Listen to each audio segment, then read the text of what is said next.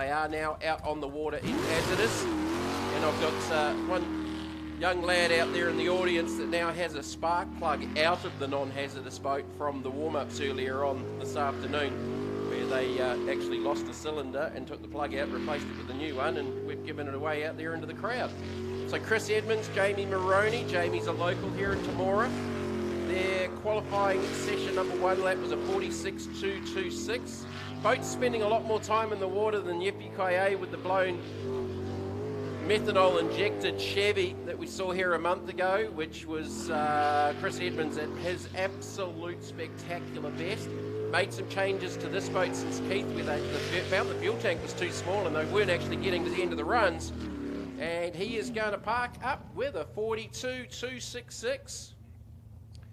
42.266. That's a nice clean lap from Chris Edmonds. Jamie Maroney's happy sitting on the other side of the boat. So's Chris. They're both happy clapping.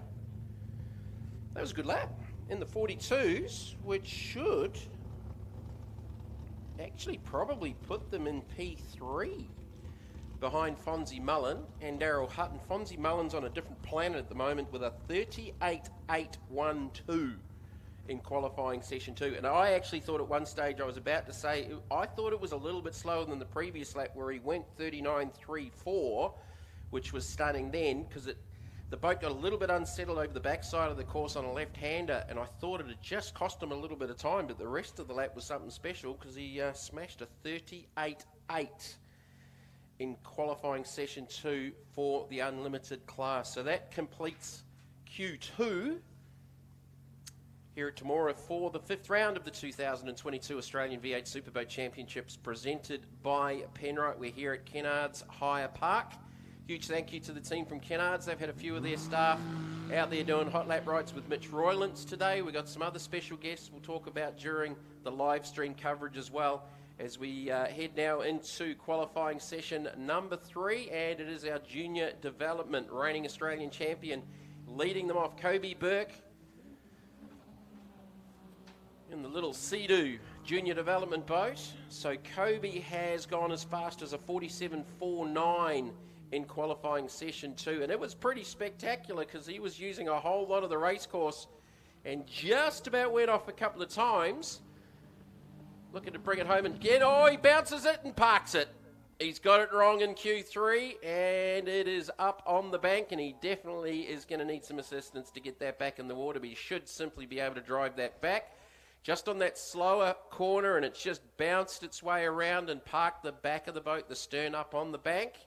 And it will be, if he can continue on in the right direction, he'll still complete a lap, or is he just going to head back to the pit area? Or I think he's just going to head back to the pit area, and they'll probably dig out a little bit of grass and mud from the intake.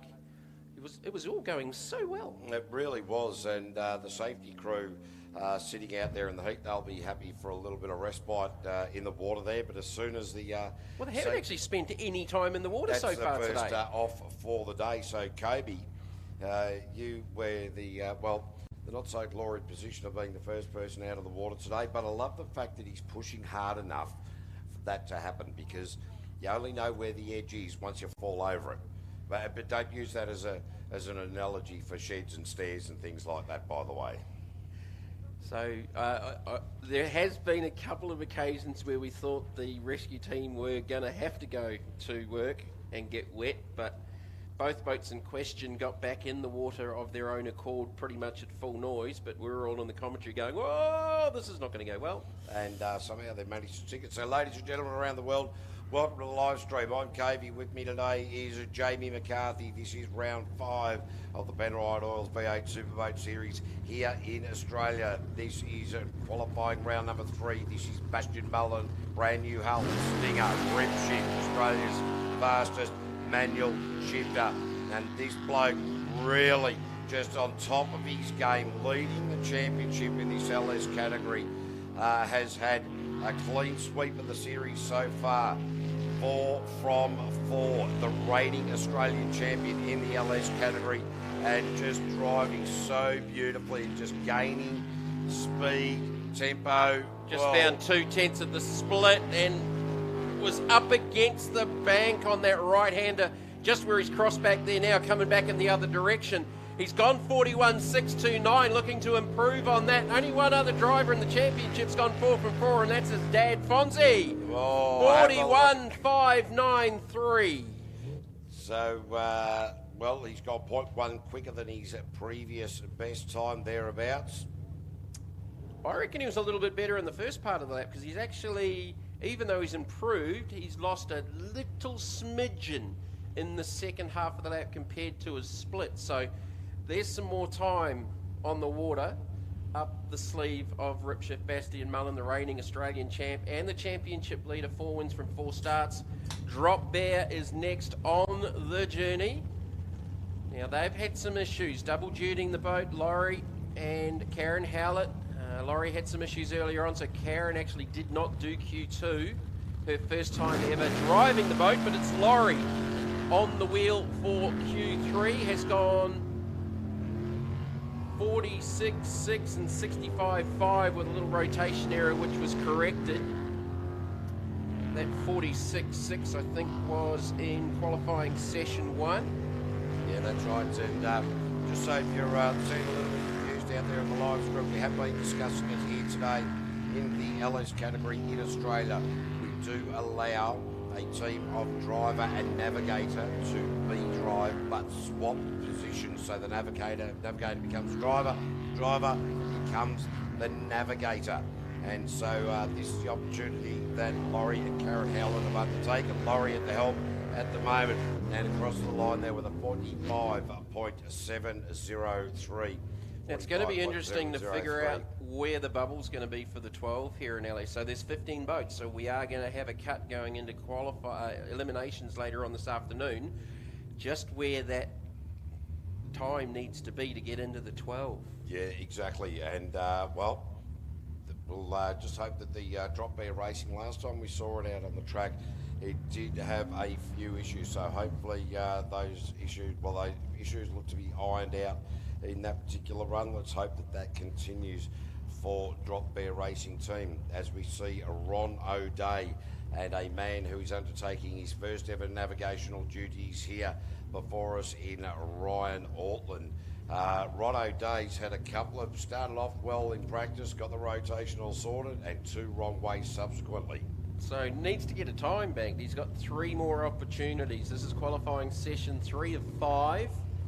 We go 12.63 in the eliminations. So Ron needs to get a time banked. And you would think, even though we're fairly early, that you are going to probably need to be in about the 40, you reckon 6s? I was going to be a little, 46, 47 is going to be there or thereabouts, I reckon. Yeah, look, I think that what Ron just needs to do here is just concentrate, of course.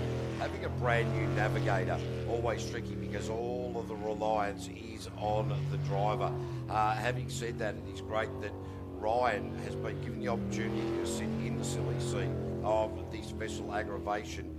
And Ryan has just started working as an apprentice for Ron, who is a custom heavy trailer manufacturer. So great opportunity for this young man. Much better lap. Ron O'Day will complete a lap. So he banks one there with a 51.109. 51.109. Very early in the piece, but as we just alluded to, I think it's going to be in that 46 to 47 range to make the 12. So they've got one bank now. They're looking to improve on that over the next 2 qualifying sessions, as the Nude Nut boys are in the chute, ready to come out for their 3rd qualifying lap in the LS class. Yeah, so it'll be interesting because these boys have been very happy with their rotation early, which means that they're getting onto the speed earlier than they normally would. Quite often they're second guessing their rotation. So here at Temora in New South Wales, it is Matt Moldhouse and Leighton Collins. And have a look at the way that they're out of the chute nice and early, a lot of confidence.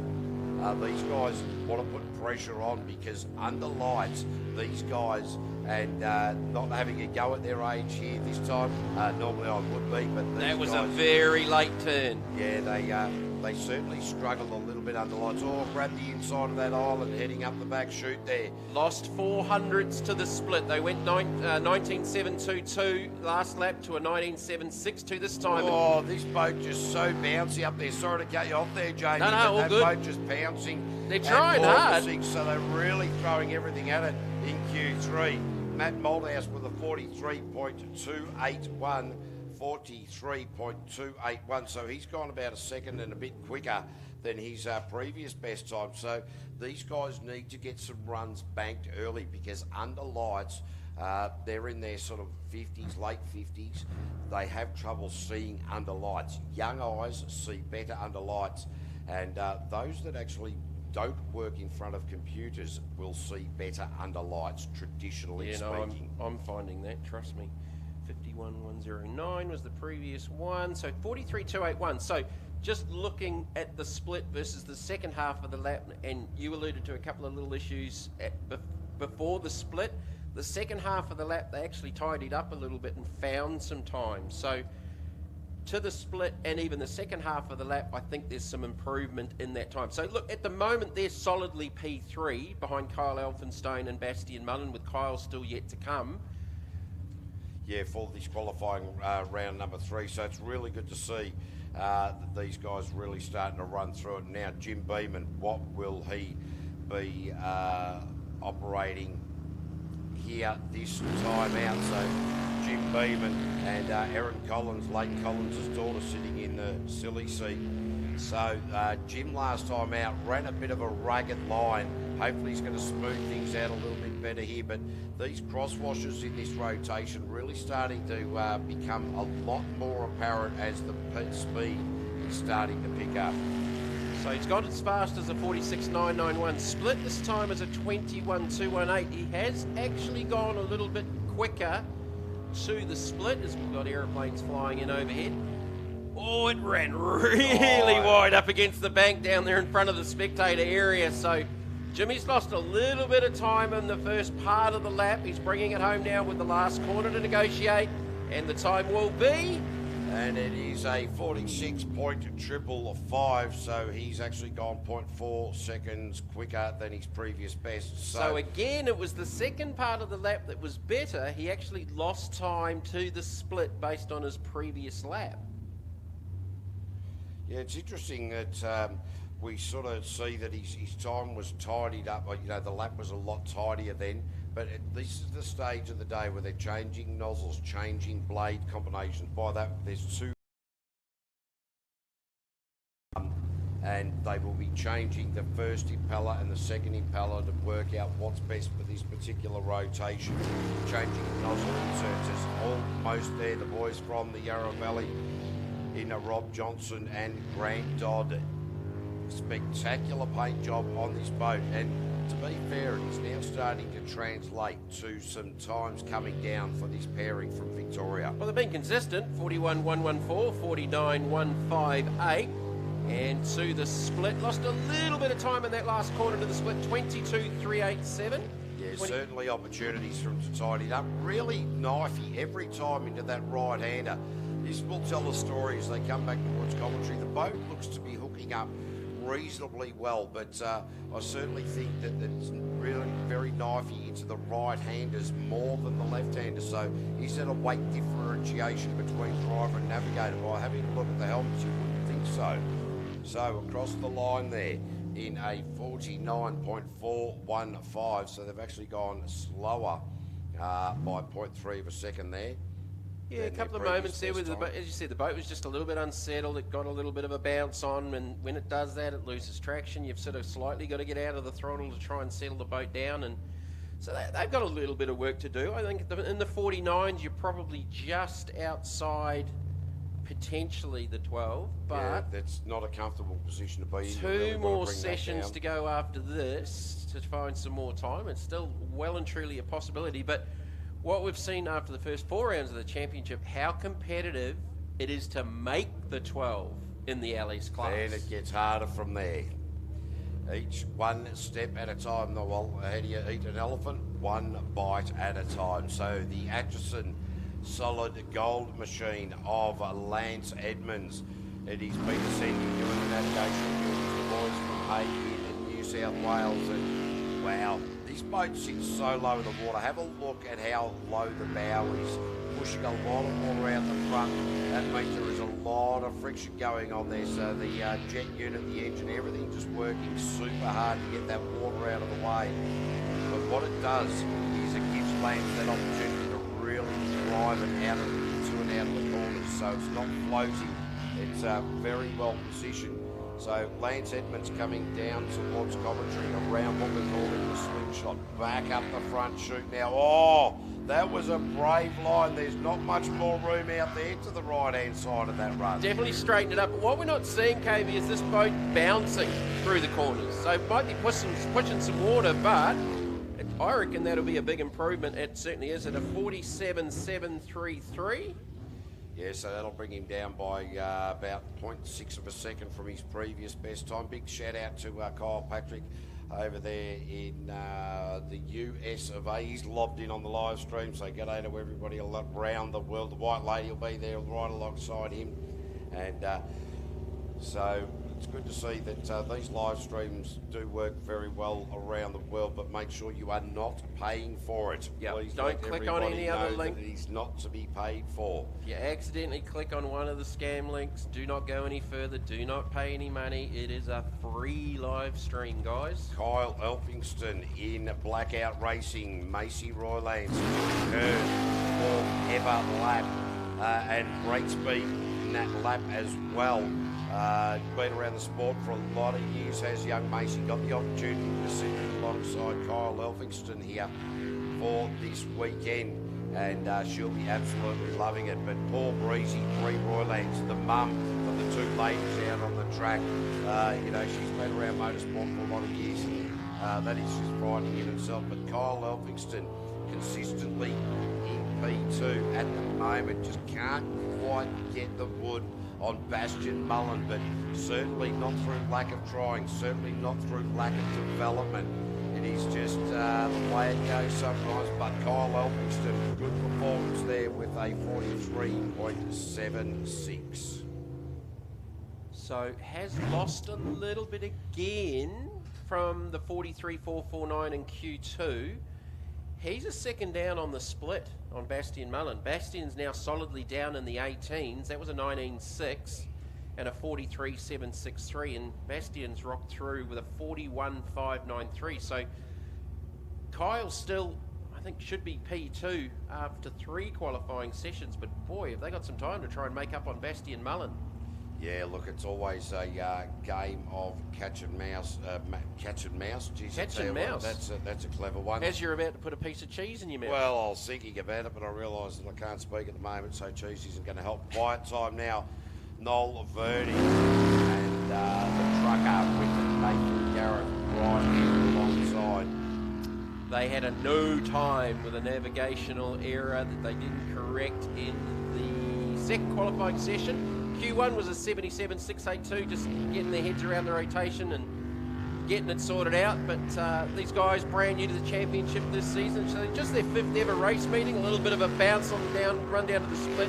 22.884 to the split. 22.884. And the rotation looks like they have this sorted out, but certainly for their rookie season, really driving very well in this particular qualifying run. You can just hear it in the RPM. Yeah, really, just a bit knifey around that top corner there, but looks as though they are going to get home A-OK and post a time. A little bit porpoisey around that left-hander across the line, but they do post a time of 49.516. 28-second gain from Q1. That is, well, look on. Half a lap. Gee, that's not bad. Half a lap improvement.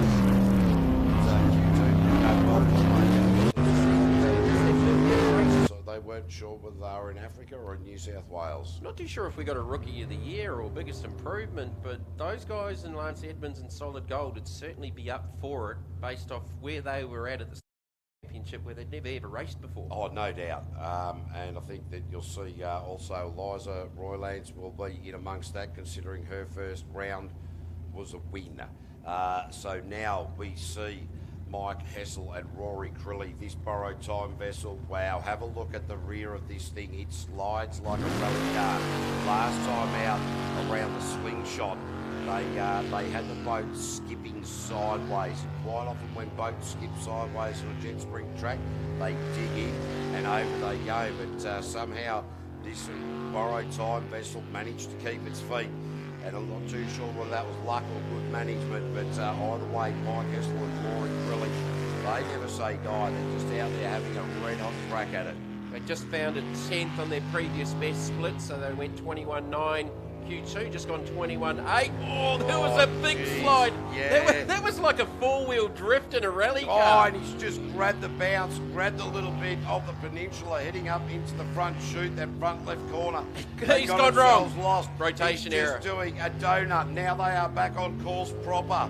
Now in the run for the line, the boys from Borrowed Time, the Kiwi and the Irishman finish a lap. You know there's a joke there, eh? Oh, there is, and these boys are it. They're in the boat. A Kiwi and an Irishman walking to the bar. Oh, yeah. Tell you what, usually that's a pretty big night. All that's missing is the Australian. Well, that's right, but we're safely up here in the commentary town. We're not going to get involved in that because we are way too intelligent. Talk about yourself. Oh, what? I'm the only Aussie up here in the commentary town. Hang on, I was born here. I'm a Kiwi, but I was actually born here. Yeah, but it's that confusing, mate. You're almost like a non-citizen these days. An overstayer. All right, Paul Hill's had an interesting day. They didn't didn't start practice, and then they managed to... Have 2 DNFs in a row. Including skipping off the back straight across the grass, just about ending up in the airport runway next door.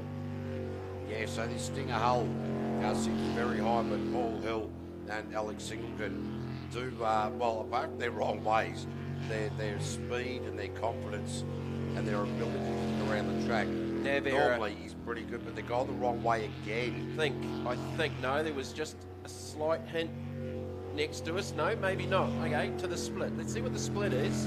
And that should tell us. 32, yeah. No, I think there was... Either they've corrected it, but a 32 is definitely way down to the split. Yeah, they've thrown a little bit extra in there. We believe that has been corrected. Looking at the split, definitely. So there was a correction in there that's cost them time to the split. So they need to get a lap banked to keep them in the hunt, to get them through qualifying. So down to the line to get one in finally at a 61.850. And we know Paul is faster than that. They have been in the mix for the top 3, top 6 at previous rounds of the championship in the LS class. Yeah, it is.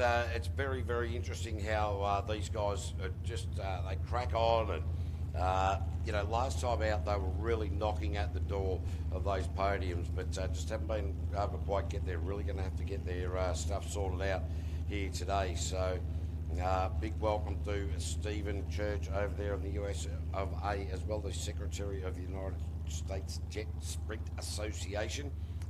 Just a little bit of a mouthful there. Great to see all these guys online, as you indeed, ladies and gentlemen, you on the bank, and that is what we love, is the smell of it. You can't smell it through a TV screen, as Nate Mullen and Kana Wallace are now like under methanol. starters' orders. Nothing like methanol in the morning. Oh yeah, jeez. Clears the sinuses. Oh, doesn't it? Not quite as good as nitromethane and top fuel drag cars, but methanol does the job, trust me. No, methanol is the sweetest smell in the world. Great for cleaning up cuts, but stings. Sore bits. But all right, so Nathan Mullen going through the split now. He's straight lining that back chute like very few others today. This young man really has been given the okay by the team to go, righto, push it just that little bit harder. Make sure you bring the boat back straight, because the brother leading the championship doesn't want to lose it because of you. So Nate Mullen across the line with a 44.724. So he's come and dropped his time down by 0.2 than his previous best. So Nate Mullen with his brother Bastian. Bastian obviously leading the championship, the reigning Australian champion.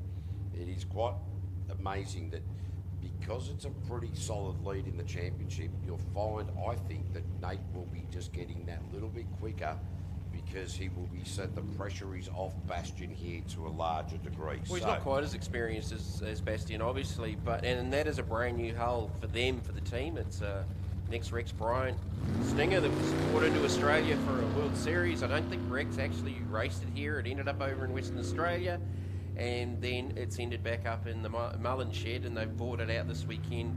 I'm pretty sure too, with a new LS3 power plant in the back of it as well. Like, Bastian needed to get faster from winning the first 4 rounds of the championship.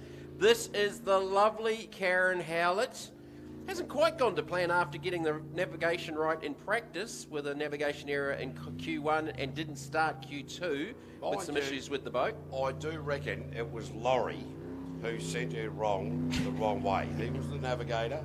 He got it wrong. He's sitting there going, I really want you to drive the boat, honey, but I don't want you to go anywhere near the times that I'm going to set. And Karen may well get there. 34.9 to the split. So Karen's never raced before. She had a cheeky practice session, did 4 laps at Cabarita Beach up north of the New South Wales border, south of the Brisbane border to New South Wales, and actually got the navigation right on all 4 laps too. So she's never raced before. She's used to sitting in the navigator seat with Laurie obviously doing the driving duties, so she's just enjoying herself out there and in competition for the first ever time this weekend for round 5 of the championship. She's going to get one in the books here, and it will be a 77.11 there for Karen Howlett.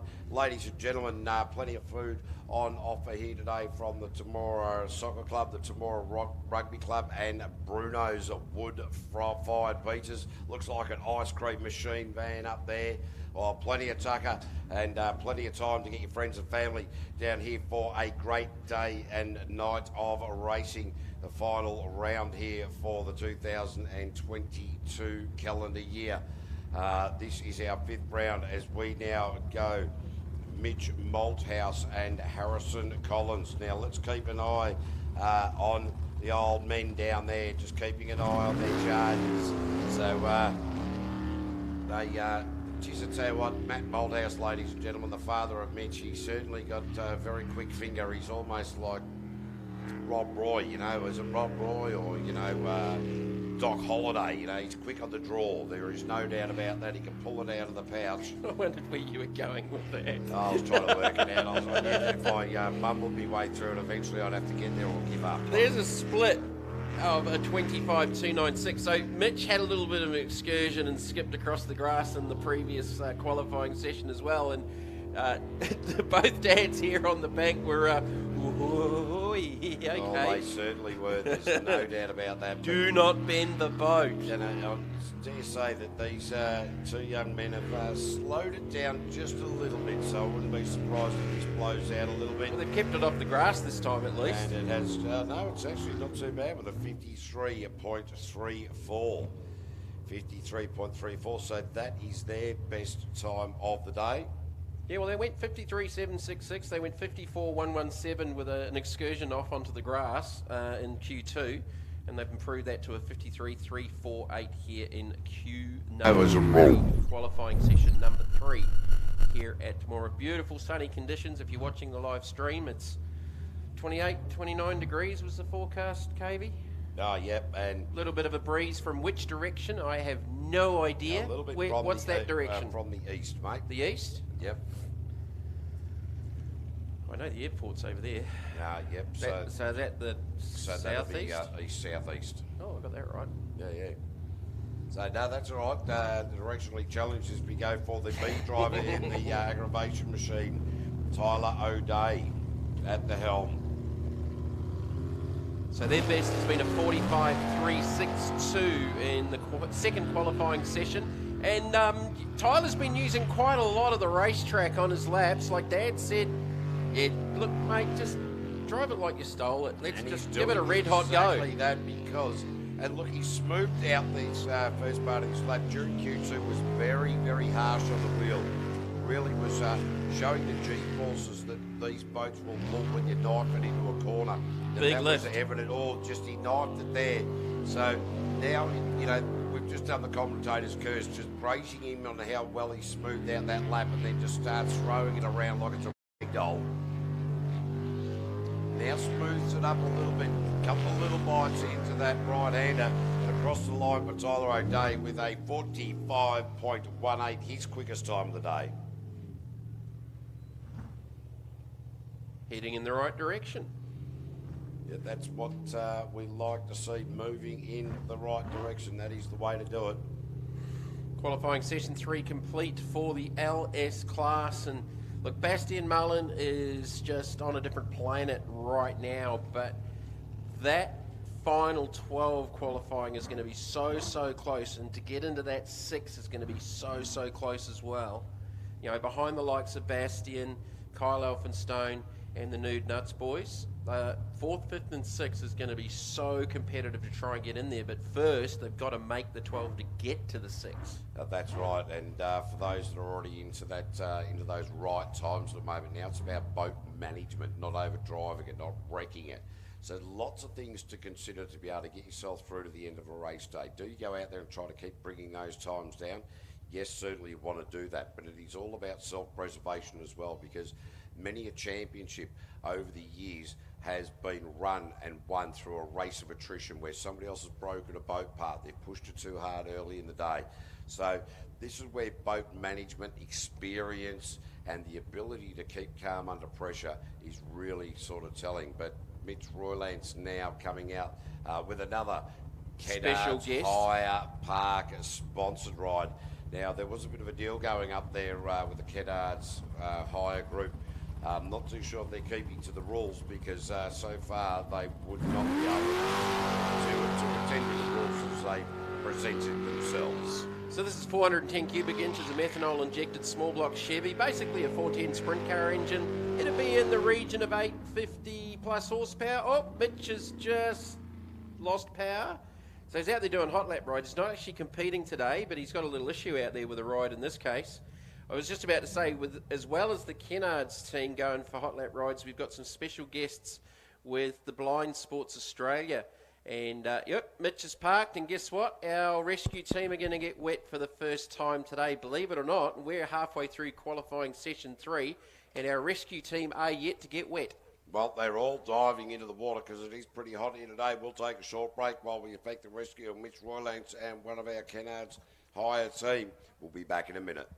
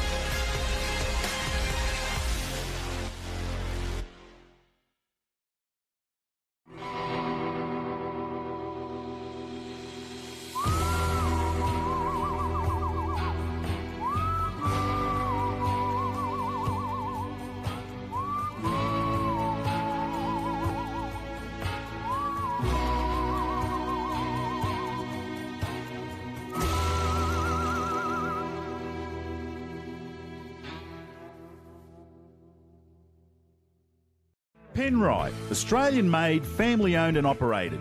Make premium quality engine and racing oils, warranty approved coolants, automatic transmission and manual gear oils, a complete range of engine and fuel additives, heavy duty and industrial products for every application. Visit penriteoil.com for more information. Penrite, Australian made for Australian conditions since 1926.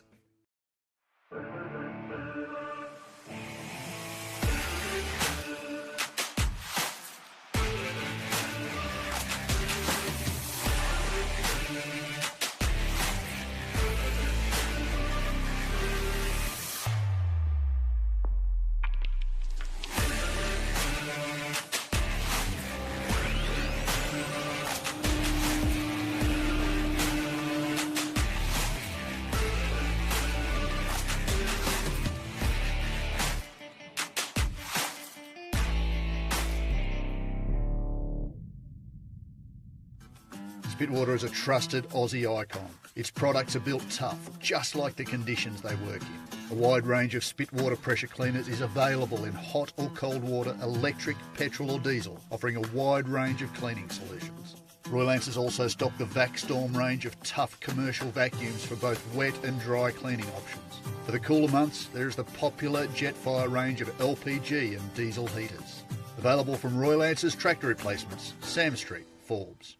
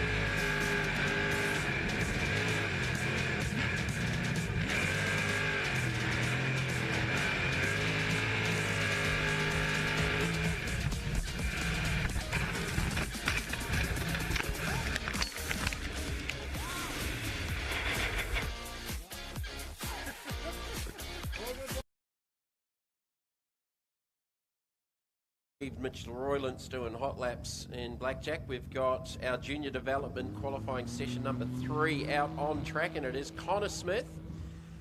Like Kobe Burke, he set his fastest lap in qualifying session number 2. So for the second weekend, Connor's finally off the starter key, so he's got all 215 horsepower available underneath his right foot with this little Sea-Doo powered beast. As we said earlier on in the commentary, you probably haven't heard it on the live stream, there is the potential, I'm hearing, of at least another couple of these boats coming over from Western Australia, which would be fantastic for next year's championship, with just 2 more rounds left to go in the championship here after Temora at Griffith and then Keith in March 2023. So far, I'm just trying to get to Connor's times. I'm doing a very bad job of trying to find that at the moment. He's gone 53.4 in Q1, 49.51 in Q2. He's going to bounce it out of the final corner and get down to a 50.875, 50.875. Now I'm just going to quickly change headsets here. We'll just get come around behind me here, Ben. We'll throw a headset on you there. Right, Now, I've got a very special guest up here in commentary while KB's out having a little bit of a break, and it's a big welcome to a chap by the name of Ben Felton. Now, Ben, with your sight disability, as your blindness is at what level? Mate, I'm totally blind, can't see a thing, black in both eyes. So totally blind. Yeah. You've just come off track, you've gone for a ride with Glenn Roberts as we're into Group A. Jody Ely's back out there after a couple of little dramas and he's looking to go quicker. And we'll continue to talk to Ben here because this is really, really special. So Jody Ely, current 2 Australia, second in the championship, decided by 4 points, 44.9 in Q2. Ben's out there listening he's listening intently to the RPM of this thing, and he probably needs me to shut up, to be perfectly honest. But Jody's on a good lap here. The split was a 19.251, so he's well up on his previous best, and this looks like a pretty good lap, and the boat is running cleanly as well. So what can the current 2 Australia do to the line with? Up 42.812, 42.812. And we have seen, I'm just trying to get Pulse's best lap, 43.717. So that's actually the fastest lap in Group A. So coming back to Ben. So Ben Felton, you are the current world record holder for the fastest speed on a motorcycle. Is that's the case? Absolutely. At what speed? The world record I got was 272 kilometres an hour. And that's measured over a mile. So you've got to maintain that speed over a mile. So it's not just a top end speed. Yeah.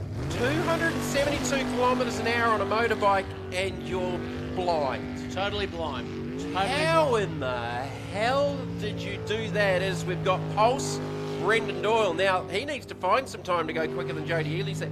How is this possible on a motorcycle? Riding the bike's the easy part. Overcoming fear, and having complete trust in my navigator, that's the hard part.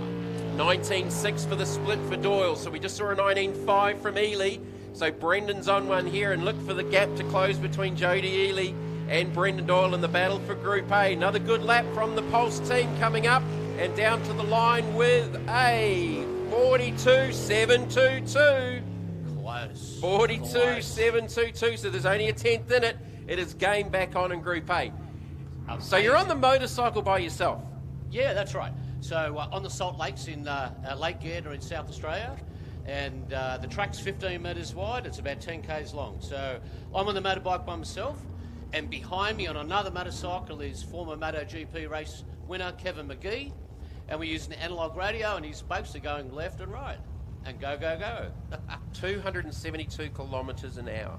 Yep, we've topped out at speeds of 300 kilometres an hour, bouncing off the speed limiter.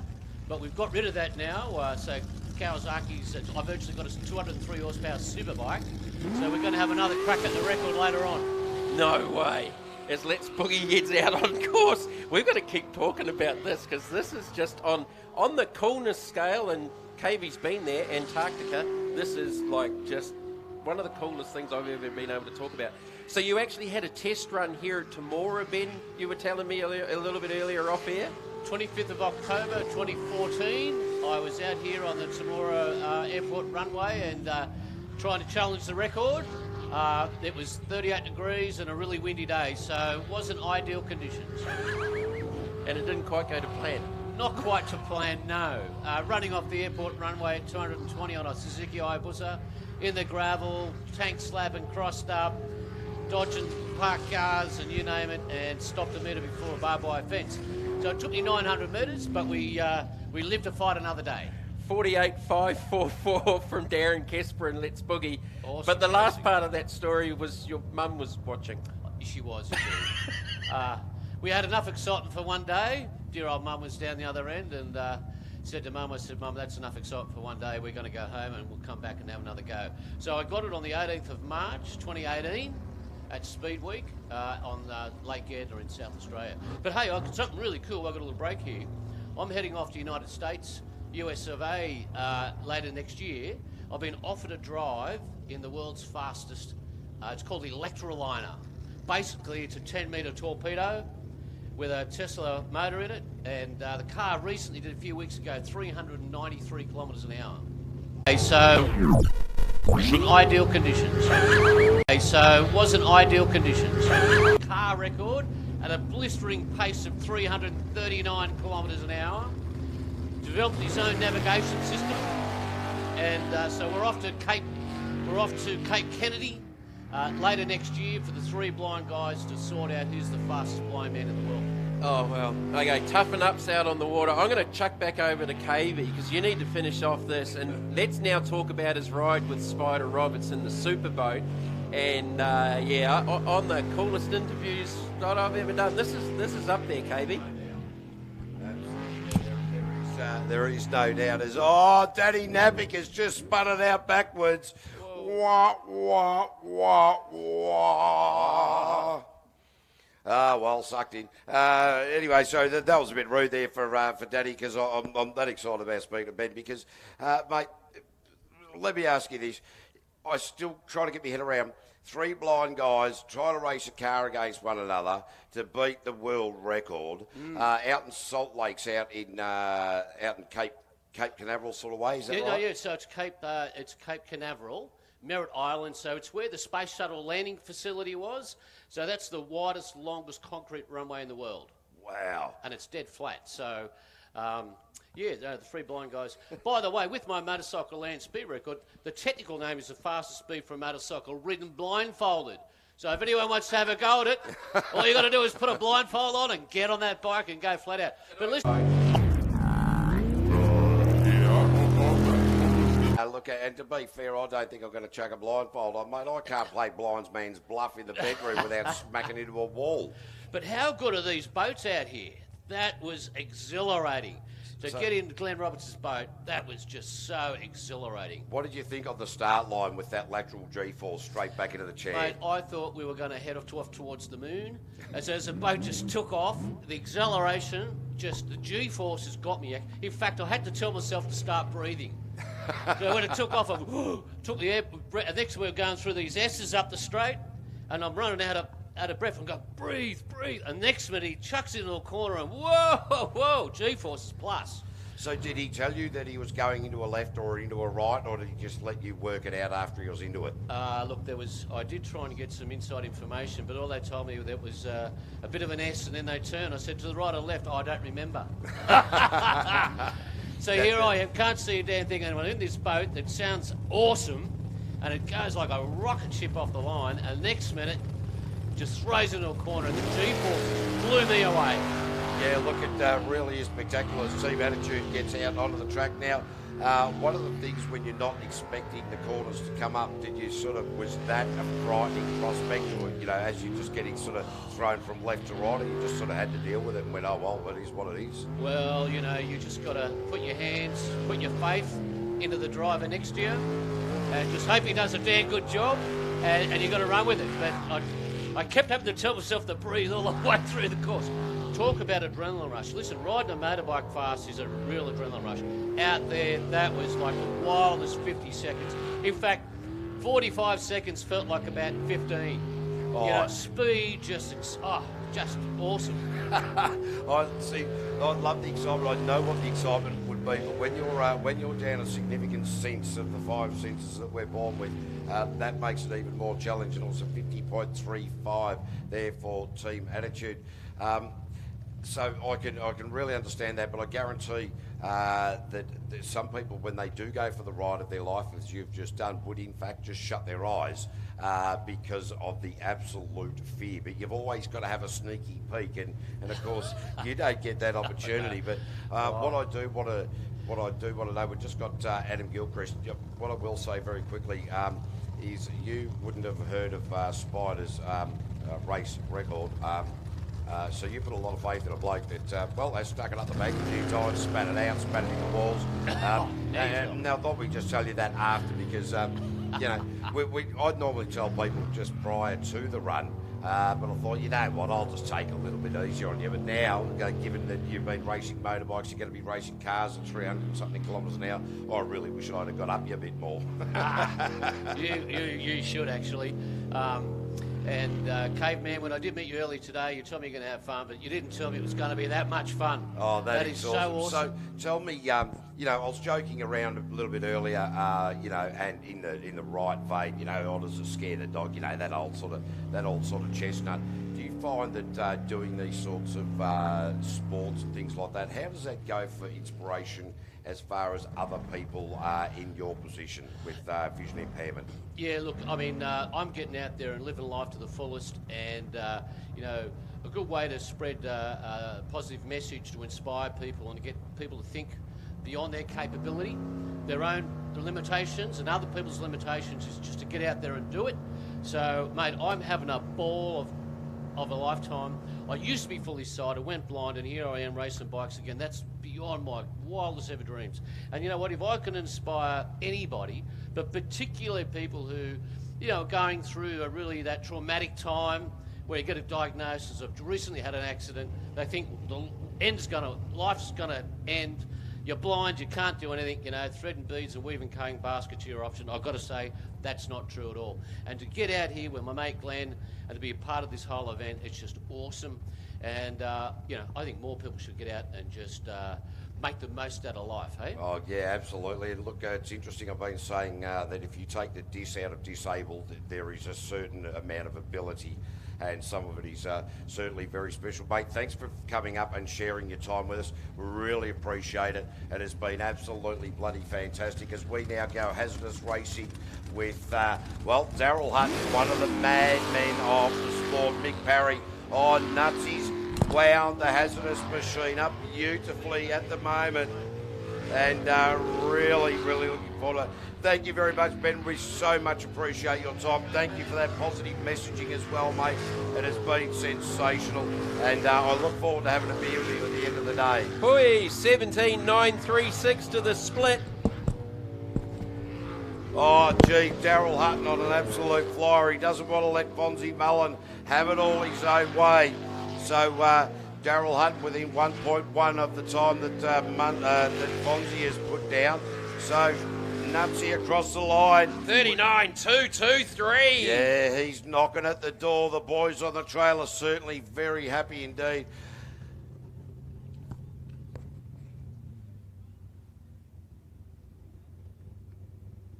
Certainly, once again, to thank you to Ben Felton for phenomenal Cool. inspiration. Seriously? It's amazing. And I'm worried about potholes coming to Temora from Canberra. Oh man, I've got to sort myself out. Isn't it just amazing and such? I don't know. You don't want to be. I don't know. It sort of sounds weird. You don't want to be degrading in it. Yeah, inspirational, motivational. And I'm sitting there thinking, oh, geez, you know what? But this is what life is about, and you know, that's my view. Take every opportunity that you can, and I say to my daughter, who had the opportunity to drive the junior boat just out in the lake early this morning, take every opportunity that you can. And I think that's just part and parcel of that situation as we now go down to another of our junior boats. And This is Eliza. This will be Eliza. And what I'm really loving about these juniors coming up here and having a chat is that they're all, the three of them, very well spoken, very, very polite indeed. And that always goes a long way. And I will say to you kids, it almost sounds like a little bit like Granddad, but, you know, the more polite you are, the further you can go. Please and thank yous are very easy words to say, and they open many, many doors. Now, that sounds very philosophical, but please and thank you gets these juniors in these boats. Oh, look, for me, a lot of it comes out of the junior classes of motor racing, and I've seen it with kart sport especially, and the kids have got to get up at, I keep saying prize giving, I know, I'm sorry, presentations here in Australia, and they've got to thank their sponsors. They've got to thank Mum and Dad for taking them to the kart track and things like that, and they get more and more used to it and a little bit more comfortable, and they're just so well spoken and so approachable. And when we open the pit area, open a little bit later on tonight, and the kids come down, the first ones they go to are Kobe, Connor, and Eliza with the junior development boat. Of course, because that's where they want to be able to see themselves. And it's actually funny, we're just talking with Ben, as everybody just heard, and another inspirational mate of mine, Ivan Safranak, doesn't have the use of his legs. He's would normally be racing over there. He's now over in WA, but Eliza Royland's now coming across the line with a time of 1:15.679. So 75.67. So she's improved again. Yeah, and that's the only way you go about it. But yeah, Ivan. So he's lost the use of his legs. He races over in the east here, developing a boat over in the west, and looking forward to getting back out on the water soon. And you know, I just sort of go, oh, geez, my hair looks bad. Then again, I shouldn't look in a mirror. So, but have a look at this, ladies and gentlemen. We are going to see Fonzie. The Fonz is about to grace us with his presence right here. Lee Stewart doing the navigational duties. Fonzie Mullen's previous best was a 38.812. It's hard to believe. He'll be aiming to get into the 37s. It's hard to believe, and I thought he needed to tidy up the second part of that last lap, and it still went 38. So if he's perfect here, God only knows what we're about to see. So sit down, hold on, and get ready for this. Oh, this is just phenomenal already in this early part of this lap. Fonzie Mullen run the bank down near the split time. 17.319. He's just gone phenomenal. 2 tenths. So will he be able to get it down into the 37s on this particular lap? That's what he'll be aiming for. Nearly 3 tenths, KV. Nearly 3 tenths up on the split. So Fonzie Mullen, Lee Stewart in the run for the line. Here we go! 38.69. So a little bit quicker, 0.2 quicker, but still quick time. There was some time left on the table in the second half of that lap. Geez, it was hard to see if he was being conservative. I was thinking that was going to be a really, really low 38. Like, he's still just gone quicker. Folks, put your hands together for Fonzie Mullen. A 38.699 in Q3, fastest in Unlimited. I still think there's more left in it. I'm reckoning that by the end of the day, we'll see that down into a 37. But time will certainly tell, make no mistake about that. And we're only in Q3. It's only 4:30 in the afternoon here at Kennards Hire Park here in Temora for the Penrite Oils Australian V8 Superboat Championship, as Scotty Krause and Rachel Parsons, the locals, with a 440 cubic inch twin turbo, putting out over 1,200 horsepower. This is a MacGyvered engine. They found a crack in the cylinder head. They had that welded up on Thursday. The rods showed up from Sydney. There's 16 required. One showed up. He ordered the others lot. They didn't. Well, the empty box showed up. The rods fell out somewhere in transit. That was the last that I heard of the news late Friday night. And somehow Scotty Krause is out here on Saturday running it wide around the slingshot up to the top part of the track.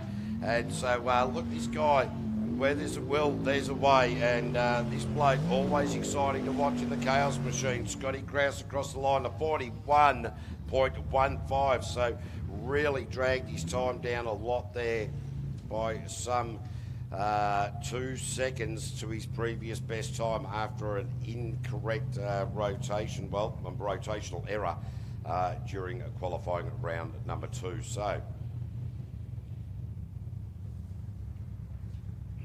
having a look at Daryl Hutton and Mick Parry just wandering their way back down to the launch ramp going, what are we going to do about this Fonzie Mullen? So it is the girlfriend now, Simon Doyle. And Simon Williams, their previous best was 55.5.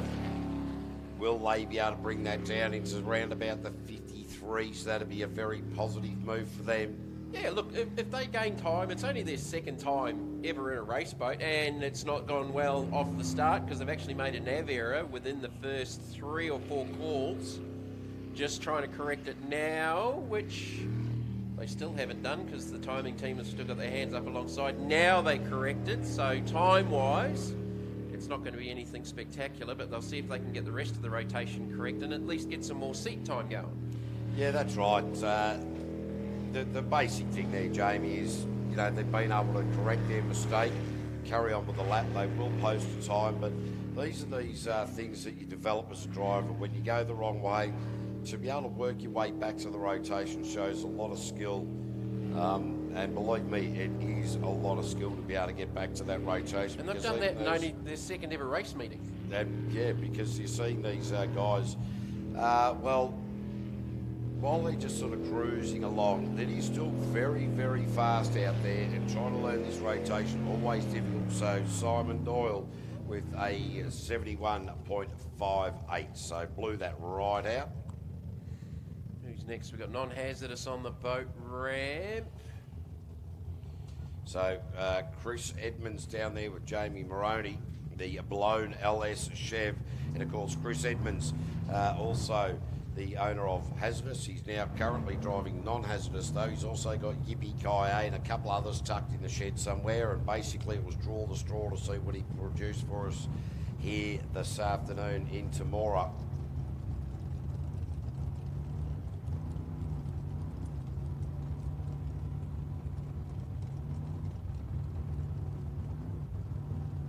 So nearing the end of qualifying session number 3, and touch wood, we haven't had too many issues where the recovery teams had to go into the water for rescues. So Isn't it time-wise, we amazing should though, be pretty Jamie, good. when you think about that, the recovery teams during the colder months, they're always in the water. During the hotter months, they First can never round. get the opportunity. First round of Cabarita, man, it was cold. Man, it was You're cold. talking northern New South Wales. Oh, it was cold. Be cold up there. Come on, mate. Seriously, I'm a Victorian. Chris Edmonds, Jamie Moroney, giving the old fist pump to each other before they head out on the water on this beautiful boat, Stinger Hull LSA. No, actually Chris has jumped into hazardous.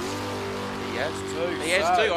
Because they look similar, and I saw the injection rather than the LSA top, and he's jumped into the boat that Daryl Hutton's just done a lap in, Phoenix Lab Lubricant / hazardous. Okay, so Chris has taken the ownership orders and jumped ship.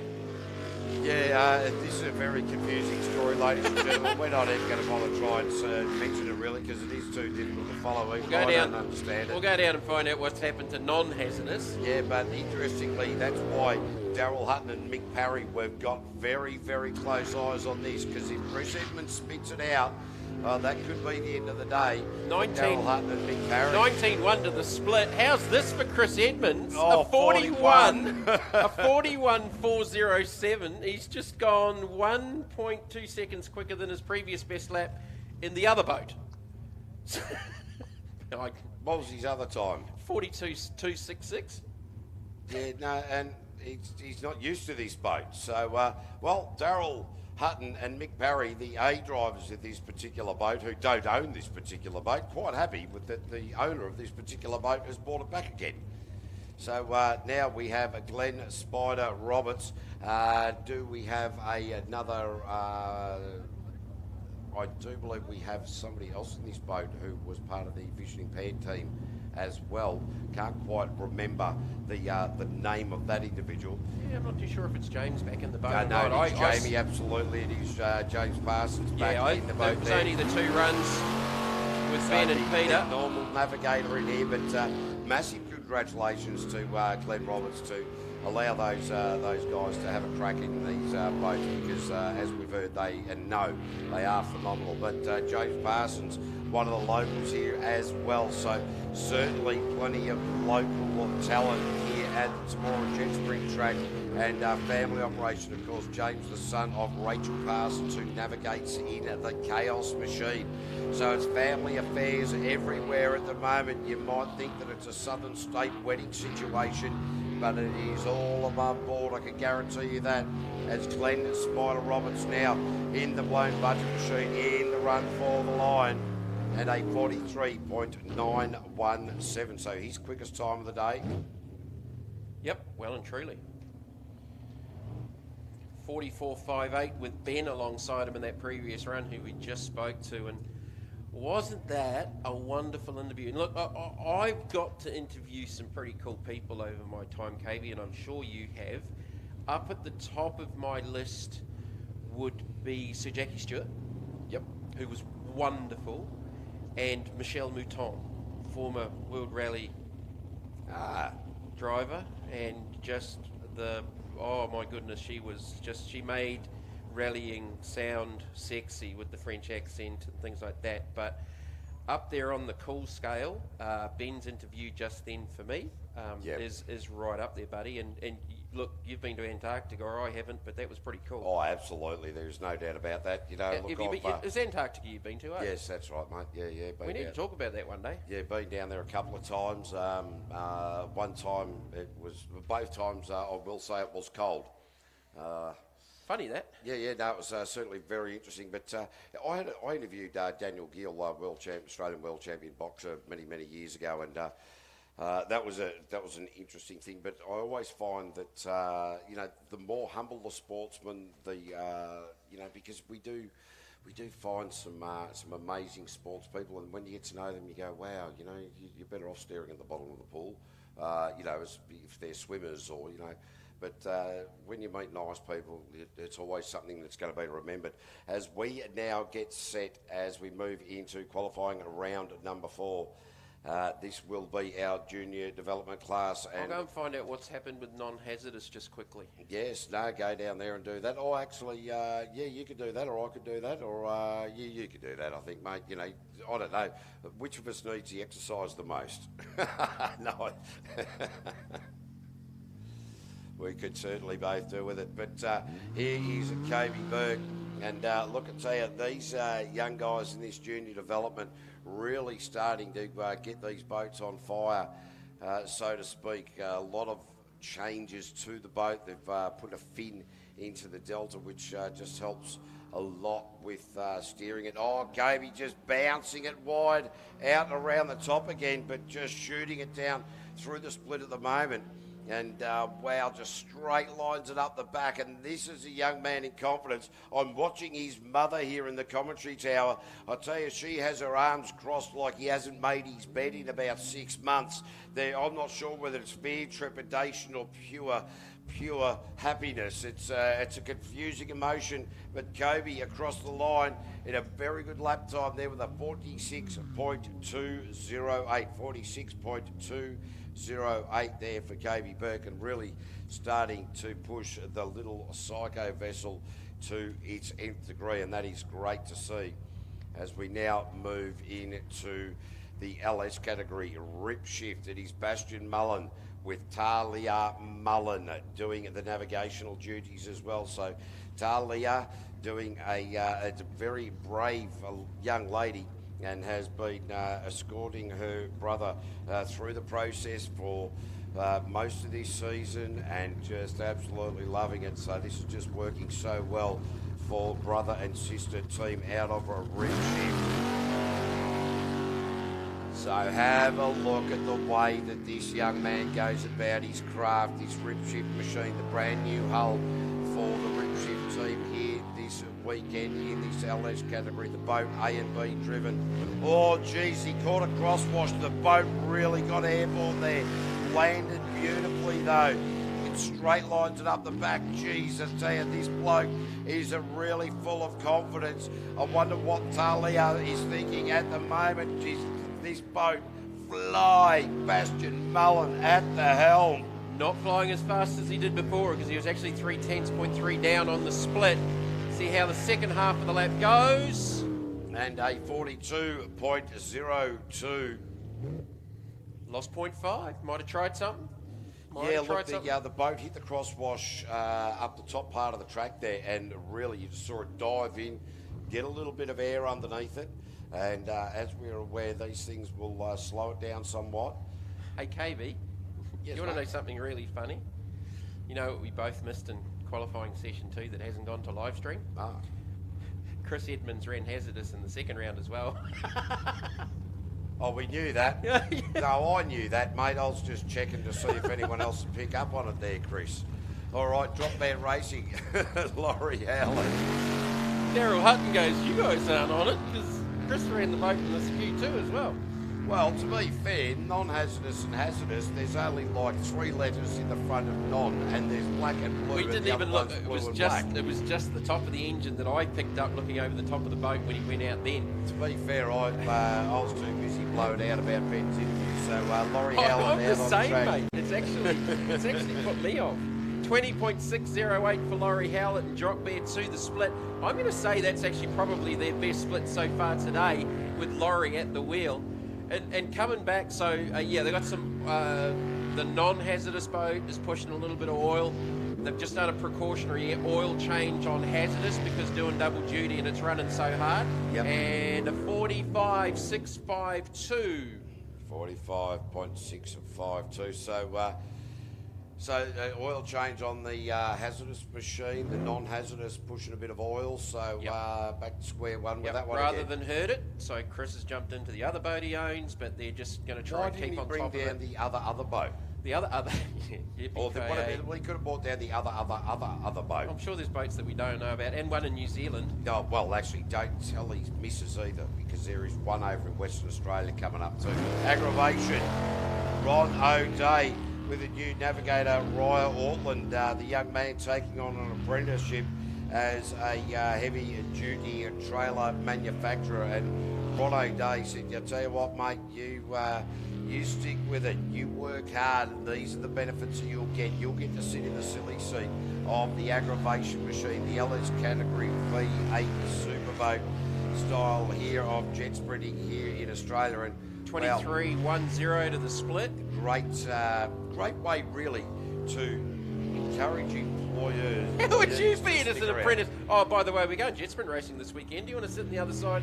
Oh, I have no idea what it's about. Oh, Yeah. you're going to find out. Oh, exactly. And, you know, I think this is fantastic. And Ron, big pressure wave coming through the middle there. Ron rode it like he was surfing down at Bells Beach and caught that beautifully in the end. Improved. To get a time of 50.04. 1 second gain. So again, he's heading in the right direction, and Well, he we're had thinking a couple of DNFs, didn't he, during 2 and 3, Q and 2 during Q2 1 and 2. Yeah, 1 and 2. One Went and two, my 51. mistake. Went 51.10 in Q3. We're at the start of Q4.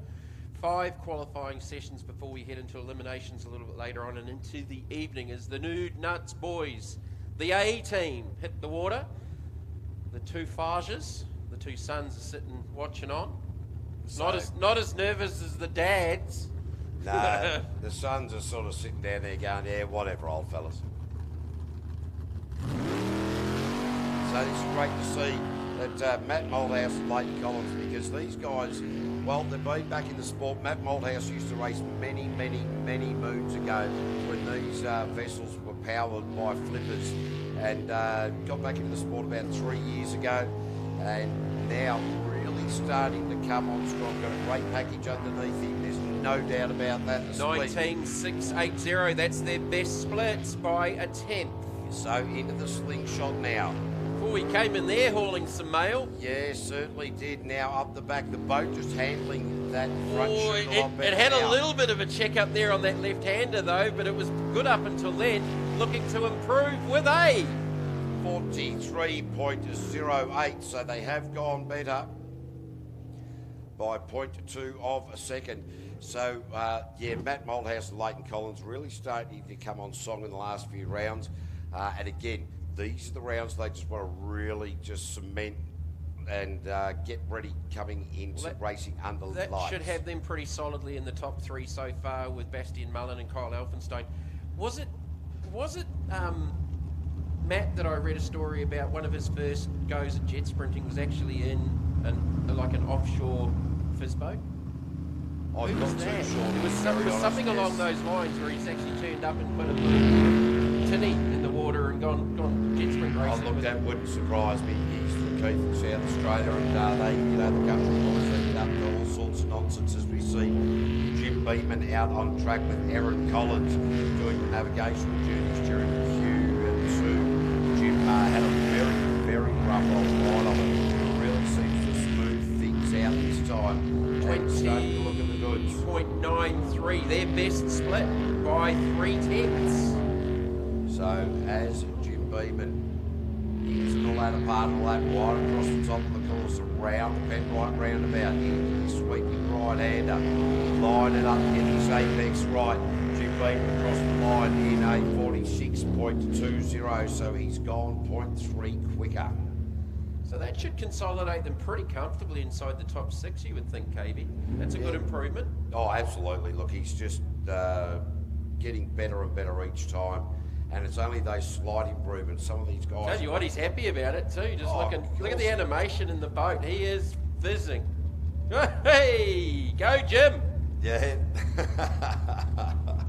All right. He's still fist pumping. Yeah, because he's worked out how to drive it, babe. Or he's trying to get out of the arm restraints. Yeah, the arm restraints are restricting him. No, that is just awesome to see. As Rob Johnson and Randolph Ross, the RFL down there in Victoria, they want to be able to knock a couple of seconds off this. They really just need to tidy up their lines here a little bit, but they are getting there. Each and every run that they're doing. I'm going to back up a little bit on this top 12. I'm going to back up a touch. We were in the 46s, 47s, and I think it's going to be in the 48s at the moment, just with a couple of these boys battling for those final positions, because we cut 15 to 12 to go to eliminations. We might be a little bit high up with a 46 or a 47. Yeah, look, we could be, but you know. Who knows? Yeah. 22-4 to the split for Rob. So they're on about what they did the last time out, which came out at the end at a 49.415. Across the line there with a 48.88, so they've dropped points. And a big improvement in the second half of the lap. Yeah, 0.3 quicker than their previous best, so they're starting to move in the right direction. The change that they made for Q3 sent them backwards, but the changes that they made maybe back to the original setup and starting to make some moves and bring that time down significantly as we look down towards a solid gold. Lance Edmonds, Peter Sendy doing the navigational duties, so the solid gold, the Atchison Jet, the boys from Hay in New South Wales. Lance is Chris Edmonds' nephew. And I'm still trying to get my head around, they've got their own practice jet sprint track on their property, which is, how big, KG, from memory? Well, I do know that the one that Chris manages is about 30,000 hectares up at the Windy. Lance lives in Hay, and there's another jet sprint track there that they've done, and I forget how big that is, so that's about at least 10 to 15,000 hectares. Oh, Lance Edmonds really late going through the top middle islands and the top part of the course there. So, yeah, these guys have obviously got some bigger skills as well as some driving jet sprint boat skills. Lost 0.3 to the split, so slightly down on their previous best. It went 21.74 to the split in the previous round, which Oh, he's grabbed that little... Oh, has he what? Again. That big shelf right down there in front of the spectator area. So 47.7's so been their best. So deep into that. How did he get out of there? I thought he was going scuba diving. He went that deep into the corner. 48.531. So lost about 0.8, but it was a spectacular 0.8, and I think there's definitely some more time left in that, because they have gone quicker to 47.733 in qualifying session 3. All right, so now it will be blackout racing with Kyle Elphingston and Macy Roylance for Spitwater, Truck Tow Bars, Australia KMC Performance, Next Gen Demolition, Alibi and Co, Central Coast Batteries, Rubs No Tugs, Massage Therapy. So Kyle Elphingston in P2 on the championship. Yeah, P2 here today, so their best has been a 43.4. Bastian Mullen has set the benchmark at a 41.5. So Kyle's been about a second down to the split and probably a similar time sort of down in the second half of the lap. So this is a sprint tech hull, usually very, very good at crossing over its own water. It doesn't look quite as settled at the moment than what we saw probably from the second round at Cabarita. No, it certainly doesn't, but he's smoothed this line out a little bit. Where was he on the split there, mate? 19.517, so up by 0.1, just about 0.1 and a half, tenth and a half up on the previous best. So look for this to be low 43. Oh, 42.42. Okay, so there's the improvement in the second half of the lap I was talking about. So definitely found some time on the second part. Little bit up, but they're up on themselves, but down on Bastian to the split, but they've found some time in the second part of the lap. So now... Only 0.4 difference away from Bastian, so that was a lot smoother run there from Kyle Elphingston. So the changes they're making are definitely heading in the right direction. There is no doubt about Well, that. that's a full second improvement over their previous best in Q2. So now it is Noel Verning and Nathan Garrett. Again, another pairing of rookies. Quiet time. The trucking man is Noel, the Macraft hull. So had to be out early today. Now starting to work on bringing their best time of 49.5 back into the realm of those that have gone before them. Oversteering and turning that straight line down the back chute into a big S-bend, but didn't seem to have washed off too much pace. Might have carried a little bit of extra real estate, but if you do the extra real estate and keep it smooth as fast, so the real estate doesn't really matter in the overall scheme of things. Just found half a second to the split. Oh, little lift over the back. There's a sneaky little kink up that back chute there, and I think he might have rubbed up into that there a little bit. So a bit of a back off, but Noel Verning pushing pretty hard in this final part of the lap. Oh, ran it a little wide, got it skippy. Nice way to bring it home in the end with a 48.552. 48.552, and they've just found a full second from their previous best at a 49.516. At the moment, I reckon that's about where that bubble is-ish. The times will get a little bit quicker, but I think that's where our sort of bubble's going to be to get into the 12 for LS. Yep, ladies and gentlemen, keep your eye on this one. It is the Kiwi and the Irishman, Mike Hessler and Rory Krillick, respectively, the borrowed time vessel for Bath Building, atmospheric specialist, Project BA, Ambrose Building, and Bill Marr. You reckon they're builders?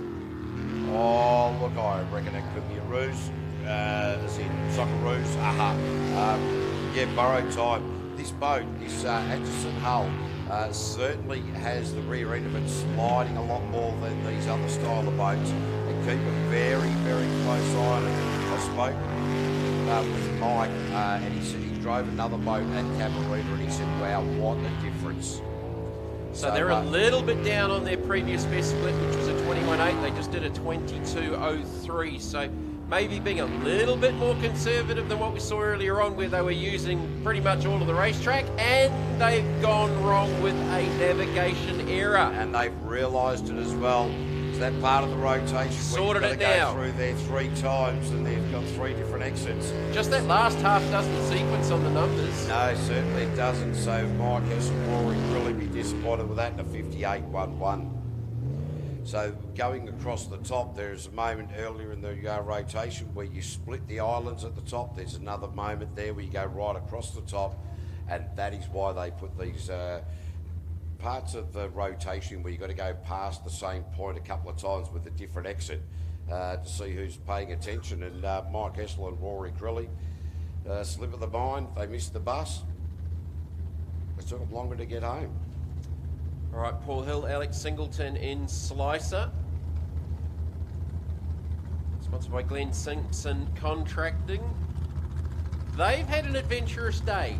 2 no times and a 61.85. And say they've explored pretty much all of the race course would be a little bit of an understatement. Yeah, they certainly have had a couple of off-track excursions as well. So go you good thing. We want to see the Slicer right down into this top 12 category. Oh, they've launched. hit that wake, and the boat has just launched. So that's a second stinger hull that's done that through that section of the course. And wow, I tell you, these guys are not scared of it. They've just kept their foot into it and said, you know what, they might have shut their eyes, I don't know. But that is, that looks spectacular, no doubt about that. It's a top 6 split for the round. It's definitely going to be a huge improvement, but from the spectacular scale, that was completely out of the water. And a 46.26, so that is a, you know, that's about 15 seconds quicker than 61.85 to a 46.26, and they've used a bit of the island on the way through. Jeez, They'll be happier with that, but keep it off the banks, boys. The mower man down here at Temora will be happy that he doesn't need to mow certain sections of the track after that run. Alex is just absolutely going troppo in the navigation seat. He's pretty happy with that. Imagine how much quicker you go if you keep it off the island. What do you reckon he's happy to be alive, mate? So Nate Mullen, Kane Wallace.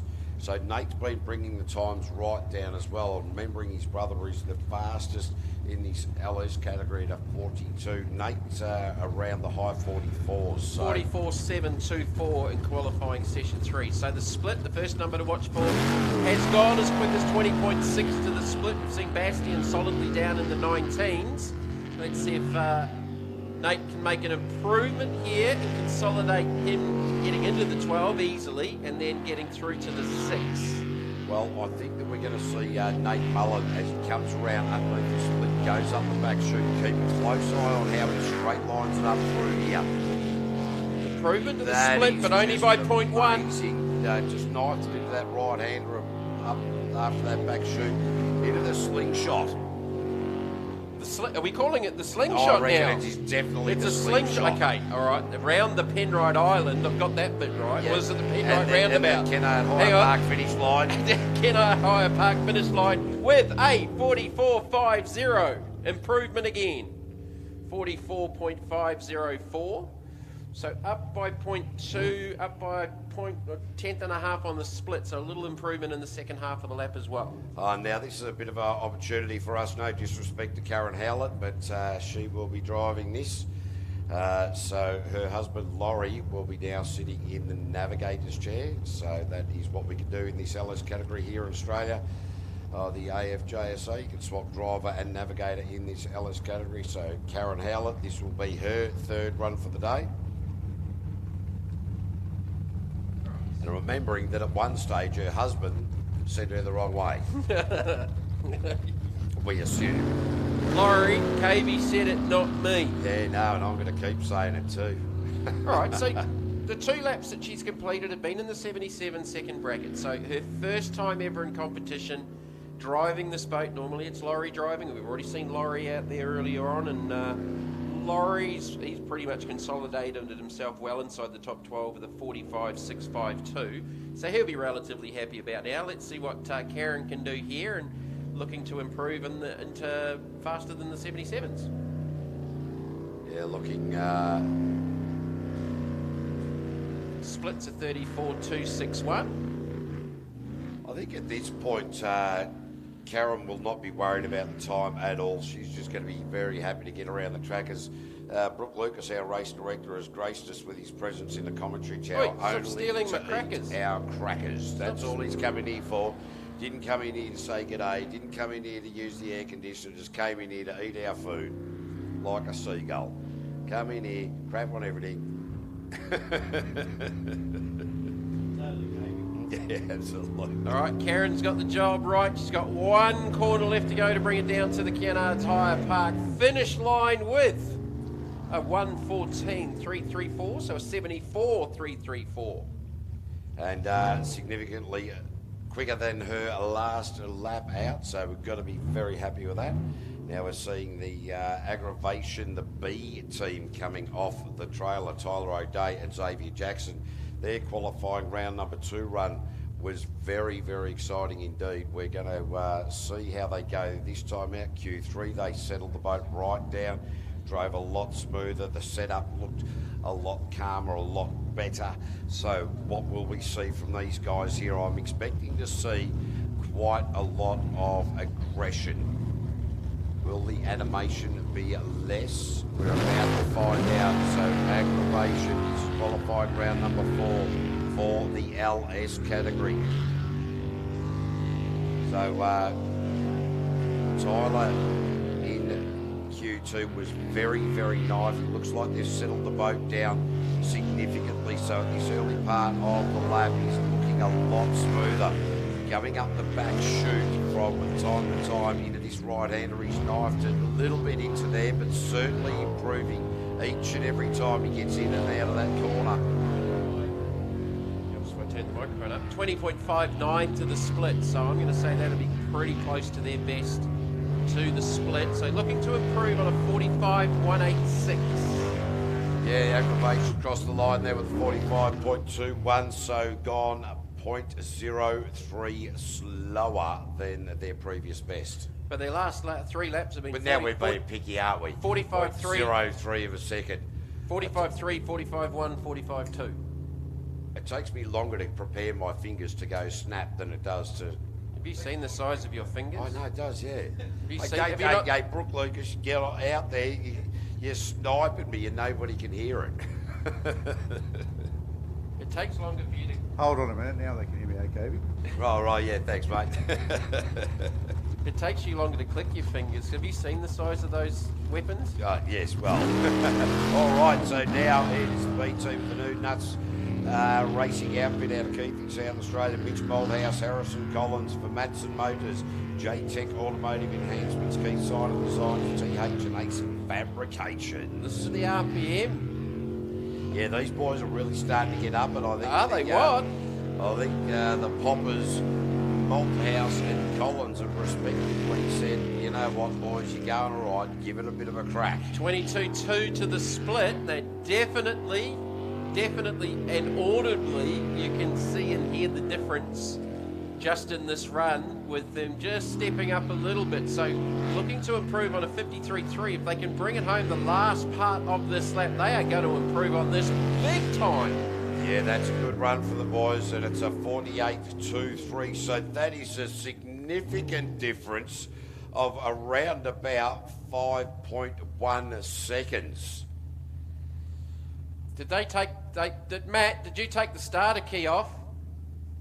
That is a significant... huge- That is unbelievable. Going into Q4... That would be, at the moment, I reckon that's going to be pretty close to getting in the 12 with one more session left to go. That is a massive step. They certainly have a great package underneath them. There is no doubt about that. And now starting to experience it, utilise it, drive it well, and that 5-second gain is significant. As we see, it is Connor Smith. I don't know, I was thinking Cooper there, but Connor Smith out there. His previous best was 49.514 according to my sheet.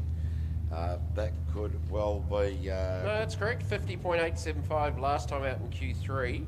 So just backed it up a touch, but he's trying to take it to the more experienced Kobe Burke, but this is just his 5th ever race meeting a boat. He's got experience in kart sport and junior production sedans on the speedway tracks around Queensland.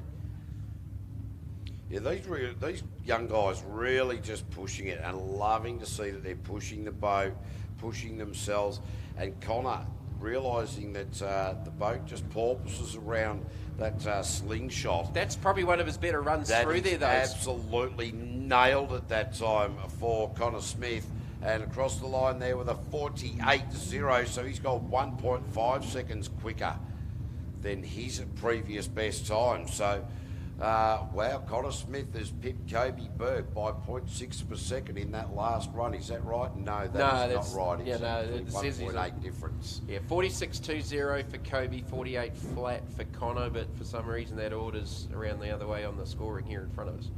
So, geez, Kobe's last lap must have been something special. Yeah, he's been doing very well after he spat it out. He's been driving it with anger. He's trying to choke it. So away he's going. Right, So- this is game on because Jody Ely and Brendan Doyle are only 0.1 apart going into Q4. So, Jody ELY. Obviously, the fueling issue, we suspect a fueling issue. Well, It's it's what been it sorted sounded out like. now. That's what it sounded like before. Nathan Pennington doing it, the navigational journeys for Super Cheap Auto. This is Rampage on the water, brand new GM Motorsport Wow. engine built by Fonzie Mullen, the split. 0.4 up, 19.19. Previous was a 19.52. He is on one. On one big time. Have a look at the way this jet speed hull is just handling the inputs that Jody Eli is making to the wheel. This Rampage machine really on song, and it is a 42.34. He has brought that right down. 4/10 at the split and about 4.5 tenths in the second half of the lap. 42.341. So Doyle's gone 42.722. It is game on. Well and truly in Group A as they pass each other like two sharks circling in the pit pool, and it is Brendan Doyle and Rory Doyle out next. Can they get to somewhere close to a 42.3? Well, we are about to find out. The Pulse Racing Machine, the husband and wife team are from Balbrendal. They run the IGA up there, and I tell you, they are just doing a beautiful job these last couple of race meetings. A few years ago, they had a big crash in the boat, hurt themselves quite significantly, wrote the boat off. Took a little bit of time to get their confidence back. The new package is a cracker. Oh no, I actually got excited for the wrong reason. A 19.8 at the split, and they've actually lost a little bit of time in the first part of that. They have gone as quick as 19.4, so they've just lost 0.7 to Jody Ely's best just in that last one. What's it going to come out to in the end? 42.59. Found some time in the second half of the lap though. Definitely found some time in the second half of the lap. So a 42.3 versus a 42.5 is only a couple of tenths in it. Yeah, so that Jody leading the charge in the Group A, 0.2 ahead at the moment. Just to recap on where we were after Q4 in the LS category. It goes Bastian Mullen, Kyle Elveston, Matt Malthouse, Nate Mullen, Tyler O'Day, Laurie Howlett, Jim Beeman make up the top 7 for Q4 in the LS. We are now Q4 in the Group A category. Darren Casper, the third boat to face the starter for Q4 in the Group A category. Carla Foote doing the navigational duties. The boat is Let's Boogie. So that previous lap, Jody was better than the split. I reckon Pulse was better in the second half of the lap. So at the moment, each boat's got... Oh, massive, ladies and gentlemen. They have gone out the back. And the safety crew making a big run for that down to the back part of the track. So people just making their move down there, remembering that these boats and the roll cages, the seat belts, the helmets, all these type of things are designed to be able to protect a driver and navigator from those big style of impacts. So we will just wait until we get some news. Obviously, we've got some radios. We will need an ambo up there. Here's the indication. So a few sort of heart racing moments at the present here at the Jetsbury track. For those of you who've got access to the live stream, we'll just keep an eye on what's happened here. Darren Casper caught the inside of the island at the front left, got it up on the grass, carried it right across sideways. It went into the tyres, and very unfortunate way to exit. But look, one thing about these boats is that they are built tough, and lucky that tyre wall was up there to slow that impact. So just looking at that replay, it looks, and look, I'm not 100% sure, but it did look like the boat landed right side up. yes.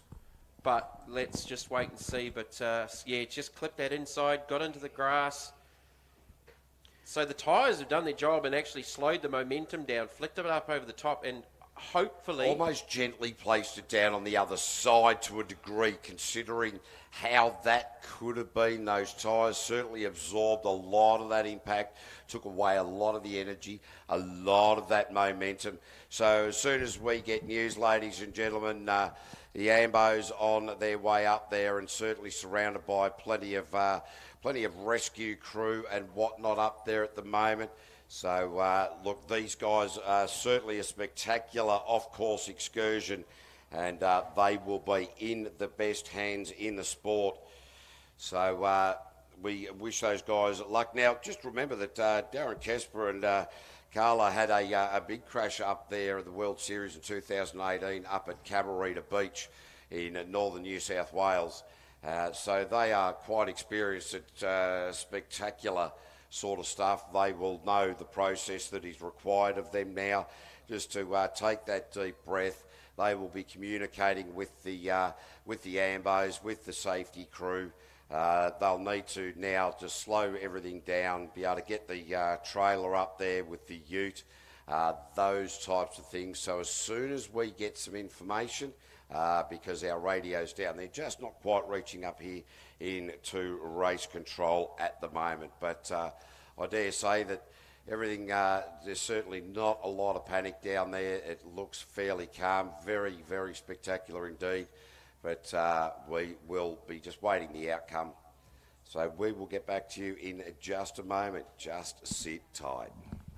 Penrite, Australian-made, family-owned and operated. Make premium quality engine and racing oils, warranty-approved coolants, automatic transmission and manual gear oils, a complete range of engine and fuel additives, heavy-duty and industrial products for every application. Visit penriteoil.com for more information. Penrite, Australian-made for Australian conditions since 1926.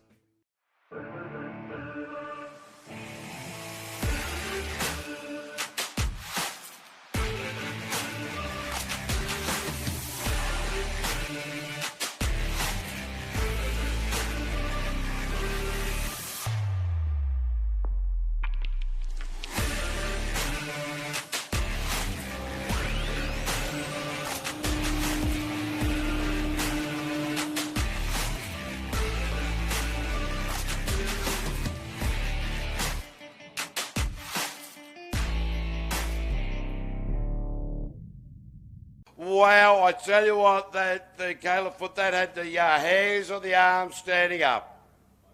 They are out of the boat, so great news indeed. And look, as I said, this pairing had a really big crash in 2018, and that was meant that Darren actually broke his knee, and there was some serious stuff going on at that one. This one, probably a lot more spectacular, up and over the tyres, but they are out of the boat. And wow, that is just fantastic news. And it just goes to show how important that the safety here is taken by Australian Formula Jet Sprint Association. They are each boat and all the equipment is gone through rigorous testing, and each time they come to the racetrack, the seat belts, the neck harnesses, the helmets, the fireproof race suits, the roll bars, all of these things have to be in a dead set tip-top shape, tip-top configuration. And look, and that is just another testament to the safety that this sport has seen over its growth throughout years and years of competition. So once again, ladies and gentlemen, a big round of applause for the Let's Boogie race team. So clearly this is going to take a little while to sort out, so that's an opportunity to go and have an undrink, grab yourself something to drink, a bit of slip, slop, slap if you need. I see a few red bodies down there in the pits. Chuck on a hat. Go and enjoy the food. Up the top there, the gourmet delights that we have here at Temora, and we will be back racing very, very soon.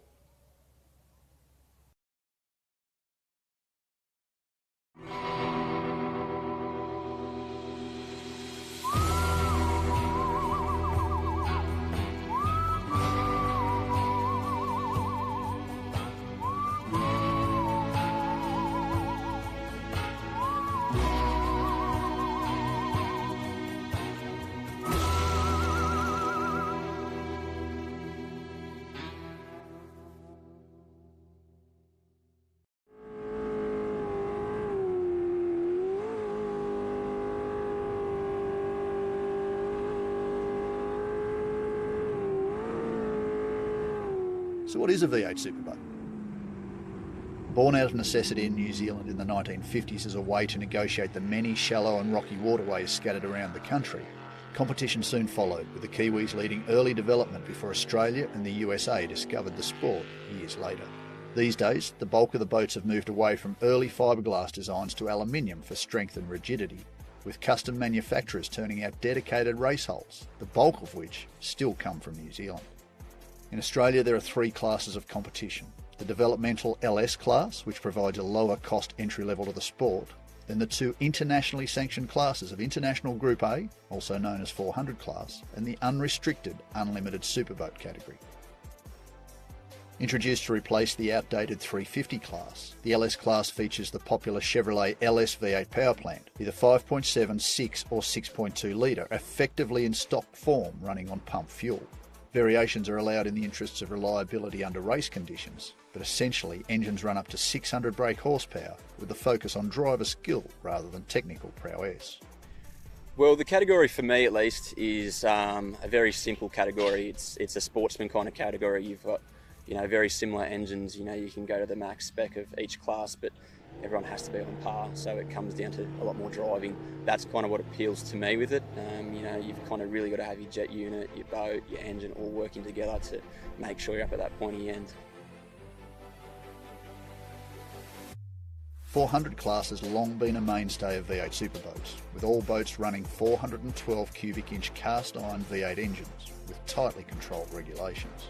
400 class, also known as International Group A, we've got a pretty strict set of engine rules. These engines are making upwards of 700 horsepower now. And I think when the rules were originally designed, they might have been making 500 or 600 horsepower. So we've got to run a cast iron cylinder head, we've got to run a single 4-barrel manifold, we've got to run a carburetor with certain size butterflies in it. We have to run in Australia an unleaded 100 octane race fuel. So that limits what sort of power we can make. They're not a cheap animal, but the racing is generally very close. Unlimited Superboats is just that. Effectively anything goes with boats powered by some of the most outrageous power plants available. You can come with any kind of configuration engine. We've seen rotaries, turbo, then supercharged. We've got turbo 6 cylinders. The most common one is the V8, of course, the aluminium V8. It's pretty much open, but the more things you throw in it, the more weight, the less nimble it gets. Our sport is, let's say, 50 seconds maximum for a run. In that 50 seconds, there's going to be probably about an average of 30 corners. It's not the most horsepower, it's who can get around those corners and carry the speed around the corners the most. Events are held on purpose-built courses that feature a sequence of channels that are just a metre deep and often not much wider than the boats, with course directions running through a series of islands. The track direction is determined ahead of the event, with teams forced to memorise the direction to be successful. An error in navigation left unchecked can see you back on the trailer for good. Often there are 30 to 40 intersections to negotiate over laps that traditionally run between 40 and 50 seconds. Every team competes against the clock, with 4 to 5 qualifying rounds setting the field from fastest to slowest. The fastest 12 boats in each class contest the first final, with the fastest 6 of those boats progressing to the second final. From there, the field is halved again to a final 3, who shoot out one last time to set the podium for each round. Points are amassed from every one of the 7 rounds, with the team's 6 best point-scoring rounds setting their total for the year, with a very tight point system that rewards consistency.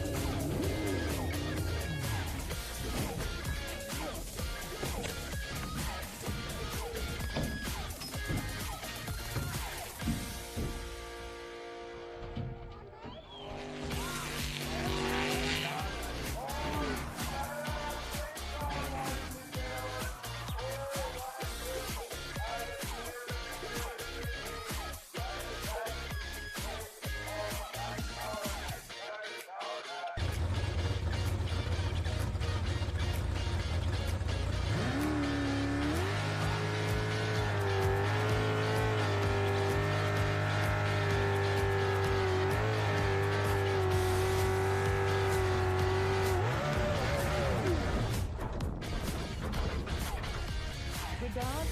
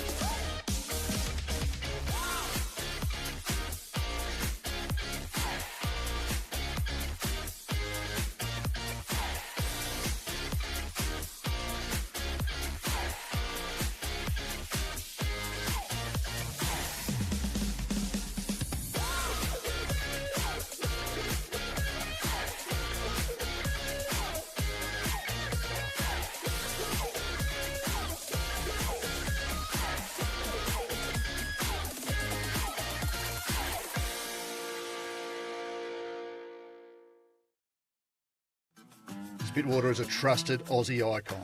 Its products are built tough, just like the conditions they work in. A wide range of Spitwater pressure cleaners is available in hot or cold water, electric, petrol or diesel, offering a wide range of cleaning solutions. Royal Answers also stock the VacStorm range of tough commercial vacuums for both wet and dry cleaning options. For the cooler months, there is the popular Jetfire range of LPG and diesel heaters. Available from Royal Answers Tractor Replacements, Sam Street, Forbes.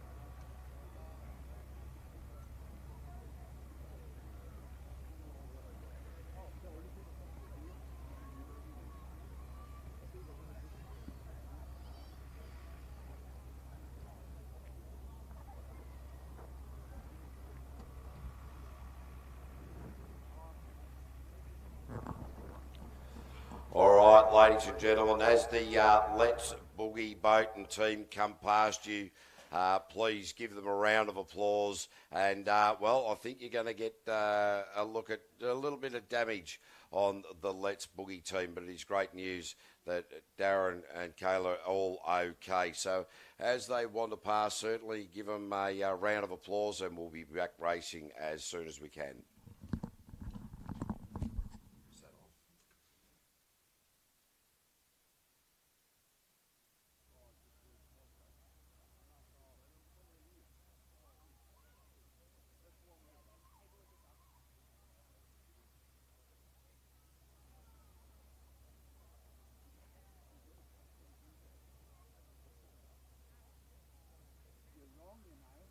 I tried 3 times to get it back on track, and she wasn't watching.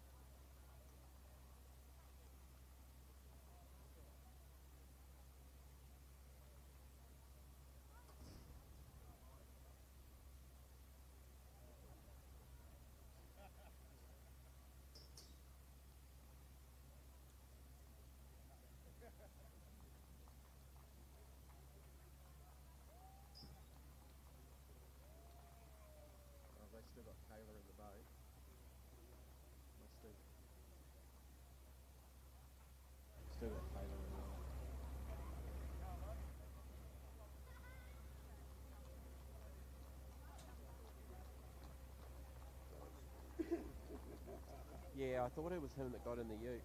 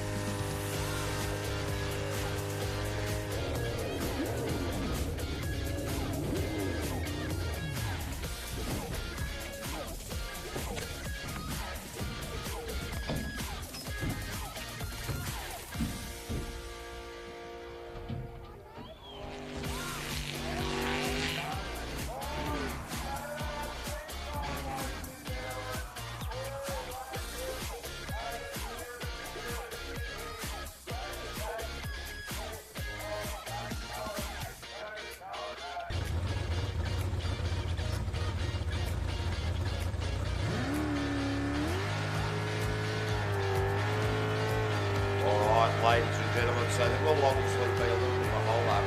We do have the paramedics here, just want to sort of lay any fears that may be out there.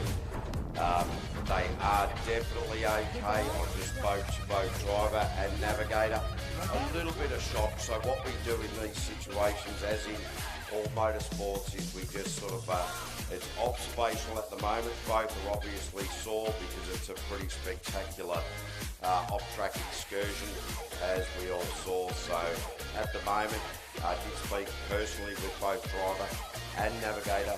They will absolutely be okay. As we said, just a little bit sore, a little bit of shock as well, as you can well imagine. So it will be a little while before we get under racing, I do believe. So we'll just wait for that. So in the meantime, I think what we'll do is we will just take that opportunity to grab a bit of time on that opportunity and just wait for racing to begin. And as I said, they are in very, very safe hands down there with paramedics and everything like that. It is observational. So, well, once again, ladies and gentlemen, we hands together for the Leeds race team and the safety procedures of the AFJSA, the safety crew, our AMBOs, and all our first responders, and that is what they're there for. We don't like to see things like that. I mean, it is spectacular. Don't get me wrong, we all agree. But lucky, no serious injury. So we'll be back racing as soon as we can.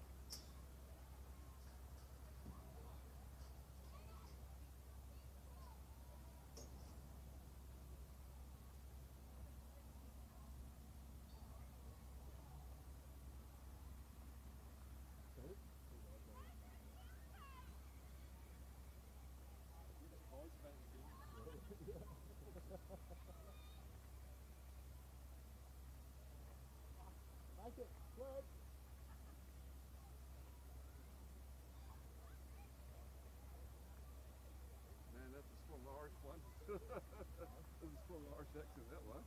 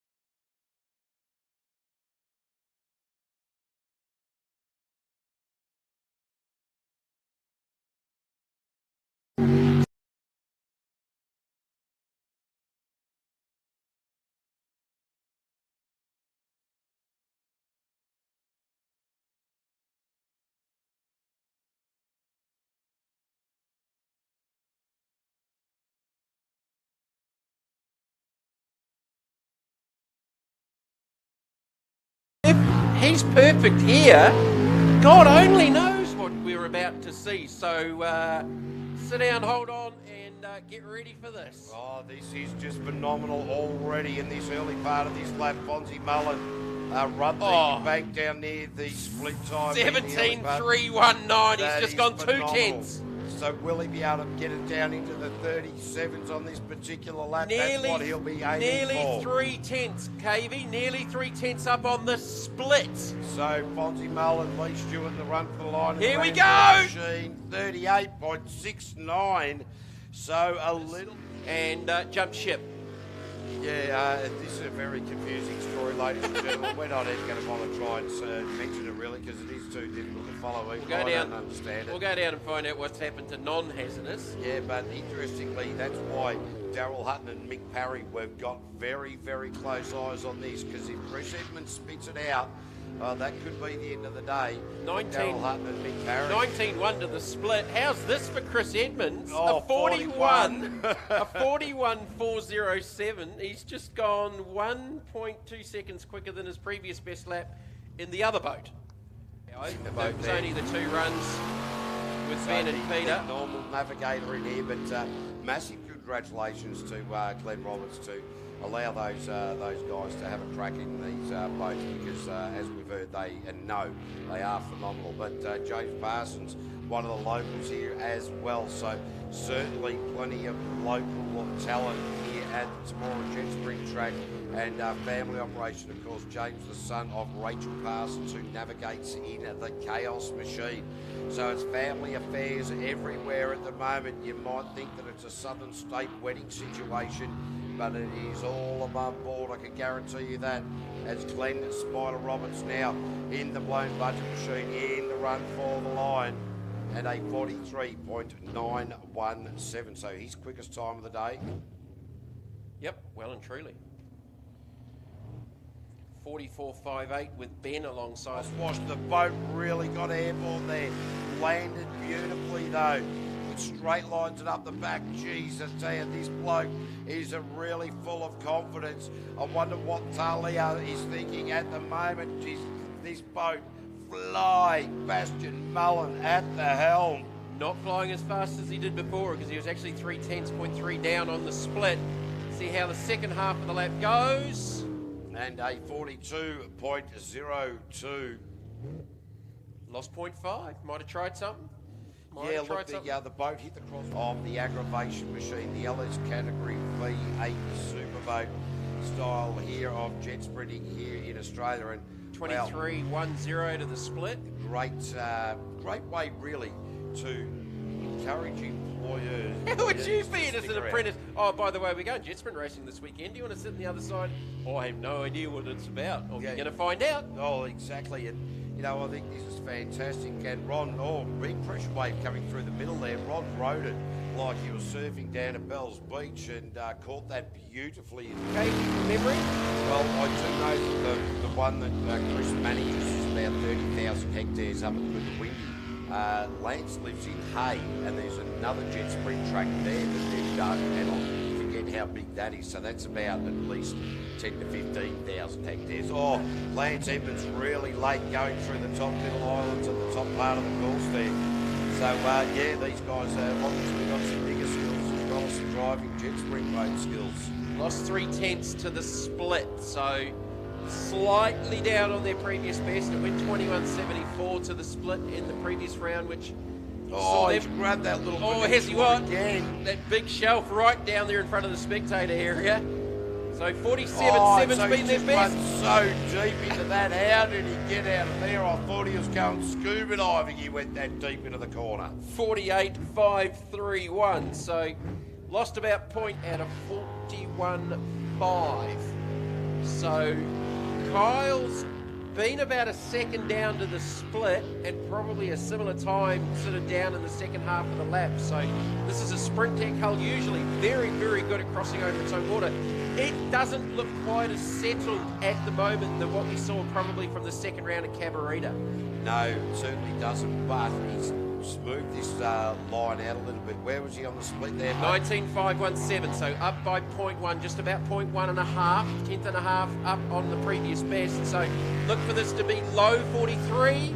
Oh, 42.42. Okay, So- there's the improvement in the second half of the lap I was talking about. So definitely found some time on Hull certainly has the rear end of it sliding a lot more than these other style of boats, and keep a very, very close eye on it. I spoke with Mike, and he said he drove another boat at Cabarita, and he said, wow, what a difference. So they're a little bit down on their previous best split, which was a 21.8. They just did a 22.03. So maybe being a little bit more conservative than what we saw earlier on, where they were using pretty much all of the racetrack, and they've gone wrong with a navigation error. And they've realised it as well. Is that part of the rotation? Sorted We've it got to now. go through there 3 times, and they've got 3 different exits. Just that last half doesn't sequence on the numbers. No, certainly it doesn't. So Mike Hesselroy will really be disappointed with that in a 58.11. So going across the top, there's a moment. Make an improvement here and consolidate him getting into the 12 easily, and then getting through to the 6. Well, I think that we're going to see Nate Mullen as he comes around underneath the split, goes up the back chute, keep a close eye on how he straight lines it up through here. Improvement to the That split, is but only just by 0.1. amazing. Just knifed into that right hander up after that back chute, into the slingshot. Are we calling it the slingshot I reckon now? it is definitely It's the a slingshot. Okay, all right. Around the Penrite Island, I've got that bit right. Yeah. Was it the Penrite And then roundabout? Kennard Hang High on. Park finish line. Kennard High Park finish line with a 44.50. Improvement again. 44.504. So up by 0.2, up by tenth and a half on the Laurie. KV said it, not me. Yeah, no, and I'm going to keep saying it too. All right, so the 2 laps that she's completed have been in the 77 second bracket. So her first time ever in competition, driving this boat. Normally it's Laurie driving. We've already seen Laurie out there earlier on, and he's pretty much consolidated himself well inside the top 12 with a 45.652. So he'll be relatively happy about now. Let's see what Karen can do here, and looking to improve into faster than the 77s. Yeah, looking. Splits a 34.261. I think at this point, Karen will not be worried about the time at all. She's just going to be very happy to get around the track. As Brooke Lucas, our race director, has graced us with his presence in the commentary tower. Wait, stop stealing my crackers. Our crackers. That's all he's coming here for. Didn't come in here to say g'day. Didn't come in here to use the air conditioner. Just came in here to eat our food like a seagull. Come in here, crap on everything. Yeah, absolutely. All right, Karen's got the job right. She's got 1 corner left to go to bring it down to the Kennard High Park finish line with a 1:14.334, so a 74.334. And significantly quicker than her last lap out, so we've got to be very happy with that. Now we're seeing the aggravation, the B team coming off the trailer, Tyler O'Day and Zay. Automotive Enhancements, key sign of design, TH&H Fabrication. This is the RPM. Yeah, these boys are really starting to get up, and I think... Are they what?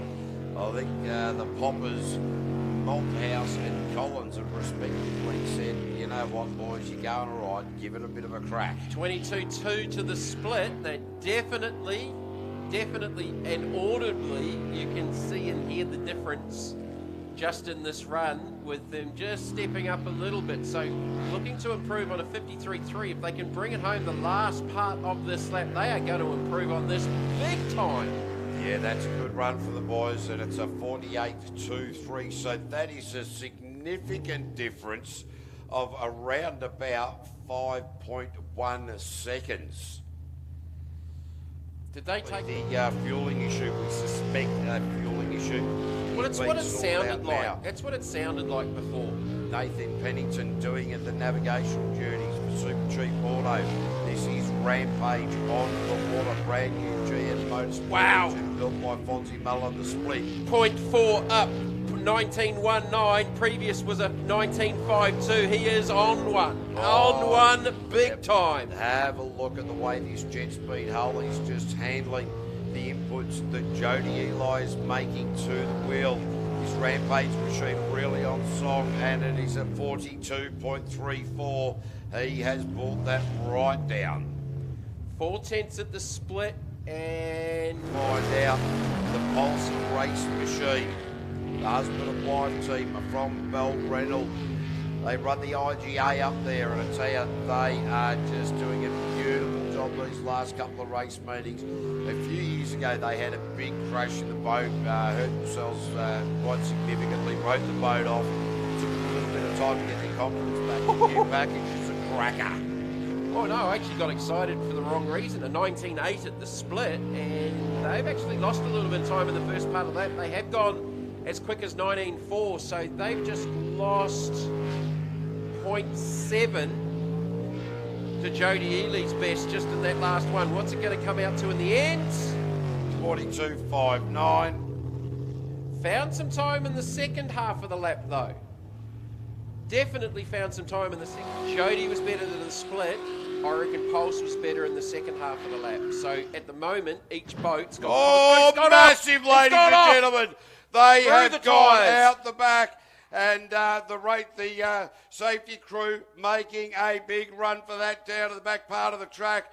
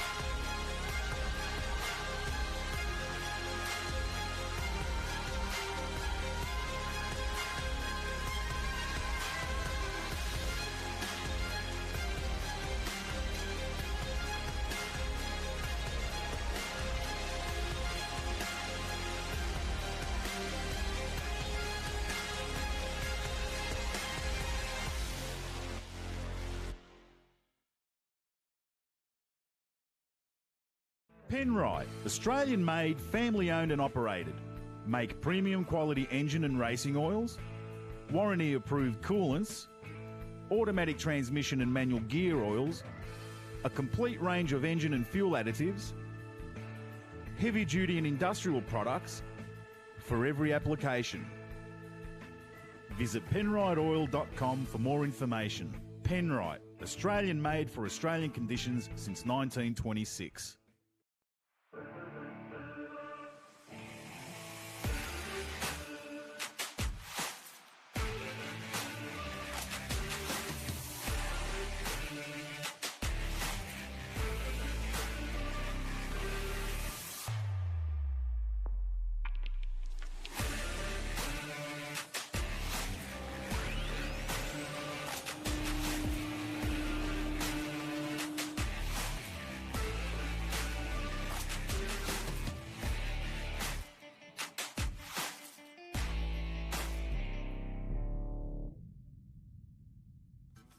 Spitwater is a trusted Aussie icon. Its products are built tough, just like the conditions they work in. A wide range of spit water pressure cleaners is available in hot or cold water, electric, petrol or diesel, offering a wide range of cleaning solutions. Royal Answers also stock the VacStorm range of tough commercial vacuums for both wet and dry cleaning options. For the cooler months, there is the popular Jetfire range of LPG and diesel heaters. Available from Royal Answers Tractor Replacements, Sam Street, Forbes.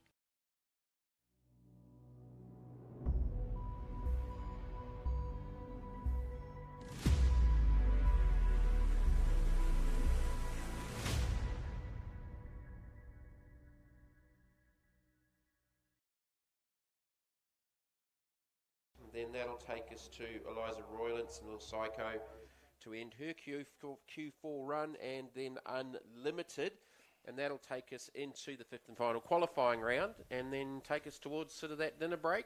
Let the sun set, get that out of the way, and Yeah, we need to kick the sun out of the get way. into the finals. Yeah, well, there's not a lot of cloud cover to do that at the moment, so we had a little bit of that here at the last round a month ago, as we've got boats firing up on the boat ramp. That's what we want to hear. All the best to Darren and Kayla. All right, Yeah. so the Matrix is Good firing work, up on the boat ladies, ramp. doing there, the first aid responders there, fantastic work. And, yeah, geez, I tell you, I'm sitting there thinking, geez, that bed looks comfortable down there in that ambo. I don't want to beat it, but, you know, geez, it looks comfortable like it didn't literally do with a nap. So toughen up and attitude. Need you guys on the boat ramp now, please. Toughen up and attitude to the boat ramp. Should have all of our rescue crew back at their positions. Thank you, you guys. Without you, these events, and it doesn't matter if it's circuit racing, motorcycle racing, speedway, you name it. Without volunteers in motorsport, these events just simply would not happen. In fact, across all sports, Yep. from, you know, footy to cricket to netball to badminton, all these types of things, even lawn bowls. Now, you don't need a slow motion replay for lawn bowls, to be fair, though. Become a volunteer for lawn bowls? No, but look, I've And said it before. Superboats, the other 400s, and Superboats to the ramp, please. I've said it before in our commentaries this season, but the cheapest way to get into motorsport is to become a motorsport volunteer. You get some of the best viewing in the house. Yep, you might get called into action, but like with motorsport, with motor racing, you could be a pit marshal, you could be a grid marshal. There's any number of different things that you could assist with and be a volunteer and be a part of it. And look, you get looked after, you get a feed at the end of the day and a couple of drinks. And you tell some good get stories. looked after. Oh, there's definitely some good stories. Some of them might be embellished somewhat after a couple of lemonades, but I've the never best, known that to happen. cheapest way to get into motorsport is to become a motorsport volunteer. Matrix on the water as we resume here at Temora for round number 5 of the 2022 Australian V8 Superboat Championships, presented by Penrite. So Hugh Gilchrist and Narelle Apello Dukic out on the water at the moment. Australian Mouldings and Doors. So Australian Moulding Company and Doors down there in Bayswater in Victoria. And wow, if you're looking for skirts, arcs for your house, and you've got any out of stock stuff that you can't find a replacement for anywhere in Australia, go down and see Hugh Gilchrist. Tell him at Cavey sent you, and he will absolutely look after you, because they will make anything to suit. And they match all of those particular products. And they've got a massive showroom down there as well. Huge kids playground, so that while the adults are doing the shopping, the kids are out there having an absolute ball. So it has actually become a massive showroom down there. But Hugh Gilchrist, not his final business today, and this is 4 out of 5 out of 5, in fact, for Hugh Gilchrist. At his time there are 54.3. So it's interesting, after a big incident like that, you'd quite often see these drivers, just because of that slow down, the loss of momentum of how the day's running, they go a little bit slower, and Hugh's an example of that, and 1.1 slower. Yeah, that was probably a little bit conservative, but again, knowing Hugh, he will be very, very happy to get this rotation right, get that confidence build up. They do go to the top 6, and he will go to the top 6. Attitude on the water now, and they are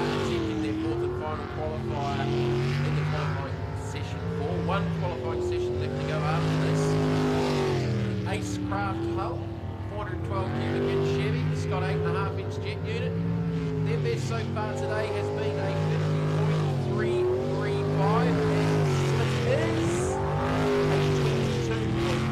a 22.349. Geez, this boat is really a bit of a handful for these guys, but you know what? They're just getting better and better as the day's going on. Really coming to terms with how this rotation is proceeding itself. A bit of a squeeze across the top part of the track there.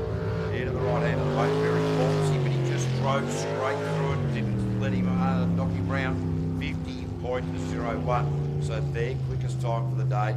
And isn't it amazing? The boat gets porpoisey in there for Dan Warburton, and he just kept his foot into it, and it just settled it back down a lot quicker. You decelerate in those moments just a little bit, and the boat just keeps the momentum of porpoising through. Yeah, I was talking to Grant about that with Kobe Burke and their boat, and he's just trying to slow him down in a couple of places to stop it porpoising by just getting out of the throttle a touch. Not completely, obviously, Yeah. but just backing off a touch to settle the boat back down. You know, you still got the throttle, but you're not smashing the throttle to try and drive through it. Yeah, there's lots of different applications, and the acceleration is a big one at that. So Danny Napick and Darren Tickell out on the track at the moment in Toughen Up. We saw this boat last qualifying run.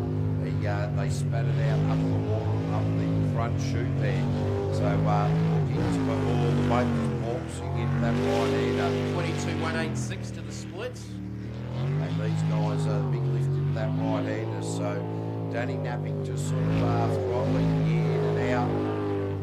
Just trying to finesse this Toughen Up machine, this Group 8 boat around this track here at Kennard Tyre Park in Temora, New South Wales for round 5 of the Penrite Oils Australian V8 Superboat Series. And Danny Napping across the line there with 48.81.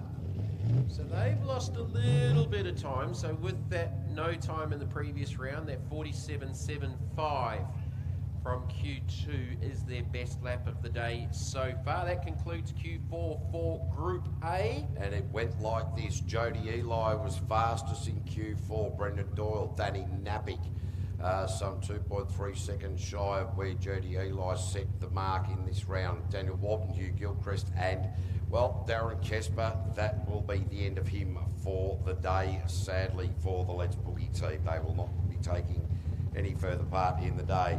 As we cast our eyes down, I dare say... Should be Eliza. Should be Eliza. It is Eliza.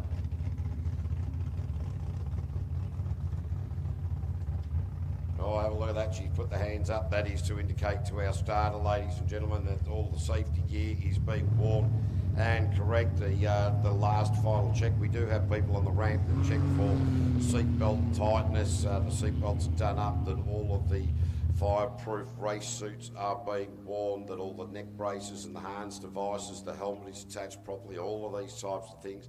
So plenty of safety checks. So the crew put the driver and navigator in, they will check their own stuff. So that's what you just saw with Eliza Roylance as she was coming up to the start of there, just showing that the wrist restraints are on there.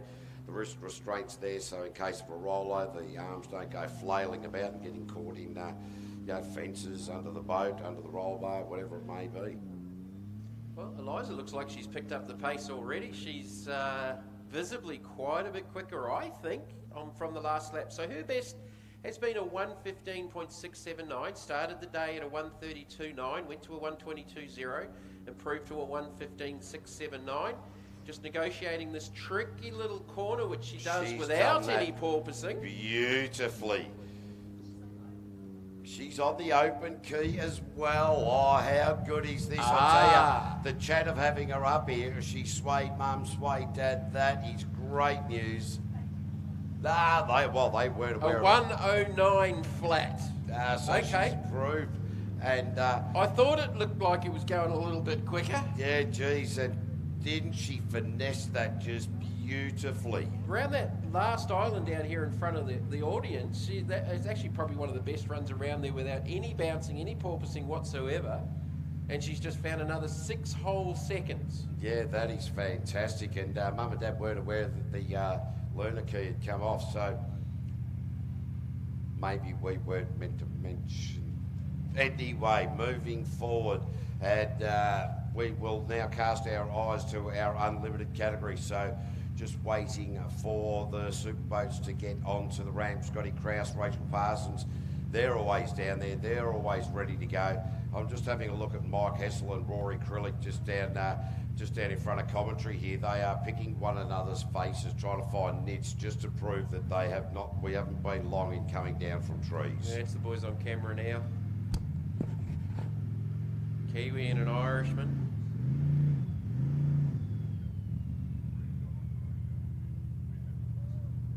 All right, so Scotty Krause, Rachel Parsons coming out off the trailer in the Burson's Auto Parts. Chaos. Sorry, Brooke. A little bit out of order. So that was just a quick message down to the race director there, ladies and gentlemen. Having said what we said over the loudspeaker regarding Eliza, looks like our race controller might be a little bit of trouble. But it is all eyes to the track, and Krause, now that is going out with a lot more confidence. He's now worked out, coming into this fourth qualifying round, that this boat is set. Listen to it. Listen to it. It is up in RPM. He is now really hustling. Here's the split. It should be solidly in the 19s. How about an 18.449? That will do it very nicely for Scotty Krause and Rachel Parsons, just strutting their stuff before the home crowd here in Temora Lake Centenary. This is a cracking run for the Burson Auto Parts team. And so Scotty Krause just on the final run for home. It's going to be a good time, and a 40.66 for Scotty Krause. So he has gone a lot quicker than his previous best. About, half a second. Half a quicker. second easy.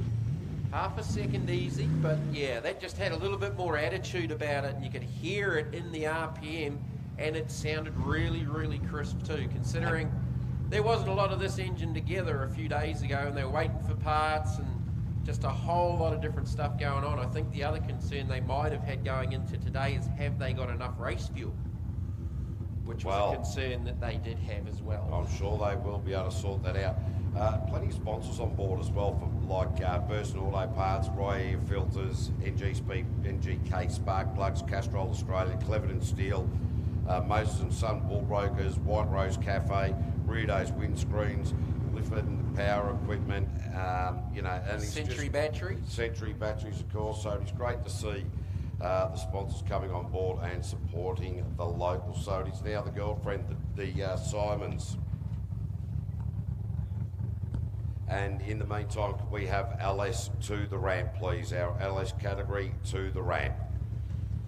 So it is getting underway in a big, quick hurry again. So the Simon and Simon. The MSA Automotive out of Bendigo. RN Racing of Belrenal IGA and THS.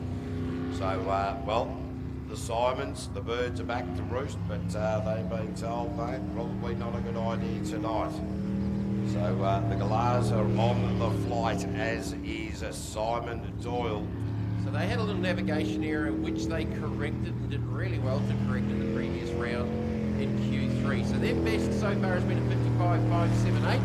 Split is a 26.497. 26.497. Remembering this combination just their second time out this season as a combination brand new in the boat. And Simon's only just purchased the boat recently, coming back from the mining industry. So this is a very, very different thing to what he's come back to. Driving big mining trucks and diggers and God knows what else. Oh, they made a nav error. Yep, there was the rain. Supposed to keep coming around the Penrite roundabout, and once again they were aware of it. So as soon as he realised it was lucky he didn't try to throw the boat back into the correct channel, because that would have turned quite ugly indeed. So Simon across the line there with a 69.34. So the second time in a row with a rotational error. Well, at least that rotational error was quicker than their last rotational error. I think it might have been the same spot. It was about the same part of the lap. All right, so news.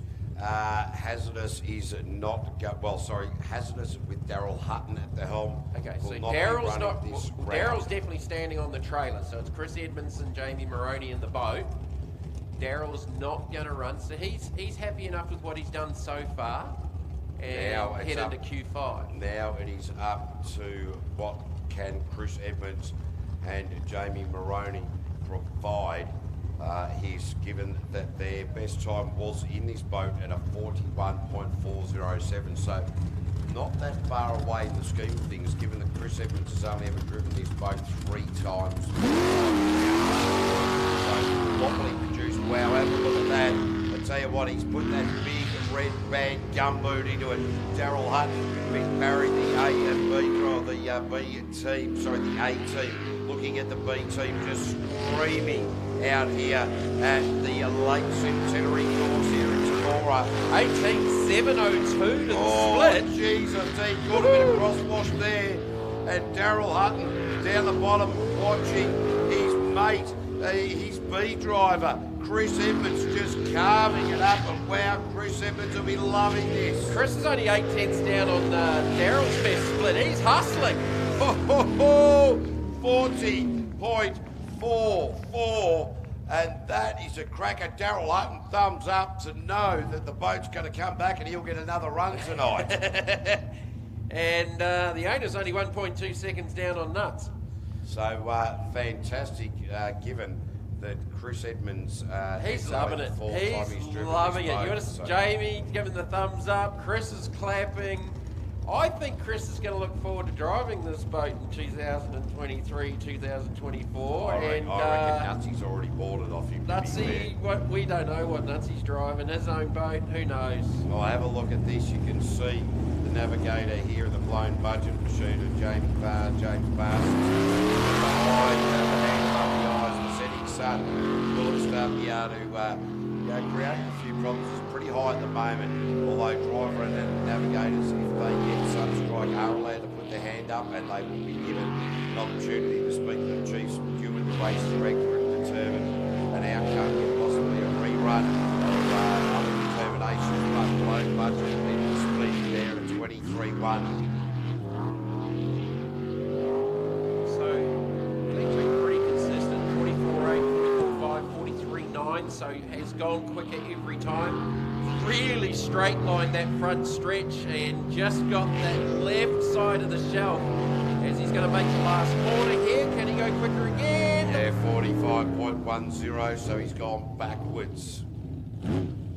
Backwards by a long way. Well, backwards by 1.2 That's right. Hey, seconds, look, but it's still a long They way. might have changed something and just tried something a little bit different, but And, the boat didn't look too bad on the water. No, it wasn't bad at all. It might have cost him a little bit. I reckon he's just caught that shelf, or that little front straight, just with the first little peak just past the buoy, or he's just brushed that and it's unsettled it enough that I think he's had a little lift into that top left hander down in front of the spectator area. Right, Yeah. Fonzie Mullen is warming up on the boat ramp We're as just going Hazardous to comes go back through into the blown pits. budget sponsors, because another one of those teams that we haven't really given them justice as far as sponsorship goes today, but for blown budget, Just Better Care, Wimmera, Mallee Waste, DFI, 321 Ignition, Autobahn, Signs and Lines, Ultimate Fastness, Steel Line.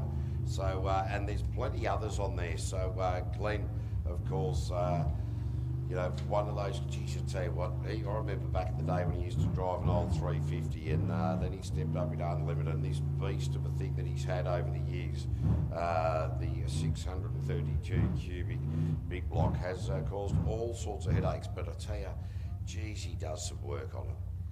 Just watching the replay here on the live stream, and the boat didn't look too bad. Now it was about here.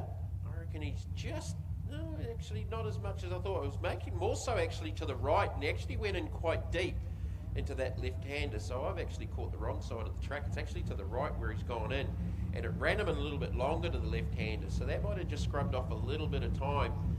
As James Parsons in the navigator's seat with those yellow gloves. You love the yellow gloves with the navigators. Oh, mate, I think it's wonderful, splendid. As we cast our eyes down Here at we Fonzie go. Mullen, Lee Stewart, brand new cold air induction. Fonzie has been on fire right from the outset.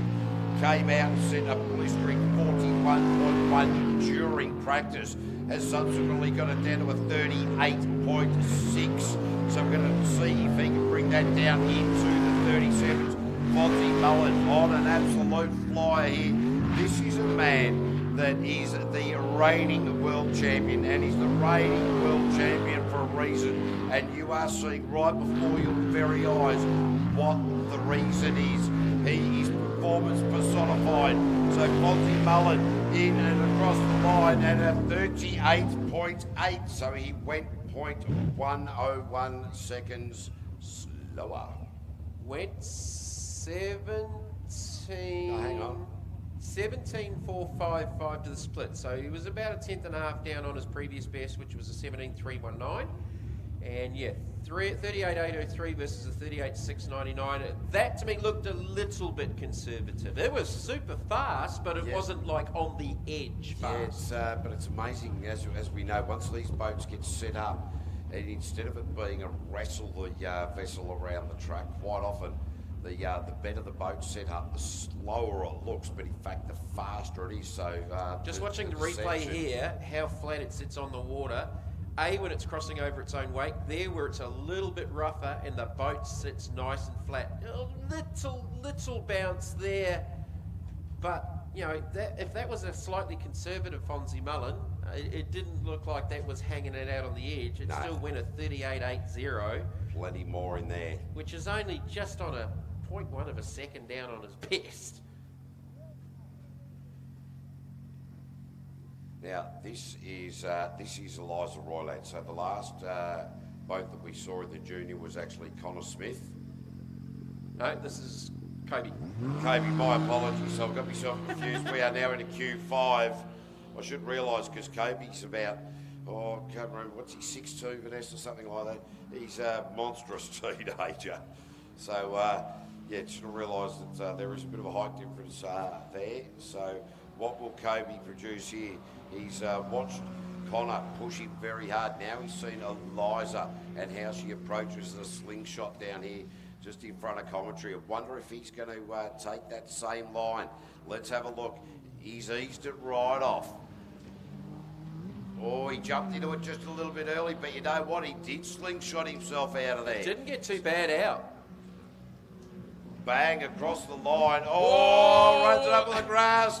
Oh, he got it a bit dirty and went 43.565. That is a cracking time.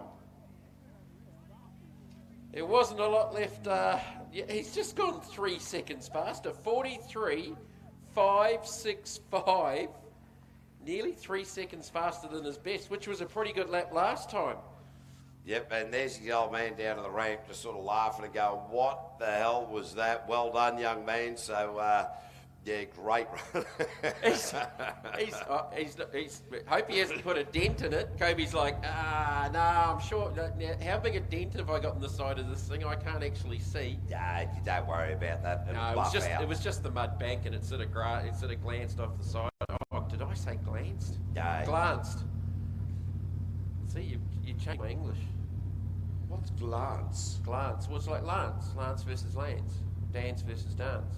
Yeah, Lance. Yeah. You don't call him Lance. I just said glanced, and I'm going to give myself an uppercut. Really? But it's glanced. Glanced. Otherwise, we're going to glance our way out of I'm appealing to the New Zealand audience. Well, I'll tell you what, lucky there's none of them here. No, but hopefully there's a lot of them watching. Oh, there'll be plenty on the they live race stream. tomorrow at Featherston. That's right. Round Sunday? 2 of the PSP New Zealand Jet Spread Championship down at Taranakau Racecourse in Upper Yeah, Hutt. so the racetrack is in the centre of a horse racing track in Featherston. Yeah. One of the best meetings I've ever been to, and the presentation evening was superb. Oh, yes. Absolutely superb. Can't remember a lot about it afterwards, but it was a very, very good night.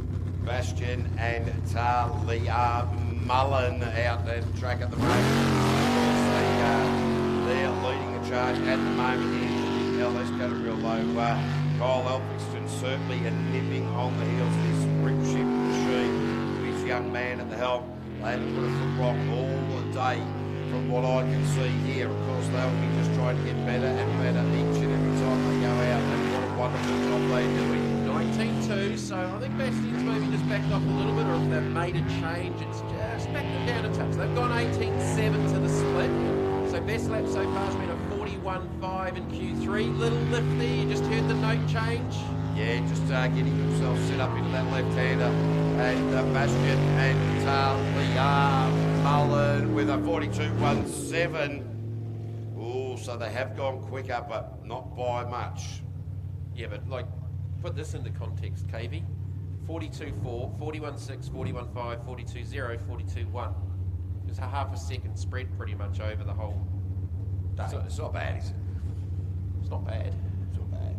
Pretty sure, didn't he win the Parish Memorial Trophy here Yes. at Temora, Colin Parish Memorial, which is based on the finals and the times done over those finals from a consistency point of view.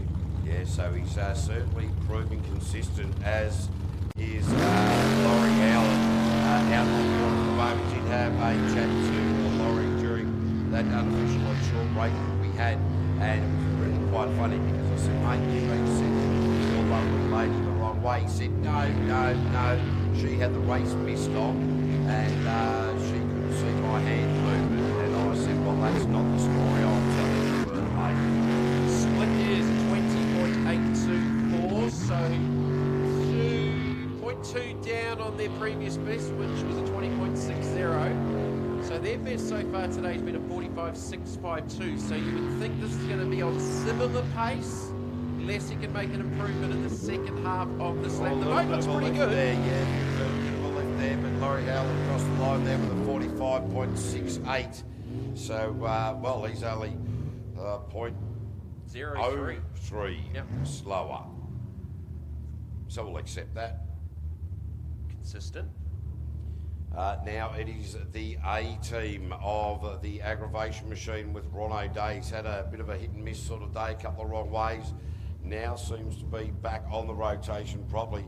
What will his new navigator and indeed apprentice Ryan Ortland think of all of this? Time will tell. Well, he's still in the boat, so that's a good sign. That is always a good sign. 50.04 has been Ron's best today in aggravation. Oh, very interesting start. Managed to put it out towards the left bit of grass off the... It got well sideways around the Penrite roundabout, and it was fairly wide out there as well. If he's told Tyler to go out and drive it like he stole it, I think Ron's listening to himself at the moment. Here's the split coming up. They've been down in the 23s. That's 22.6. So that's not too bad. 0.6 improvement over their previous best. So can they get into the 49s? So Ron O'Day now pushing it hard. This is his last opportunity to post a decent time to determine where he's going to sit, if indeed in the top 12. Little lift up the top part of the course. So across the line for Ron O'Day with a 49.5, so his best time of the day thus far. By a half second. So that's really a very, very good run after a few missteps earlier in proceedings. Now we are moving through to Matt Malthouse and Leighton Collins, the men from Keith, the A driver of the Nude Nuts racing team. What can these boys produce here? Well, they're solidly in. They're currently around that P3 mark, chasing down Elphinstone and Bastion Mullen. 43.082 has been their best. Best split was a 19.6 in qualifying session 4. This is the 5th and final qualifying session around here in Temora. We get to the dinner break and into the elimination finals later on this evening. Oh, that was wide up the top. Yeah, geez, I tell you, this Matt Malthouse really coming on strong in the last couple of rounds. Have a look at this arc around the top he there. threw that in there and it just about stopped. It just about stopped.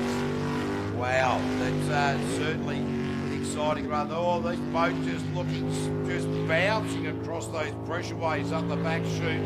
Just got to have the confidence to drive through it. He was on a very good lap. He's only 3/10 down at the split. That when it nearly stopped, it cost him more than that easily. Oh, yeah, very easily. So Matt Malthouse across the line in a 43.52. I reckon there's a second in that. Oh, plenty. There's a second at least in that, which would put them down into the 42s. but I don't know if it caught the edge of the back and it actually filled the underneath of the boat briefly, but it just about stopped dead in the water that fast. Yeah, that's a really weird outcome. And it was still a 43.525. So Jim Beeman now coming out with Aaron Collins, WBLS Engines, Simpson Contracting, Wimmera, Wells, Mallee Race, ANZ Forestry, Correction, Refrigeration, and Mallee Motorsports. So Jim Beeman been solidly in the area of 4 and 5 at the moment, wants to get it up into that number 3 position. Start rattling the cage of Matt Malthouse and Leighton Collins. They can get down into the 45s here, it'll be a good effort. They've gone 20.90 at the split, 20.80. They improved by 0.1. Yeah, so Jim's really starting to ride on confidence after the last lap. Both he and Aaron are very, very excited with the time and how the lap unfolded. So now they're going to be able to push to emulate that type of emotion yet again. This will be quicker. I reckon this will be quicker. So Jim Beeman across the line there with a 45.92, so his quickest time of the day. Let's have a look at the elation in the back of that vessel. Yeah, Jim's pretty happy. Yeah, They're having a little chat about it now. They're a lot more sedate than they were last time. Oh, now they've just had a look at the time clock and they've gone. Jimmy's starting to fire up now. Nah, that's pretty good. We're happy about that. Yes, there goes the fist pump. And the junior Malthouse Collins combination are giving him the thumbs up as well. Oh, geez, a bit of camaraderie down there. I would have been giving them thumbs down. Almost there. Stout Automotive blazing across the bow there. The boys from the Yarra Valleys, Rod Johnson and Grant, told their previous best was 48.8. Qualifying around at number 5. This is the LS category. The last chance to dance, an opportunity always comes to those on the dance floor. And Rod Johnson and Grant Dodd, well, they're on the dance floor, but are they on the evening 3-step? Well, at the moment, they're about on the bubble. They are floating around that 12th position. So if they can find some time here, the split is a 22.5, slightly down on a 22.3 from Q3. If they can find a little bit of time here to consolidate it, they may just sneak their way inside the 12, because this is the last opportunity to qualify for the top 12. We're going to drop 3 boats out of the LS class to find our top 12. And so far, so good this lap. Looking very tidy. They've really tidied those lines up. 49.17, sorry. And that actually goes backwards. So 49.17 is still in that consistent realm of around about a second and a half overall throughout the course of the day. So they really tidied those lines up. The boat looked a lot more settled, but just the time didn't reflect the drive, I don't think. So they're going to be pretty close to getting in, I reckon. They'll be pretty close. All the way from the Yarra Valley in Victoria. How big a tow's that, KB, from your neck of the woods? Oh, that's 6.5 hours, 7 hours. So, yeah, it can be a long drive late at night, but it is solid gold. Lance, not Lance, Lance Edmonds has been ascending. Now, what will these young fellas do?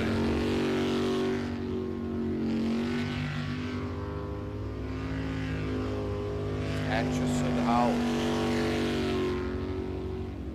So what's their best? They got into the 47s with a 47.733 in Q3. Their split's been a 21.74, and they're going to split now at 21.98. So a little bit down on where they'd ideally like to be, but well, with the sun lowering here, this is the time of the day where these guys aren't going to be able to bring 2, 3, 4, 5 seconds off their time. So they'll just need to be running consistently, and that is exactly what they are doing. These lines are looking very good, so that'll be a reasonable time at a 47.92. So not their quickest time of the day so far. Their quickest time was within 0.2. Within 0.2. So they actually found 0.6 on their last lap. Yeah. So and I think that the way that they're going about it is very positive indeed. So I will expect to see them move into that top 12.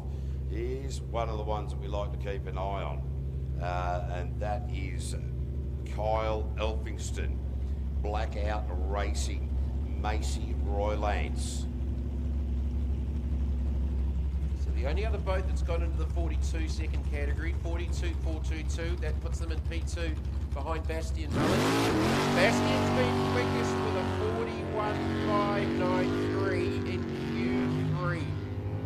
But they've been finding time out. Kyle was actually better in the second part of the previous in Q4, whereas Bastian was a bit quicker to the first split. So let's see what Kyle can do here for the split. This drive looking a lot smoother for Kyle. 19.427, so again an improvement to that first split, but Bastian certainly has still been quicker. But this is the part of the lap where the boat's been impressive, where it actually found time on Bastian in the Q4 session. Ran it a little bit wide up the top there. Yeah, that sprint tech will just race through those pressure waves rolling up and down the course pretty well. So across the line, 42.73. So Bastian Mullen was a 47.1, so 0.6 slower than Bastian Mullen, but 42.73, nothing to sneeze at this time of night. Okay, so this time he's gone the other way. He's actually improved in the first sector, but lost time in the second half of the lap. So they'll be looking at data and trying to figure out, again, they may have made a change there to help it Yeah, oh, absolutely. in different places, and while it lost a little bit of time, he made an improvement to the split. So now it is quiet time racing. Noel Verning, Nathan Garrett, their previous best was a 48.5. So how are they going to proceed from here? They would like to see this down in the high 47s. If they can, I think that might just consolidate their place in the 12. They're one of the boats on or about that sort of position again. Remembering these guys are rookies for 2022. And look, if you had seen these guys at the start of the season at Cabarita and take nothing away from them, they were on debut and they were just finding their feet trying to get around. You wouldn't actually believe that now, watching this boat as they are right now. Yeah, they are starting to look more like seasoned campaigners instead of campaigners for the season. 21.9 to the split, so they've just found 0.4 of a second improvement straight away. So Oh, they geez, he ran it wide around that right hand coming back down towards commentary. I just watched But where the didn't weight panic, was. Didn't panic, realised it was going to run wide, didn't jump on that steering wheel. So quick learners are the quiet time team. Now into the final left-hander before the line, and it is a 48.43. So their quickest time of the day. Yeah, they've improved by 0.1. So again, heading in the right direction, and they're going to be on that. They're going to be on it or about that top 12 bubble. And a big shout out to Daniel Belton from Belton Contracting over there in NZ as well. Great to see people all over the world watching and tuning in on this live stream as we now cast our eyes down to borrow time. Look, Mike Hessel and Rory Crilly. These guys have been down into the 48.5s, but they've had a few moments where they've had rotation errors. So what can they achieve here? This boat slides like a rally car. Keep a very close eye on it, ladies and gentlemen. Had a good run out around the Penrite roundabout though. It got in deep and actually come off nice and straight. So look for a split for them to be in the 21.8 range. They've been in the 48s again. This is another boat that's going to be on or about that 12. That was nose in on the turn, split 21.6, and they're up on their best split by 0.2. I love this moment coming into this slingshot out to the right, and wow, that boat was looking a lot better hooked up now, really not sliding. Oh, you thought he was going over the back, didn't you? It was on the island. It just clipped the right-hand side of that front straight, but he's kept it alive. Borrow time across the line now with a 47.85. That's more like it. So that's their quickest time of the day by about 0.8 of a second. Yeah, close enough. That's a good gain. That's a good gain. That's a big gain at this stage of the night. Now, the slicer machine. These guys down into a 46. That'll get them into the 12. But they want to be able to cement this one. Q5 LS category before the dinner break here at Kennards Hire Park in Temora. They went no time, navigation error correction 61.8, and then blasted out a 46.26 to they'll be solidly in the 12. They'll be solidly in the 12. They'll be pretty close to the 6 going forward. Just looking at the back of the boat, the top shield on the top of the jet unit's not exactly sitting at a very straight angle. Oh, they won't be too worried about that. Aesthetics. So Dave Edmonds out there in the land of the Cousin Rose. He's watching the brother and as well. And Paul Hill is the person we've got our eye on. The split was a 20.84 pounds. 0.3 up. Did you hear the thump of that, mate? It's just porpoised its way up the back. We might need to call these boys flipper. Oh, it bounced its way up the front straight as well. That takes confidence up there, doesn't it, Jamie? As soon as you're getting up there and the boat's bouncing, you've got to keep into it, otherwise you're lost. So, and that is a 45.91. Great run there for the slicer machine. 0.3 improvement, that'll solidly have them in the 12, and they'll be banging on that top 6 with that. So they're doing the right thing at the end of the day. Still with eliminations going, having a little bit of a chat in the boat there at the moment, and a little bit of animation going on. And I think he was just describing that moment where it went over the pressure wave down here on the front straight, Alex. Judging by that hand language that was going on there. Yeah, it's certainly throwing up plenty of interesting wake moments out here. But wake, not woke. Yeah, wake. No, don't worry about the woke. Nate Mullen. Now, he's been bringing his times down significantly throughout the course of the day. So, now he is in his position.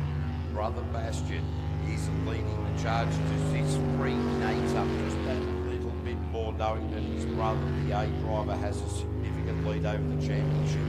Or will he still be under team orders? I would suggest those team orders have been lifted somewhat. Nate Mullen.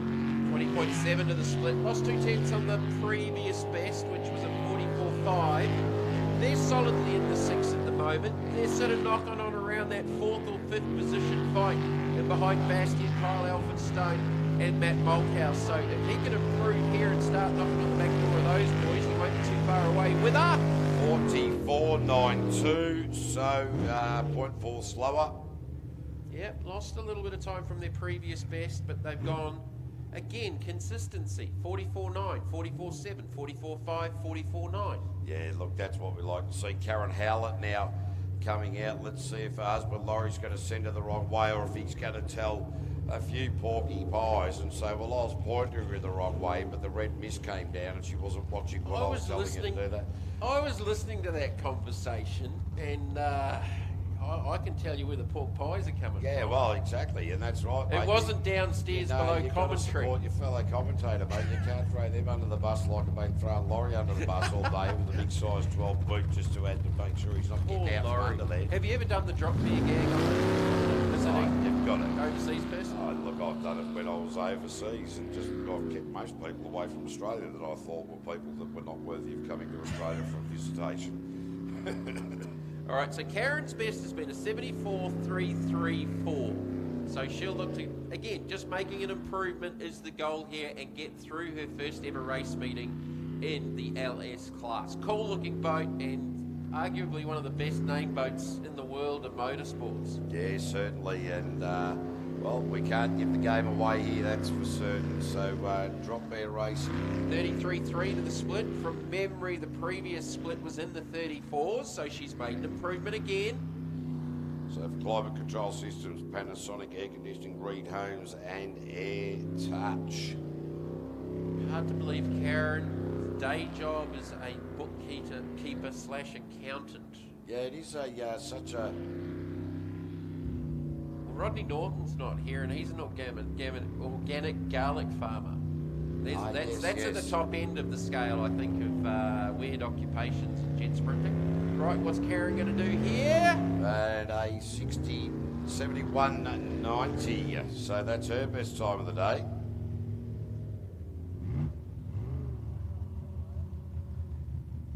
.908, so again, doing the right thing, improving, making up time, and the boat's still straight.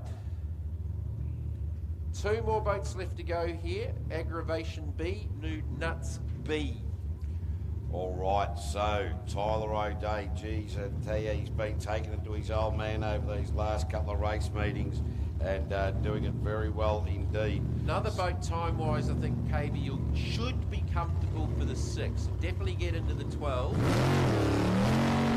And maybe knocking on the door for a top 6 run. They've juiced this up. He just eased it off going through that sort of transition from the crowd side into the far side around the Penrite roundabout. But yeah, geez, a little bit more bravery in there perhaps will bring that time back. A little bit divier, and he's starting to square these corners off again in this part of the lap. The big back off to set it up, the back shoot, but he lined it up beautifully. Within .01, Oh, that was mega wide. wide. That was wide. He was within .01 of his previous best split, and then he's just about parked it on the front straight. Wow. That would have cost some time. Oh, no doubt about that. So, Tyler O'Day down the push of the line. He's knifed it up. He's crossed it up. He's got a 45.33. So, yeah, lost a lot of time there. Needed to smooth that out, and he has gone about 0.2 slower than his previous best thereabouts. But again, last 4 laps, so 45.1's been their best in Q3. Q2 went 45.3, 45.1, 45.2, 45.3. Yeah, so, well, shows you can count. Thanks, mate. No, he. Oh, he can. 45.1, Oh, okay. 45.2, 45. I was fishing for a compliment there. But Well, thank you. look, KB, don't you sit down and shake your head about my intelligent conversation down there. Ladies and gentlemen, KB Burke, I was saying he was a nice young man who races in the junior development boat while we've got the boat parked up here, Tyler O'Day. Tyler's just parked it up at the end of that. So We've these missed young that. KB, I've been talking to him up all day, and all of a sudden I, try to do a bit of a silly joke, and he's shaking his head at me. So I'm hurt. Hey, He's very the other well. day- He's very well listened. Yes, well, there you go. All right, well, I'm going to take a break, and we'll effect the rescue of Tyler O'Day.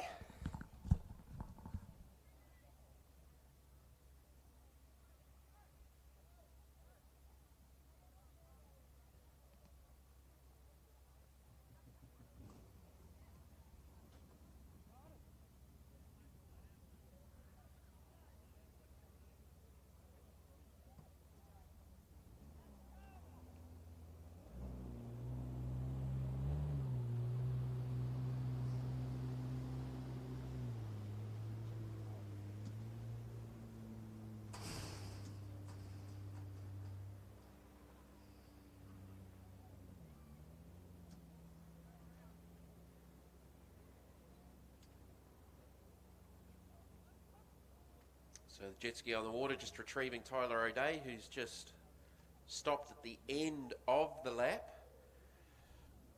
That lap was a 45.336. So with one boat left to run, we will find our top 12 for Alice. As soon as we've got those boats, we will let you know who they are for the top 12. At the end of this qualifying session, I believe we should be heading into the dinner break, which we might be a little bit early on, as a glider comes in overhead. It's absolutely wonderful facility right next door to the Temora airfield, where the Aviation Museum's based. I got the opportunity to go and have a look there here a month ago on the Sunday morning before we flew back to Brisbane. And a very, very cool place, and some really neat houses and hangars and that down there as well. It's quite a neat complex. But the Aviation Museum, if you haven't seen it and you're visiting this area, it's definitely a must go to. For me, the Hudson was the star, the world's only flying Lockheed Hudson. My grandfather in the Royal New Zealand Air Force flew them in the Pacific in the Second World War, so it was pretty cool to see that up close. And it actually flew out of here on the Saturday morning here a month ago, and that was even cooler again. A couple of Spitfires down there in the Canberra, and yeah, some really, really neat stuff down there, and highlighting the history of some of the Australian Air Force activities based out of Temora over so many, many years. So definitely worth the trip. I believe our TV coverage guys have taken a little bit of footage yesterday to make the TV show for round 5 of the championship, so keep an eye out here on air in Australia on 7 Mate and 7 Plus. Round 3 of the championship from Keith went to air earlier on today before the Adelaide 500 coverage. Boats firing back up on the boat ramp as we've got Tyler back in and about to go up on the trailer, and it should be Mitch Malthouse and Harrison Collins. Sponsored by Matson Motors, JTech Automotive Enhancements, Keith Signs and Designs, TH and Ace Fabrications. The junior Nude Nuts team.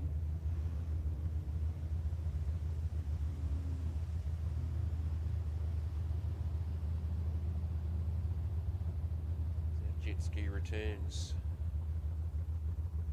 Great to see the crowd building up as we sort of just heading towards the sun going down behind us to bring the lights on here at Temora. We will be having this dinner break shortly, which I think was scheduled for 7:30. We're a little bit early on that at the moment, but we do need to let that sun set to get us in to that zone where we don't have the sun glare, and we're sort of probably pretty close to that at the moment. I don't know how low the sun is behind us right now, KB, but certainly some of the drivers have been coming up to the start chute and have been shielding their eyes with the sun glare just over behind the embankment here. Yeah, so always a situation where the drivers and navigators do have that opportunity. It is in the rules for them that if they get that sun strike that they think it's going to be dangerous to carry on, they are allowed to raise their hand. So the split there was a 22.54. But yes, they do get that allowance to have a rerun. And, well, it might be interesting as we move further down into this unlimited category, whether or not this will affect them. 48.2's been their best, and at the moment I reckon that'll get them in the 12. It'll be pretty close for that 11th, 12th positions. Just about. Oh, geez, is there something going on with that boat, because they got a 47.64, but it was almost like there was a bit of weed. He's run it wide, caught a bit of weed at the end of that run there. And, yeah, there was a bit of a loss of power there, you saw. They improved, though. Yeah, look, it's They were great. actually down on their split by, what was it, 22.5. They've gone 22.2 to the split on that 48.2 from earlier on. So they're actually a little bit down on that, and they found time in the second half of the lap. But yeah, might have just picked something up there at the end. They might be pulling some grass out of the intake once it gets back on the trailer. But like that 47.6, it solidly see them in the 12 now. Yeah, so I'll speak to some people a little bit earlier as we move into our junior program, and this will be Connor Smith speaking to some people earlier. They said, where else do we race these boats in Australia? Well, we race them at Cabarina Beach up on the Queensland, New South Wales border, right on the coastline there. Race them here at Temora, Griffith on February the 11th, and also Keith in South Australia for March the 25th. Now, what is young Connor Smith going to provide for us here? Don't forget the West Coast Jet Sprint Club. They run their own conference there. Oh, Connor, a little bit porpoisey around there. Oh, have a look at the way he just takes off out of there under that split. These boys are really pushing. So best has been a 48.000, so that split was a 21.195. Kobe went through it of 19.4 on that 43-second lap, and it's a little bit just porpoised again, but it was a little bit better than what we've seen through there with Connor. Talking to Grant, they're going to make a couple of little changes before the next round to the boat, but they just didn't want to do it here. A 50.02. So 2.02 seconds slower, but that's okay. All right, now we are moving into our Group A. So I haven't had a chance to chat to Jody Eli, E-L-Y, and Nathan Pennington to discover what the issue was with this package in the earlier qualifying rounds 1 and 2. The boat was all over the place, and It was hauling the mail in the last one. yeah, it certainly was. It was well and truly on song. So a 42.34 versus Brendan Doyle's 42.590. That's the difference at the moment between first and second in Group A, and that is first and second in the championship. Brendan Doyle leading by just 4 points over Jody Ely with 2 wins apiece over the 4 rounds. So it comes back to... What's 4 points worth? Just writing your name correctly on the entry form. Well, I don't know whether those blokes can do it. No, they... that's just a place difference in one of the qualifying rounds. So, as Jody ELY with the fighter pilot face mask, the oxygen supply, he hasn't worried about Nathan Bennington. He said, here you go, mate, you can go full breath, you can just breathe it normally if you like. So Jody really got this GM Motorsport engine just humming beautifully at the moment. The brand new package out of GM Motorsport, brand new jet unit in development last month here at Temora for Super Cheap Auto and the GM Motorsport site perfection. The split was a cracker. 0.09 up on what he's done before, so he's on another low 42. Very, very wide entry down here and it cavitated, lost a little bit of traction down here in front of the audience, but this thing is humming. Just listen to it. 1 corner left to go. What's it going to be? 42.23, so that's his quickest time of the day. And here is our top 12 for the LS category. These are the boats that didn't make it. It was the Aggravation A. So Ron O'Day didn't make it, but his son, Tyler, did. So Karen Howlett didn't make it, but her husband, Laurie, did. Almost there. Very close, but didn't make it through to the top 12. I said they From were banging. slowest to quickest, it goes quiet time, borrowed time, solid gold, nude nuts B, JB Racing, slice to drop bear A, aggravation B, rip shift B, nude nuts A, blackout, and rip shift A as we go down to pulse. And it is Brendan and Rory Doyle.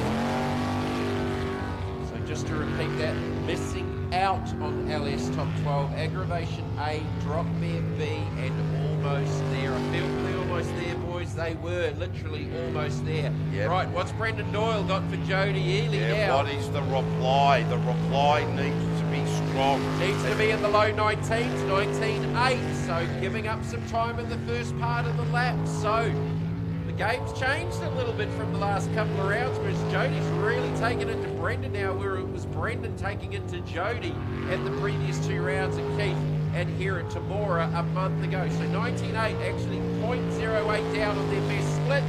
Finish time is a 43.40. So they've gone backwards. Yeah, they've lost nearly a second. So again, they might have just made some changes and tried something different. Yeah, I think that they would have, because it has been a ding-dong battle with the Rampage machine and the Pulse race machine as well. So, advantage Jody Ely. Now, we talk about 4 points. Jody's going to top quali for Group A. So those points could be very, very important in the outcome as the Toughen Up boys.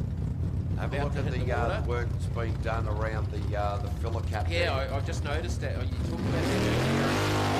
I've just seen that right here down in front of us. Right, so these guys, where are they in the mix? 48.544. I dare say the Group A will see them go straight into the top 6, but that is up to a race control to determine that. It'll be a discussion during our dinner break. Wow, this boat, I think what's happening is it's getting off it just a little bit, and it's making the boat get reversion. It's really, the water's getting into the jet unit, it's got nowhere to go, and he's really just pointing the nose into it. From there, it's a struggle to dig it out of that hole. I think they were up on their best split, though. I was actually reading Darren Kesper's time, apologies. 47.75 has been their best, and then it hasn't quite gone to plan with a no time in 3, and then a 48.84 down to the line with a 47.50. Their best lap of the day.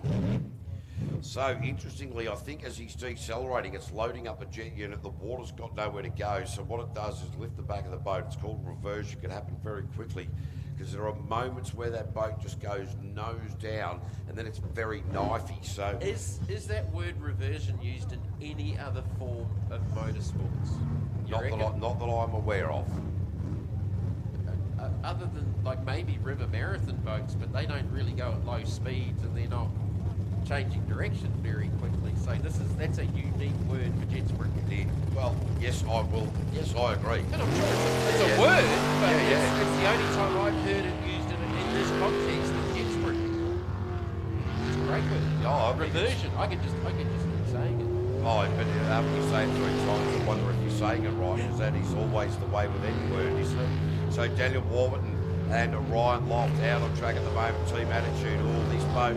It is an absolute handful, but you know, these guys are driving it so very, very well. An ace craft hull is certainly a little bit of a handful, but these guys just going great. 0.2 up on their best split, so while it's ugly's not a nice word, but it's sort of aptly described. It's a handful. Yeah, it is, and it's certainly not sleek some like some of the other vessels, but certainly these guys having an absolute cracking time.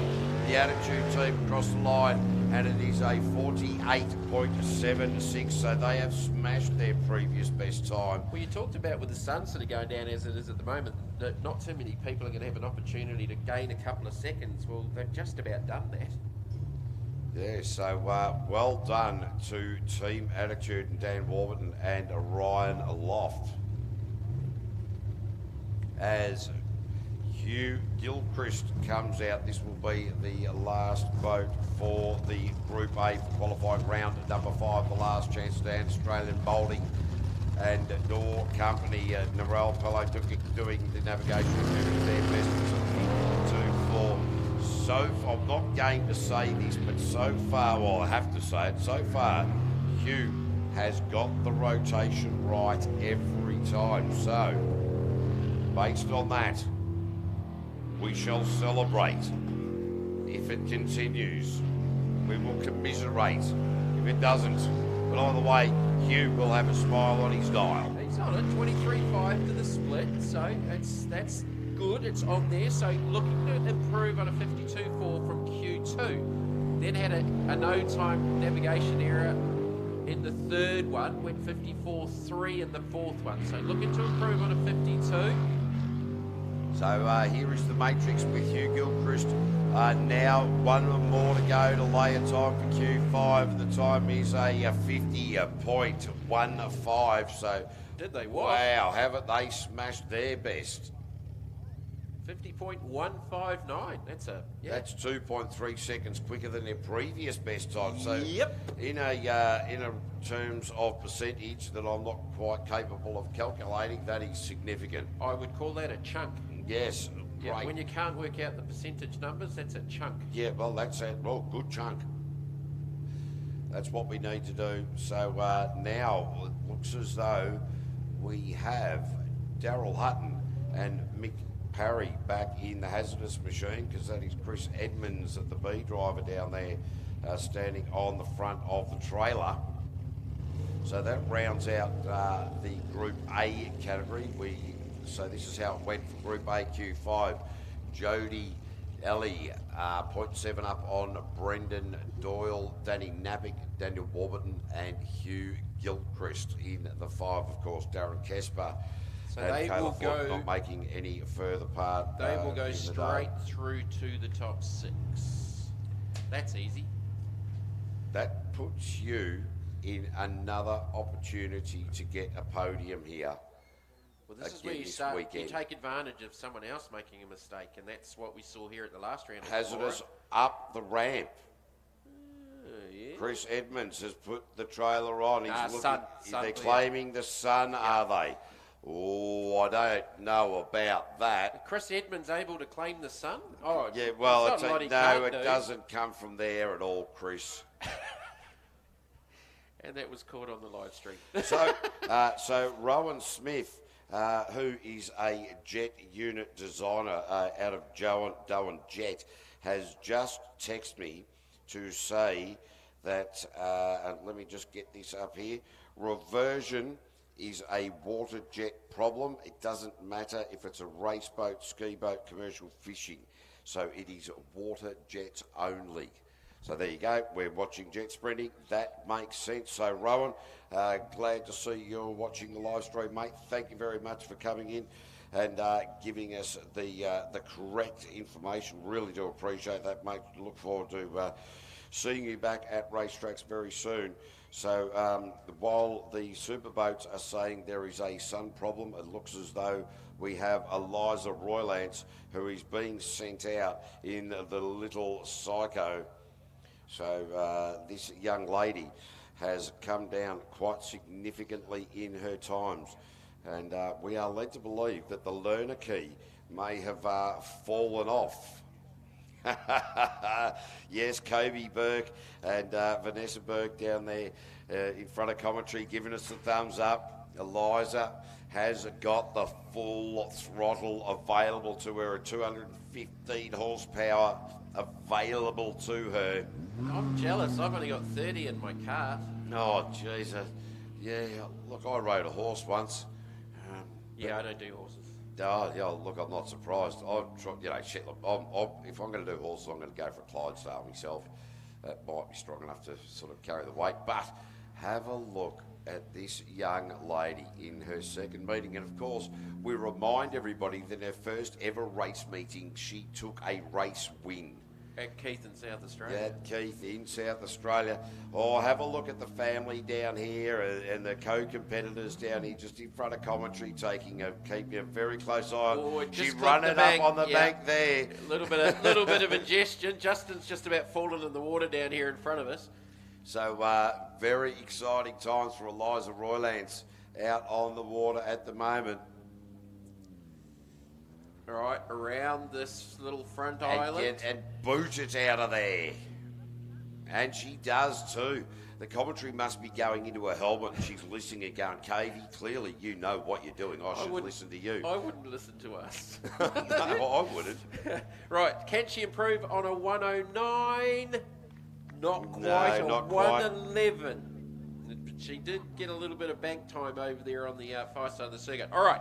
I have an update, KB, from Race Control as to what we are doing. Right, okay. We are going to take the dinner break now. We will open the pit area up for you folks up there on the hill to bring the kids down and check out the race boats. Just be aware there might be the odd vehicle moving around in the pits, so please do just keep an eye on the kids. Come down and meet our junior development drivers, all of our other race boat drivers and teams.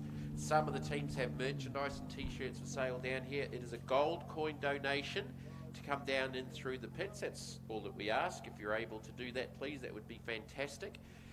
For the drivers briefing 7:45. So we will come back and we will finish off Q5 for Unlimited and then head into the eliminations with the top 12 for LS. And while we've got a little bit of quiet, we'll just read out those top 12 qualifiers in LS. Rip Shift A, Blackout Racing, Nude Nuts Racing, Rip Shift B, Aggravation B, Drop Bear A, Slicer, JB Racing, Nude Nuts B, Solid Gold, Borrowed Time, and Quiet Time. That's the top 12 qualifiers for the LS top 12. We'll do the top 12 in LS and then head into the top 6s for each of the classes and then the top 3s. But we will resume not long after 7:45, consider closer to 8 o'clock with the Q5 final for the Unlimited Super Boats. Go and get something to eat. And just a reminder, please, no alcohol and no smoking down in the pit area. We do have race fuel and that down there. Certainly no alcohol down in the pit area as well, please. Thank you. See you back shortly.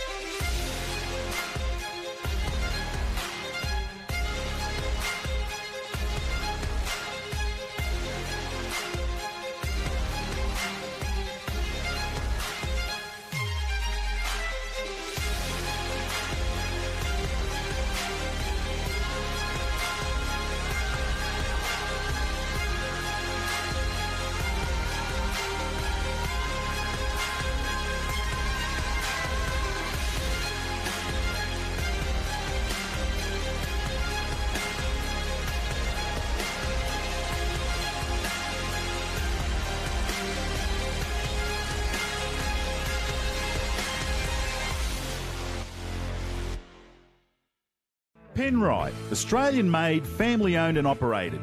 Make premium quality engine and racing oils, warranty-approved coolants, automatic transmission and manual gear oils, a complete range of engine and fuel additives, heavy-duty and industrial products for every application. Visit penriteoil.com for more information. Penrite, Australian-made for Australian conditions since 1926. Spitwater is a trusted Aussie icon. Its products are built tough, just like the conditions they work in. A wide range of Spitwater pressure cleaners is available in hot or cold water, electric, petrol or diesel, offering a wide range of cleaning solutions. Royal Answers also stock the VacStorm range of tough commercial vacuums for both wet and dry cleaning options. For the cooler months, there is the popular Jetfire range of LPG and diesel heaters. Available from Royal Answers Tractor Replacements, Sam Street, Forbes.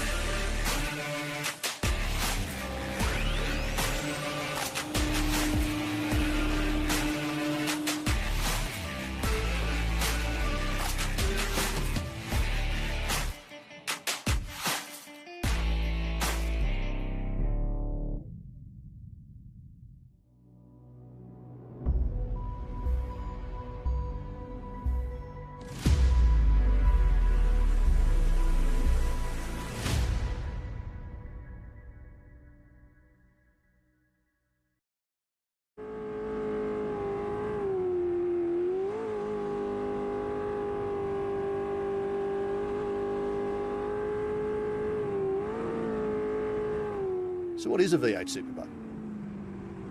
Born out of necessity in New Zealand in the 1950s as a way to negotiate the many shallow and rocky waterways scattered around the country, competition soon followed, with the Kiwis leading early development before Australia and the USA discovered the sport years later.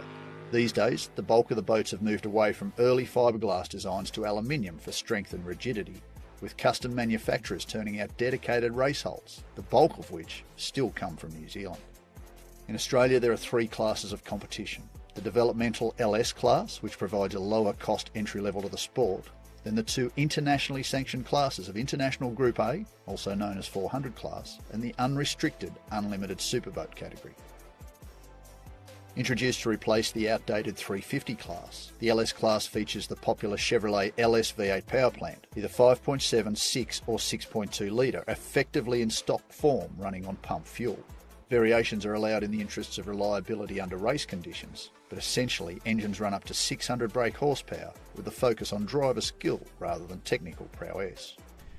Well, the category for me at least is a very simple category. It's a sportsman kind of category. You've got very similar engines. You can go to the max spec of each class, but everyone has to be on par, so it comes down to a lot more driving. That's kind of what appeals to me with it. You've kind of really got to have your jet unit, your boat, your engine all working together to make sure you're up at that pointy end. 400 class has long been a mainstay of V8 superboats, with all boats running 412 cubic inch cast iron V8 engines with tightly controlled regulations. 400 class, also known as International Group A, we've got a pretty strict set of engine rules. These engines are making upwards of 700 horsepower now. I think when the rules were originally designed, they might have been making 500 or 600 horsepower. So we've got to run a cast iron cylinder head, we've got to run a single 4-barrel manifold, we've got to run a carburetor with certain size butterflies in it. We have to run in Australia an unleaded 100 octane race fuel. So that limits what sort of power we can make. They're not a cheap animal, but the racing is generally very close. Unlimited Superboats is just that. Effectively anything goes with boats powered by some of the most outrageous power plants available. You can come with any kind of configuration engine. We've seen rotaries, turbo, then supercharged. We've got turbo 6 cylinders. The most common one is the V8, of course, the aluminium V8. It's pretty much open, but the more things you throw in it, the more weight, the less nimble it gets. Our sport is, let's say, 50 seconds maximum for a run. In that 50 seconds, there's going to be probably about an average of 30 corners. It's not the most horsepower, it's who can get around those corners and carry the speed around the corners the most. Events are held on purpose-built courses that feature a sequence of channels that are just a metre deep and often not much wider than the boats, with course directions running through a series of islands. The track direction is determined ahead of the event, with teams forced to memorise the direction to be successful. An error in navigation left unchecked can see you back on the trailer for good. Often there are 30 to 40 intersections to negotiate over laps that traditionally run between 40 and 50 seconds. Every team competes against the clock, with 4 to 5 qualifying rounds setting.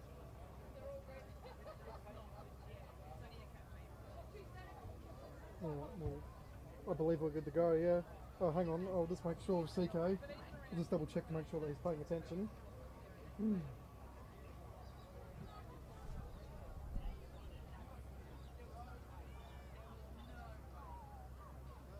Okay, yep. Alright, easy. We've got Chris Edmonds here with us at Temora. Chris, it's been an interesting day, mate, because you keep swapping boats. How hard is it? You're in Yippee-Ki-Yay, a blown supercharged boat here a month ago. You've started the weekend in non-hazardous, a blown LSA, beautiful boat. You've had some issues with that, and then you've jumped into the other boat that Daryl Hutton's been driving, unbeknownst to the commentators. What are the differences across the three, and how much do you have to adjust? They're all completely different. The non-hazardous and hazardous are the same hulls, so they handle not too dissimilar. Hazardous is obviously a lot quicker. We've done a blower shaft or something in non-hazardous. It's got no boost pressure at all, so it might have had a sneeze and that sudden jolt in RPMs might have shorn the shaft off. I didn't have a spare blower, had a spare boat, and the rules allow us to do what we've done. It's difficult. The toughest thing for us on the day is we don't want to put Nutsy out. That's 100%. So we just want to drive like Miss Daisy and keep it in the middle of the channel for him. So Daryl looks a lot more comfortable in the boat now. You've made a couple of little changes since the last round here at Temora with the seating position, because sitting the seat upright compared to what Slade Stanley was doing had him actually with his head down, which is not the most ideal position to be in. So he does look to be a little bit more comfortable. How much has he got left to take the fight to Fonzie, you reckon, here tonight? We've made a change inside the blades. Nutsy hasn't driven it with that change. That was the last runner we done was with the change in there, and it's got a lot more drive. So Nutsy will take it to Fonzie, and we'll see how we go. So it's very competitive. It's a very competitive boat. And for you feel more comfortable in the boat, even though you've probably only done 4 or 5 laps in it max. Yes, this will be. Yeah, I've done 3. I've done 3 laps in that boat ever, 3 times. So, for us, it's just to keep the temps up and get a bit of saddle time and the way Nutsy's boat's coming along, it's potentially he could be in his boat next time. which means I need to learn this boat, and we need to learn it on a track that's not so hard on boats. You know, Griffith is a little bit unforgiving, so it wasn't planned for me to go in the boat, but that's just how it worked out. Now, your off-season sort of plans, well, it's still in our season here in Australia, but I understand you and Daryl are going to head back to New Zealand over Christmas, and I don't know if it's a secret or not, it's out now. You guys going to go back and try and have a little play over there in New Zealand with the Kiwis? Yeah, so I hunted around for a boat over there, and I found a very competitive package, and we've acquired that off Scott Donald, and we're gonna take it to Wanganui on the 27th and campaign it there, A and B drive it with Nutsy, and just see how we go compared to the Kiwis. The Kiwis can drive, so we'll see how we go compared to those guys, and hatch a plan for the rest of the season. How long has it been since you raced back there? Oh, since Noah was a boy, you know. It's been 20 years since we raced in New Zealand. 96, 97, I think we'd done a World Series there. It was the last time I run there. And for Daryl, it was probably just about the River Marathon stuff over there before he moved to Australia. Yeah, Daryl's had a campaign in both operations. He's done marathon and sprinting in New Zealand. He actually built the Wanganui track, and I'm born and raised in Wanganui, and that's why it's sort of, for us, it's a bit of a homecoming. You know, we'll go back there and just catch up with the boys and go and burn a bit of methanol. Let's work out a little bit of a list, because I know there's a lot of Edmundses around the Trans-Tasman between New Zealand and Australia that race. So you're racing here in Australia, ex-Kiwi. Your nephew Lance is also racing now here in Solid Gold. What about the rest of the family and the Edmonds boys still racing back in New Zealand? So Steve Edmonds' older brother, he'll be sitting in the silly seat tomorrow of Mina Machine. It's a blown boat. It's New Zealand's version of Yippee-Ki-Yay. So he sits in the silly seat there, and the rest of them are just very, very keen supporters of the sport. Yeah, they'll be watching. Good stuff, mate. Hey, good luck for the rest of the night. You reckon you can try and crack the 3? Because you actually went a little bit quicker than Scotty Krause in that last round. Oh yeah, no, we'll get the 3. No worries about that. Good stuff. Good luck. Thank you. You too. All right, we'll continue the chat and we'll bring El Presidente into the queue. Justin Roylance, hey mate, how you doing not racing, my friend? And let's not even really start talking about the last month or so because you've been through the ringer. Let's talk about not racing here and your feelings. Look, not racing's been fine, excuse me. Not racing's been okay. Sometimes it's good to get out of the boat and have a look around and catch up with some people and just, see some changes that need to be made. So it's been okay. But the exciting part for me this weekend, Eliza, number 2 daughter, she's in the junior boat and she's going okay out there. And Macy, number 1 daughter, she's in with Kyle Elphingston, navigating. So I think that could be top of the charts at the moment, or they're nipping at Bastion's heels there. So no, they're going all right. So good dad moment there, that's for sure. All right, and for you, man, you guys have been through the ringer over the last month to 6 weeks. We had the flood situation up in Brisbane earlier on the year, and it was a lot shorter. It was really, really bad for a lot of people, but the longevity of how long this flood situation's gone on in New South Wales and around your area, Forbes, and some of the outlying areas, has been 6 to 7 weeks plus, where it just really nothing has gone away. And you guys have had to dig deep to help the local community. Your business hasn't been running. Tell us a little bit about that. So we've had 2 floods in the last month or whatever it's been. I don't know. The days just roll on. But 2 floods in Forbes. We had the first one, quite a large one. The second one came through and it rivaled, it beat all the the current history and almost as big as the floods they had in the 50s. So it is pretty substantial. We got 6 inches of rain in 4 hours or something crazy, and that really affected a lot of little towns around us, and people got flooded in places that aren't in flood area, and their insurance companies are giving them a pretty hard time because they didn't have flood cover or it doesn't, whatever. It was a storm. So, look, there's a lot of good stuff happening. There's a lot of solicitors out there doing pro bono work. There's a lot of people out there helping. We spent a good solid week in New Gowra. Scotty Krause from Temora, valiant effort he did. He got his race trailer over there and camped in that for a week and took his skid steer over and hooked up with the crew there. And they just cleaned up the town. So and Scotty was probably one of 50 other blokes that were doing the same thing. So good country spirit, and it's good to see everyone band together and hook in. So. And for you got the business back up and running, and that was sort of offline for a little while. And look, you weren't alone in that. A lot of businesses have been affected and haven't been able to operate, and that's probably been one of the biggest factors for the whole area. And that's it. I mean, at least with us, we had time to prepare and lift stuff and whatever, and we had about a foot of water through the workshop, and probably about 6 inches of water through the showroom, so it wasn't too bad. Still did probably $20,000-30,000 worth of damage to cabinetry and carpets and offices and whatever, and other stuff that we forgot to pick up. But look, it was it was. I know this sounds bad, but it was more of an inconvenience for our business. And you know, the total devastation and losses that the other guys had, you know, it really, you know, took the main priority. Forbes and, you know, Condobolin and places like that are used to these floods coming down the Lachlan, you know, we're pretty prepared for it. So, but it does cut the town off and all the services. And, you know, the amount of phone calls that I've had and messages on Facebook and whatever, like people want to know how they can help. Here's how you can help. You can buy goods and services in those flooded towns. That's what needs to be done for help. So if you want to do something, it's not hard to Google where the floods have just been, hook into their retail precinct, and there'll be something there. There's plenty of boutique shops and shoe shops and butchers and God knows what else. Even the mechanics, like, they've been shut for 5 weeks. It's coming up to Christmas. They've all got kids who got to look after as well, so, or bad habits, whatever it is. So, you know, they'll all need income. So, but anyway, so that'll be probably the best thing for people to do.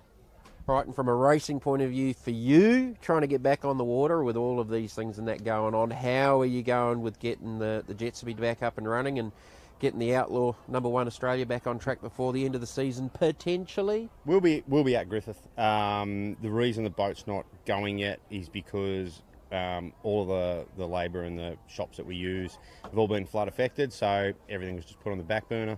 Engine's fine, ready to go, and yeah, we've just basically got to put it back in. The boat has actually come up really well. The sides have been pushed out, and there's just a little bit more panel beating to do, and the floor is absolutely spot on. So yeah, it should be back to being the bullet that it is really soon.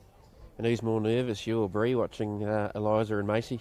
I'm actually all right. No, I am fine. I know how safe these boats are, and we've put a lot of energy into the sport to make sure it is safe. So that part, you know, I'm okay with. So Bree was probably the one that was a bit nervous, but look, she's sitting back, she's enjoying it now, and yeah, we'll see what happens for the rest of the night. Both the girls will be fine, I'm sure. All right, your picks for Unlimited and Group A. Oh, it's going to be hard to go past Fonzie for Unlimited. How good is that boat on the water at the moment? It is ridiculous how flat it sits. Oh, mate, it is a good boat. Dan James has done a fantastic job building those boats at Pulse Hulls. He's done a stellar job. Look, Hutto's not going to be far behind him. He's creeping up on him in that Stinger, and he's getting a bit more used to it. And our old another Kiwi mate, Chris Edmonds here, he's nipping away at the heels as well. So look, it could be anything could happen. You've been around motorsport long enough. Group A, I'm going to see it's going to be good. Jody and Brendan are going to juke that out all night, and they're going to go tit for tat.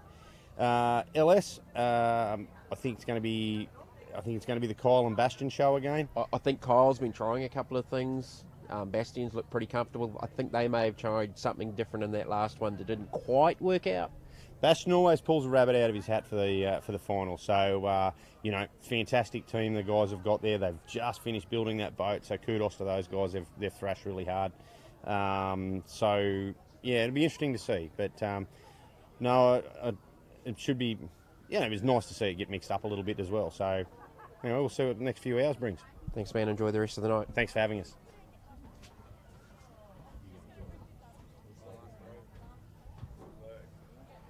We've got another special guest. Jeez, they're laying it on us. There we go.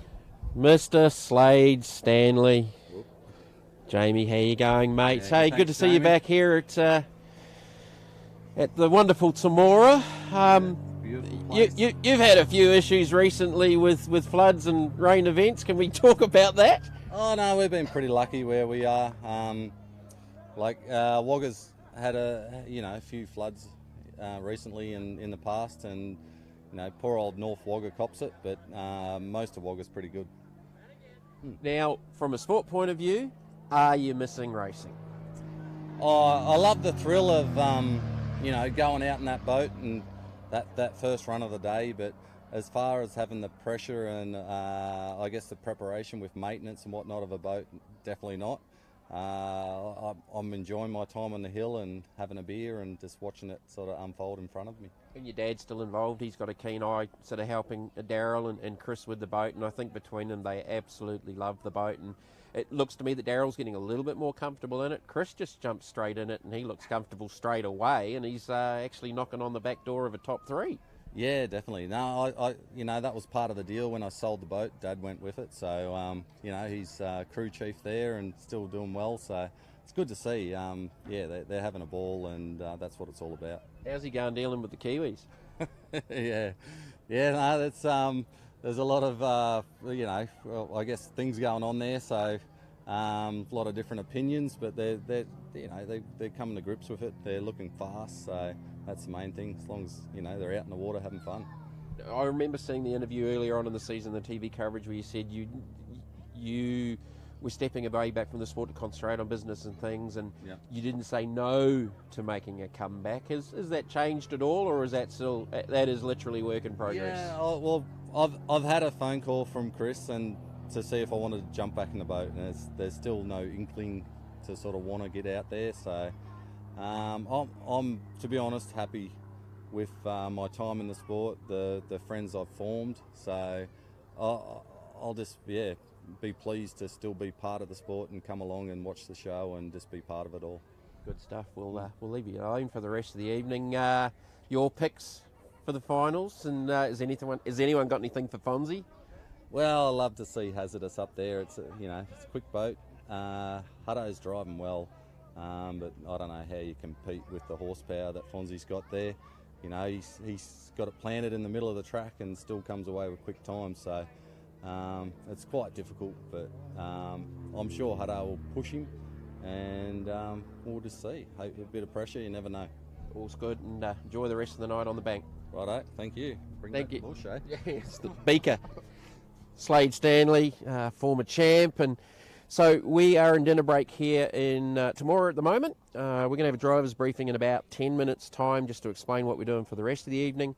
We are going to start off, I believe, with the top 12 in LS to give them a little bit of a break before they go to the sixes. We'll resume with the Q5 session for Unlimited, and then we'll be into the top sixes and the finals for junior development. Top sixes for LS, top 6 for Group A, top 6 for Unlimited, and that'll lead us into our top 3 finals later on in the evening under lights.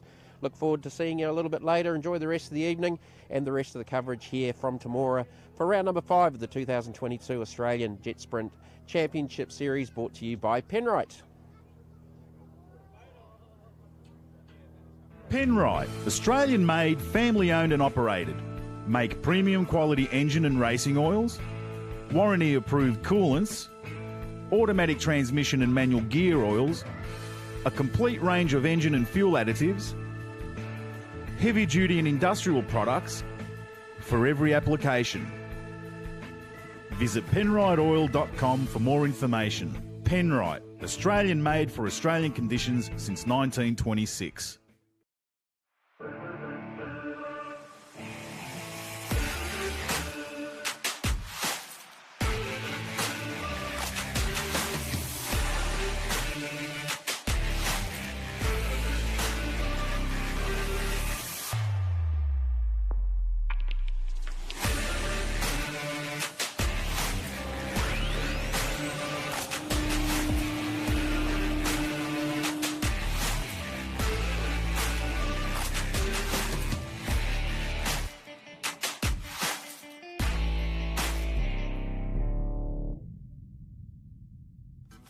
Spitwater is a trusted Aussie icon. Its products are built tough, just like the conditions they work in. A wide range of Spitwater pressure cleaners is available in hot or cold water, electric, petrol or diesel, offering a wide range of cleaning solutions. Royal Answers also stock the VacStorm range of tough commercial vacuums for both wet and dry cleaning options. For the cooler months, there is the popular Jetfire range of LPG and diesel heaters. The Available from Royal Answers Tractor Replacements, Sam Street, Forbes.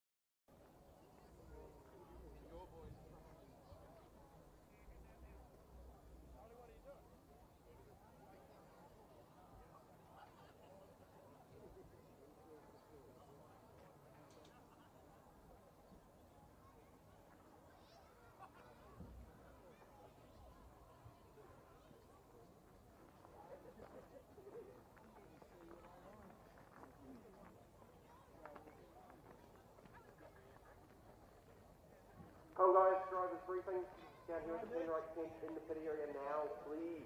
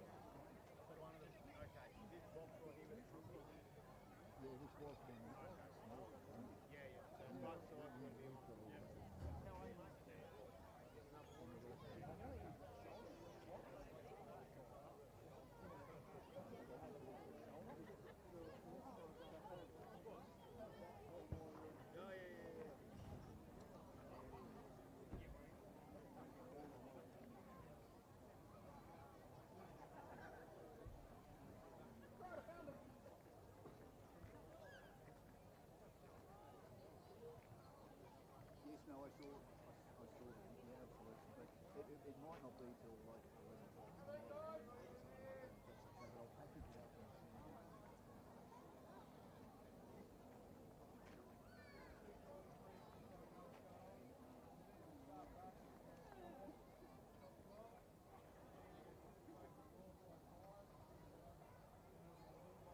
They were taken away, but the Navigational testing facility.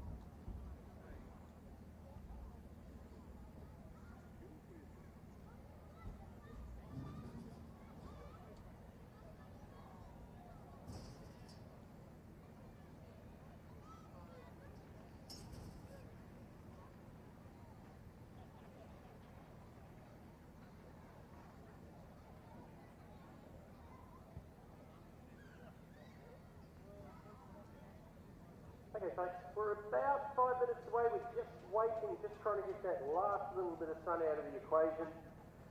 Behind you on the spectator bank, so we're about 5 minutes away. First of our boats not too far away from getting in the water. And it will be the top 12 for LS that will lead everyone away. And then we will do the junior finals, Q5 of unlimited junior finals, and then into our top sectors. So 5 or so minutes, not too much more than that, to get the last little bit of this sun just sink down behind us here at the track, take that glare effect out of the equation. So we will be into it very, very shortly. Grab a seat, get something to drink, keep hydrated, and we'll be into it very, very shortly.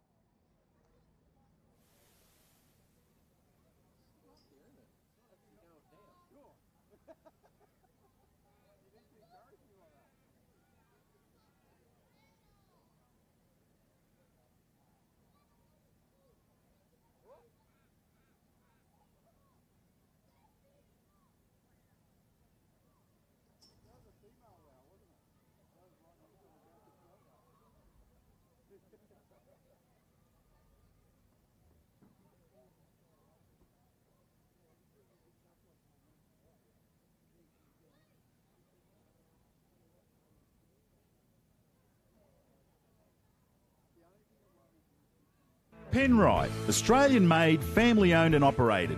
Make premium quality engine and racing oils, warranty approved coolants, automatic transmission and manual gear oils, a complete range of engine and fuel additives, heavy duty and industrial products for every application.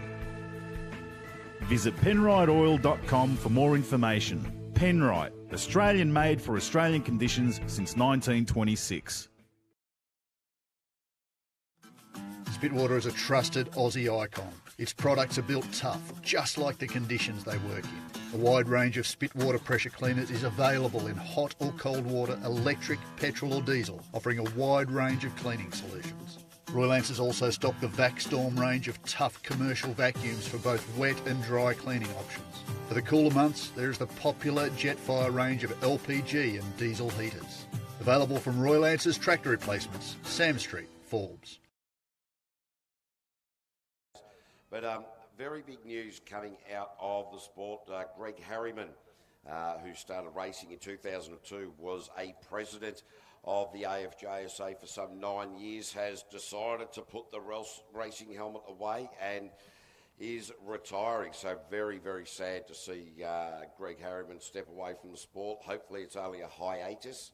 But Mr. Harriman, on a personal level, thank you very much for your ear over the years and being a good mate. So we wish you and Tracy all the very best, and indeed the kids, and that we remember the wonderful achievements that you have done and the outcomes that you've created for this sport during your tenure, not only as president but as also a racer. You began racing way back in 2002, so 20 years in the sport. He's got a few other little bits and pieces coming up.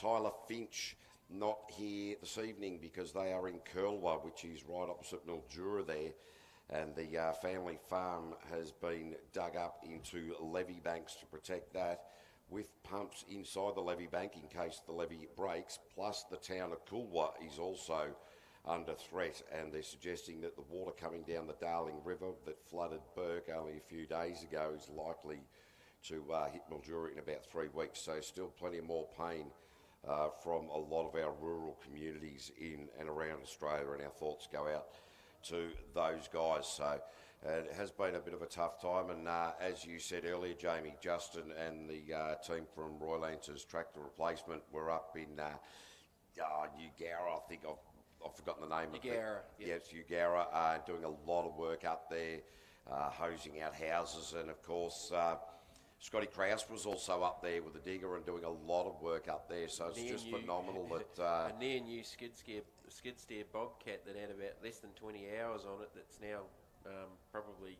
run a few up. Got 100 plus on it, and broken windscreens and other such things, and shut his business down basically to go and do that for a week. So look, you know, it's just he's amazing. got a big the mechanical shop in town, and you know that's taken money out of his back pocket to do that. And yeah, can't say enough about those guys and everyone that's helped out with the flood victims around the area.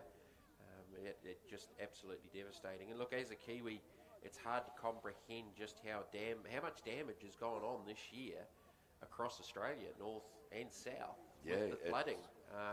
That's basically the area would just about be equivalent to the whole of New Zealand almost. Oh. And I'm not exaggerating. It No, actually that's right. probably would not be far away. Yeah, And if New Zealand flooded, it just basically sinks because it's like us. It's an island, but it's a lot smaller than Australia. Yeah, so look, it's been a tough time for the communities everywhere around Australia at the moment. Our thoughts go out to those affected. But it is wonderful to see that we have those type of people in our community, in this jet spreading community, getting out there and about. And, we talk about the family of jet spreading, and it really comes to the fore when you have people going out of their way to help others in a less fortunate position. So we're very wonderful and blessed to be in the company of these types of people right throughout this sport. But now we are going to focus on the racing. So we've got a bit of a change of program, ladies and gentlemen. We are going to go, even though we have the Superboat qualifying 5 yet to run, because we stopped that particular qualifying prior due to the sunstrike, we are going to go to the LS Top 12. Then we are going to go to the Superboats qualifying round number 5. Then we are going to go to our junior development. The 3 of those will be running back to back to determine who's going to be standing on the top step at the end of the night. Then we are going to go LS Group A and Unlimited Top 6. From there, we will take the 3 fastest out of each of those categories. They will race off against one another in each of their respective classes to determine our round 5 winner for the Penrite Oils Australian V8 Superboat Championship for years 22-23. And as a reminder, we are here at Kennards Hire Park, Lake Centenary, Temora, New South Wales. So welcome back to everybody here at the track, and indeed the live stream right around the world. And once again, a big thank you to the Temora Shire Council, who've done a fantastic job. Pure Art Creative, CTVS, Seven Mate, of course, and not forgetting Kennard's Hire, and of course Penrite since 1926. Top 12. This is, you get it wrong out here, that is the end of the night for you, and it will be Bastion and Talia Mullen. Here we go. Strap on your life jacket and away we go. So young Bastion in this changing light. This is this opportunity. To me, this is the perfect jet sprinting light in this transition. And Bastion gets this opportunity under these perfect conditions, in my eyes, to be. He's pretty much on what we've seen split-wise, 19.07, 92 for the last lap. So he's pretty much right there and where he's been most of the afternoon through the qualifying sessions for the LS class. Little lift there, just a little lift. He's got just the last corner to go, and we'll open up the account with. Oh, just lost me timing there at a 41.711. So 41.711. So It's only 0.1 basically off the fastest lap he's done all day. So that's not a bad place to start within the top 12. And that'll go all right. I asked someone earlier on, you know, did Kyle have anything for him? And they sort of went, well, you know, Bastian, when it matters, he will rip one out. Oh, look, there is no doubt about that. As we go down to Laurie Howlett and Karen Howlett from Drop Bear Racing. Laurie behind the wheel this time. Karen being eliminated. And wow, wasn't she an exciting young lady to have been out here and having a crack. And now Laurie, he's just taking hold of that wheel and saying, love, just steer me the right direction. We are aiming for a podium, and a podium position is certainly possible. There is no doubt about that. Into the split they go. 20.617, so pretty much on what they've been doing so far again this afternoon. A little lift, you just heard that. Was that a little cavitation? Yeah, not too sure what was going on up there, to be honest, Jamie. It was an odd sound. Yeah, that was indeed. So, but anyway, Laurie Howlett just getting on with business. Oh, really wide around the Penrite roundabout. Would have lost a little bit of time going out there. That was down to deep third man. And Laurie Howlett across the line with a 45.77, 45.77, so only 0.1 slower than his previous best. And I can tell you after the discussion I had with him at the second driver's briefing about 20 minutes ago, he's not happy with you. No, well, neither should he be. Neither should he be, because he's been trying to tell a different story to what I have. All right, so just trying to work out who is down there in this boat. Is it the A team or the B team? Should be Matt.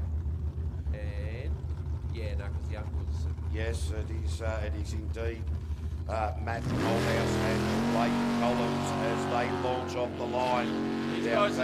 These guys, the old foxes. Oh, he's spun it out.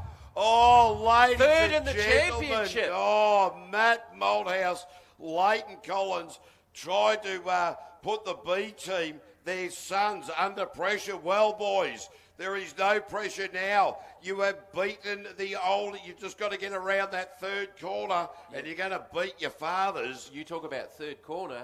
They were third in the championship. Oh, that is going to hurt like plucking a nose hair from your nose. That is going to make the eyes water, and that will make the beer taste bitter. Wow. So, that's a bit of a game changer. That opens up potentially a third and final spot on the podium, but we've still got a lot of boats. So Bastian's gone through. He's safe. He needs to go to the 6. Here's the replay on our live stream. Big flash of flame out the exhaust, and I think he'd know he was gone before then, and it's just tagged the outside, dragged the back of the boat around, and it is on the grass. Game over for Nude Nuts A. Yeah, look, I'm not too sure that those particular gentlemen from Keith will be overly joyed with that. They were third in the championship going into round 5 here at Temora, 22 points out of the lead and only 4 points behind Kyle Elphinstone and Blackout Racing for the second position. So going into tonight, Bastian Mullen 144, Kyle Elphinstone 126, Matt Malthouse 122. Tyler O'Day 4th in the championship overall. Depending on what he can do in the points here, he may look at trying to sneak into that 3rd position overall by the end of tonight. So this is a little bit of a game changer in the points. Yeah, it is. Matt is going to be dirty. Not only in the points, but in the Nude Nuts racing team. This gives the Suns the opportunity. I was having a chat to them during the dinner break, and I said, boys, what is the wager? And they were not under team orders. Both fathers said, if these boys can outdrive us, we'll be very happy. But the boys, I said, are you going to throw everything at it? And they sort of said, well, we don't really have the budget to fix it. So that is where it's going to come down to. Right, JB Racing should be next on the water. They're just about to come off the trailer. So disappointment there for Leighton Collins and Matt Malthouse. It's an early end to their night because they ain't going to play in the 6. No, they will not be proceeding any further. That is, see you later, Jack. Jim Beeman. All right, what's Jimmy's story of the day been so far? He's been consistent. 47.5, 46.9, 46.5, 46.2, 45.9's been their best in the 5th and final qualifier. So they'll be one of these boats that aren't too far away. Like I think Jim will be very, very happy if they can get into 6th. And the lap times sort of show that he shouldn't be too far away. Look for that split to be in that mid-20-second range, first part of the equation. And Eric Collins doing the navigational duties here. They come into this top 12 in 8th position. There's one already gone. That makes the road to the top 6 just that little bit easier. 20.8 matches their best split so far for the day, and that was a 45.9 in the lap that saw that split in Q5. So keep it clean and tidy. Very, very wide line into that front island down here. Nice and tidy over its own wake over the back, and it will bring it towards the run home now. Yeah, Jim Beeman, Eric Collins across the line in a, just losing me timing here, looking at that one, but the timing's moved over here to a 46.040. So 46.040. So certainly not his fastest time of the day, but Less with than 0.1. With the Nude Nuts A team out for the rest of this evening, that is one place less that Jim Beeman needs to move to get. Jimmy's pretty happy just looking at the hand signals in the boat. I think Jim's pretty happy. That should be solidly in the 6, I would imagine, but he's got a lap banked. Well, that's right. These other guys have got to get one in, and so far it's only Bastian, Laurie and Jim that are through. Matt Malthouse, obviously the DNF, as Lance Edmonds in the solid gold machine brings his charge off the trailer. Peter Sendy doing the navigational duties. They're been in around the 47s, 48s all evening, or all day now into the evening. What will this present? Will this present that opportunity? They came into this top 12 10th fastest, so well, a few places to make up there to move into that top 6, because I'm not mathematically inclined, but 10 doesn't go into 6. 46 is going to be there or thereabouts. Just early, I'm going to make that call. Yep, I think. Oh, gee, that was a little bit rough. It was like a 2-step launch from a drag car. Yeah, when that just sort of slows you down, that just eats seconds. He's trying not to choke to death next to me. Yeah, just, I think I've got a mosquito in my mouth. All right, so Lance, will this be the last chance to dance for Lance? Let's hope that he gets an opportunity to France. Only just a 10 slower than his best split, so 21.7's been their best, 21.82 was the split. So now, oh gee, I was just sort of wondering if he was going to go deep into that peninsula there, but nice little movement to get out of there. So Lance Edmonds in the final corner, and that will be a time of 48.05. 48.05 there for Lance Edmonds. So they are creating themselves a position where it will be tenacity that will see them through into the top six. Yeah, and when you've got the likes of Kyle Elphinston coming out in Blackout Racing with Macy Roylance doing the navigational duties. Plus, you've had the likes of Aggravation V and Nate Mullen that have gone quicker than that. So I think a 46 plus is going to get you in. Kyle Elphinstone looking to consolidate second in the championship here and maybe looking to go for the win if he can take it to Bastian Mullen a little bit later on tonight. But let's get through the 12 first. Goes Kitchens and Wargroves. This spring tech looking fantastic off the line, and these young guys really have that first sequence of corners really nailed very well indeed. So as Kyle Elphinston splits the middle, slight oversteer in there. When you're talking competing with Bastian Mullen, it really those little moments cost valuable time. 19.7 to the split, so they definitely have been quicker than that. A 19.4 in the last round where they were pretty good for the first half of the lap. And I think they've been trialling some different things to where they've been a little bit better the first part, then a little bit better in the second part. But again, a solid 42, high 42, 43 is definitely going to get them into the 6. Nice clean lap to start the 12. And a 42.819. Oh no, bad news. We'll get to this in a minute, but Kyle Elphinston puts himself in a P2. But news out of the Nude Nuts Racing team. Oh no. Matt Moldhouse and Leighton Collins blew the engine up. I saw that flash of flame out the exhaust on Yes, the you replay did just mention that. before it stopped. So the B team aren't going to They make took it. the B team out as well. Oh wow. Oh, I tell you what, is that penalties for the old fellas? They took the youngsters out with them on the way down, said if we can't go, neither can you. That is disappointment. Don't think they intended to. Disappointment personified. Oh, So broke the that engine. makes it easier for the likes of Lance Edmonds, Jim Beeman and Laurie Howard. We go quiet time racing right now with Noel Burning, Nathan Garrett. Their rookie season just improving with each and every metre of water that goes underneath this Macraft hull. Been in the 48.4s, so again I'm thinking got to be in that sort of 42nd, 46, 46.5, 21.3 to the split, 21.3 and that is their best split. No, the big porpoise, and that is the wrong way. They got the rotation wrong. Oh no. That's going to cost them plenty. Now they're back on the rotation properly. Quiet time. Noel Burning just got it wrong. Nathan Garrett, they'll be absolutely kicking themselves, but got a job still to do. They need to keep it on track because we know it is a race of attrition. At the moment, this will see them in the 6, but there's more boats to come with a 53.802. 53.802. So that now becomes the bubble. That is the bump spot. So we have 6 times. Well, and you've still got Nate Mullen, you've still got Slicer, and you've still got Tyler O'Day just in the aggravation there. So and the borrowed time, boys. No, yeah, well, indeed. Well, these guys, they are great to watch. This boat, well, it certainly handles differently, but these guys really getting on top of it today. They had this boat just skipping across the water like stone early in the day. Really, they've got to sit right down.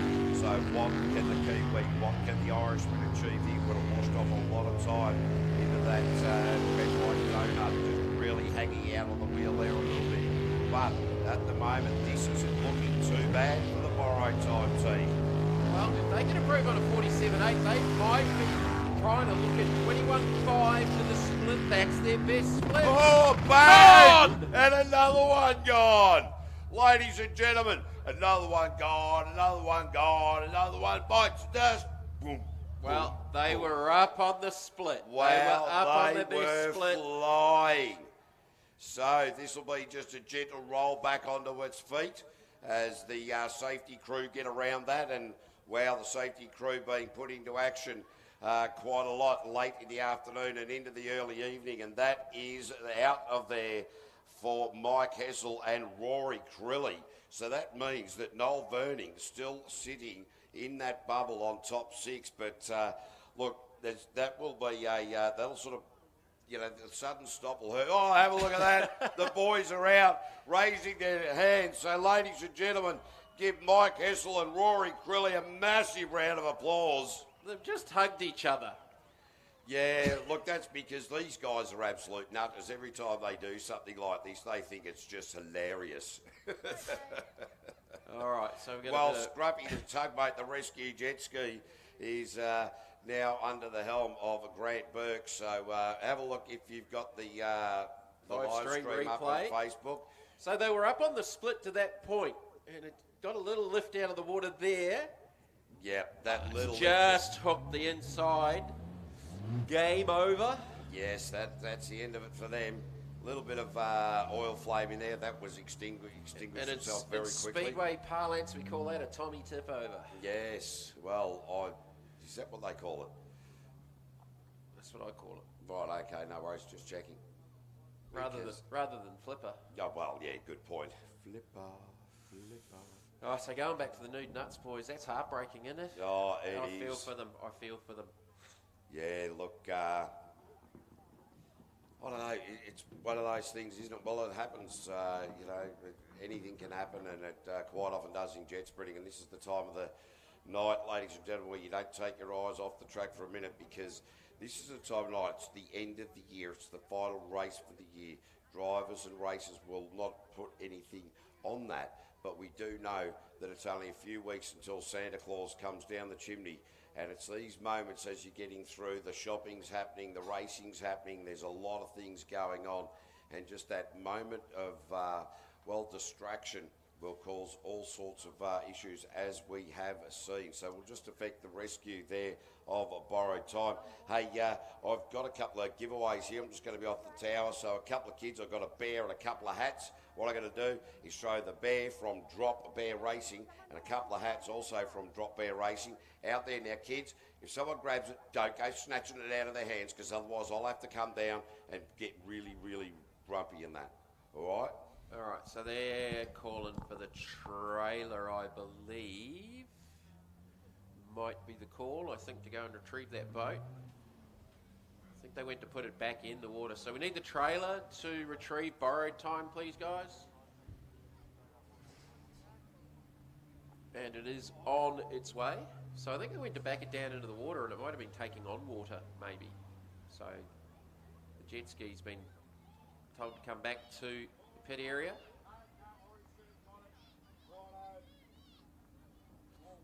Cavy's inciting a riot out here off the back of the commentary box. The kids with all of the drop beer stuff. When he said he was throwing a beer into the audience, he meant a stuffed drop beer, not a can of beer.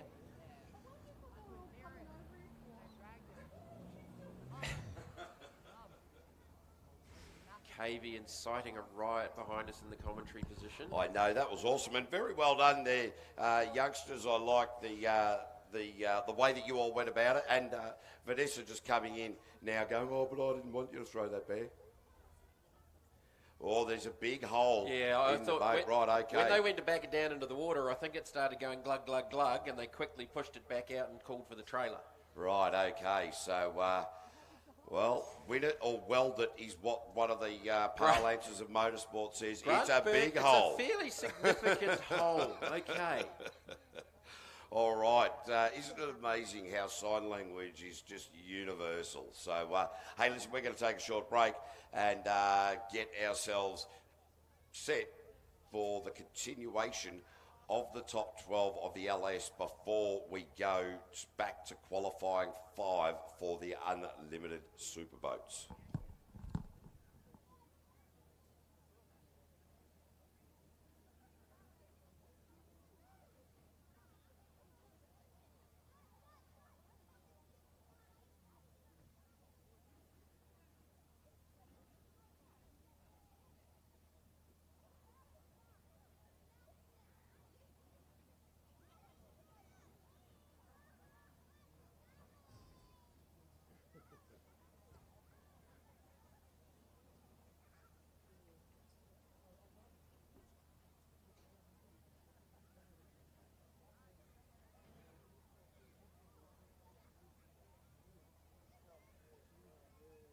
We'll get this vehicle turned around and get the boat loaded up. I'm interested to see how much damage is on it. I'm just trying to figure out how it's actually sustained a sizable hole with that effort, if it's done it getting up out of the water on the bank, or it's got into the tyres with the bottom side of the boat and the holes in the bottom, I'm really not too sure. But anyway, they went to push it back in the water, and it definitely wasn't going to go any further behind the jet ski, so they called for the trailer, and they'll get it up on the trailer now, and we'll get back into it. So we have 6 times recorded in the top 12 for LS. We've had 8 boats running. We'll only see 11 because the second Nude Nuts team will not.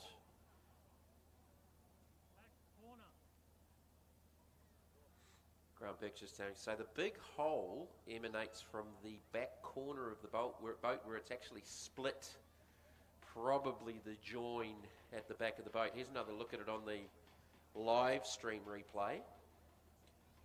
Big flash of flame as they realised that it was going wrong, and they got out of the gas. And I would say probably that left rear corner is where the hole is, and you can see the dent in the left-hand side of the boat. So that's probably where that damage is, on that left rear corner of Borrowed Time. So Rory and Mike have got a little bit of work to do. Thankfully for them, they've got a little bit of time now with the next round of the championship not until February at Griffith, which I've never been to Griffith. I believe is about an hour or so away from here in Temora, and that will be in February in 2023 for the penultimate round of the Australian V8 Superboat Championship presented by Penrite. So, as I said, 6 boats have got times at the moment in the LS top 12, with 8 boats having run. So, the 53.802 from Quiet Time is the bump, with 3 more boats left to come. Nate Mullen, Tyler O'Day, and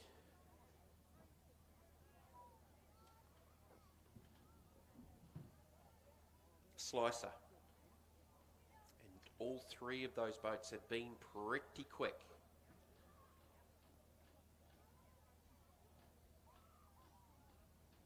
Beautiful evening here in Temora. Absolutely stunning day. Hopefully you haven't got 2 sunbirds sitting up there on the hill. All right, Borrowed Time's on the trailer.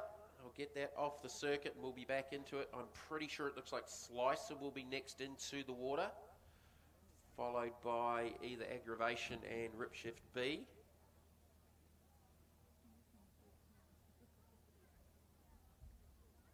So Slicer's definitely parked on the ramp. And we've got the first of our superboats. Daryl Hutton's lined up there in Phoenix Lubricants Hazardous. Nate Mullen and Ripshift B. Somewhere in there should be, I think over the far side, Tyler O'Day in Aggravation B, the double-entered boat. All right, Borrowed Time is on the move. Get our recovery crew back to their positions, and we will get back into it here at Temora. 3 more boats to run in the LS Top 12. The bump is a 53.8 set by Quiet Time. Someone goes quicker than that, Quiet Time's gone.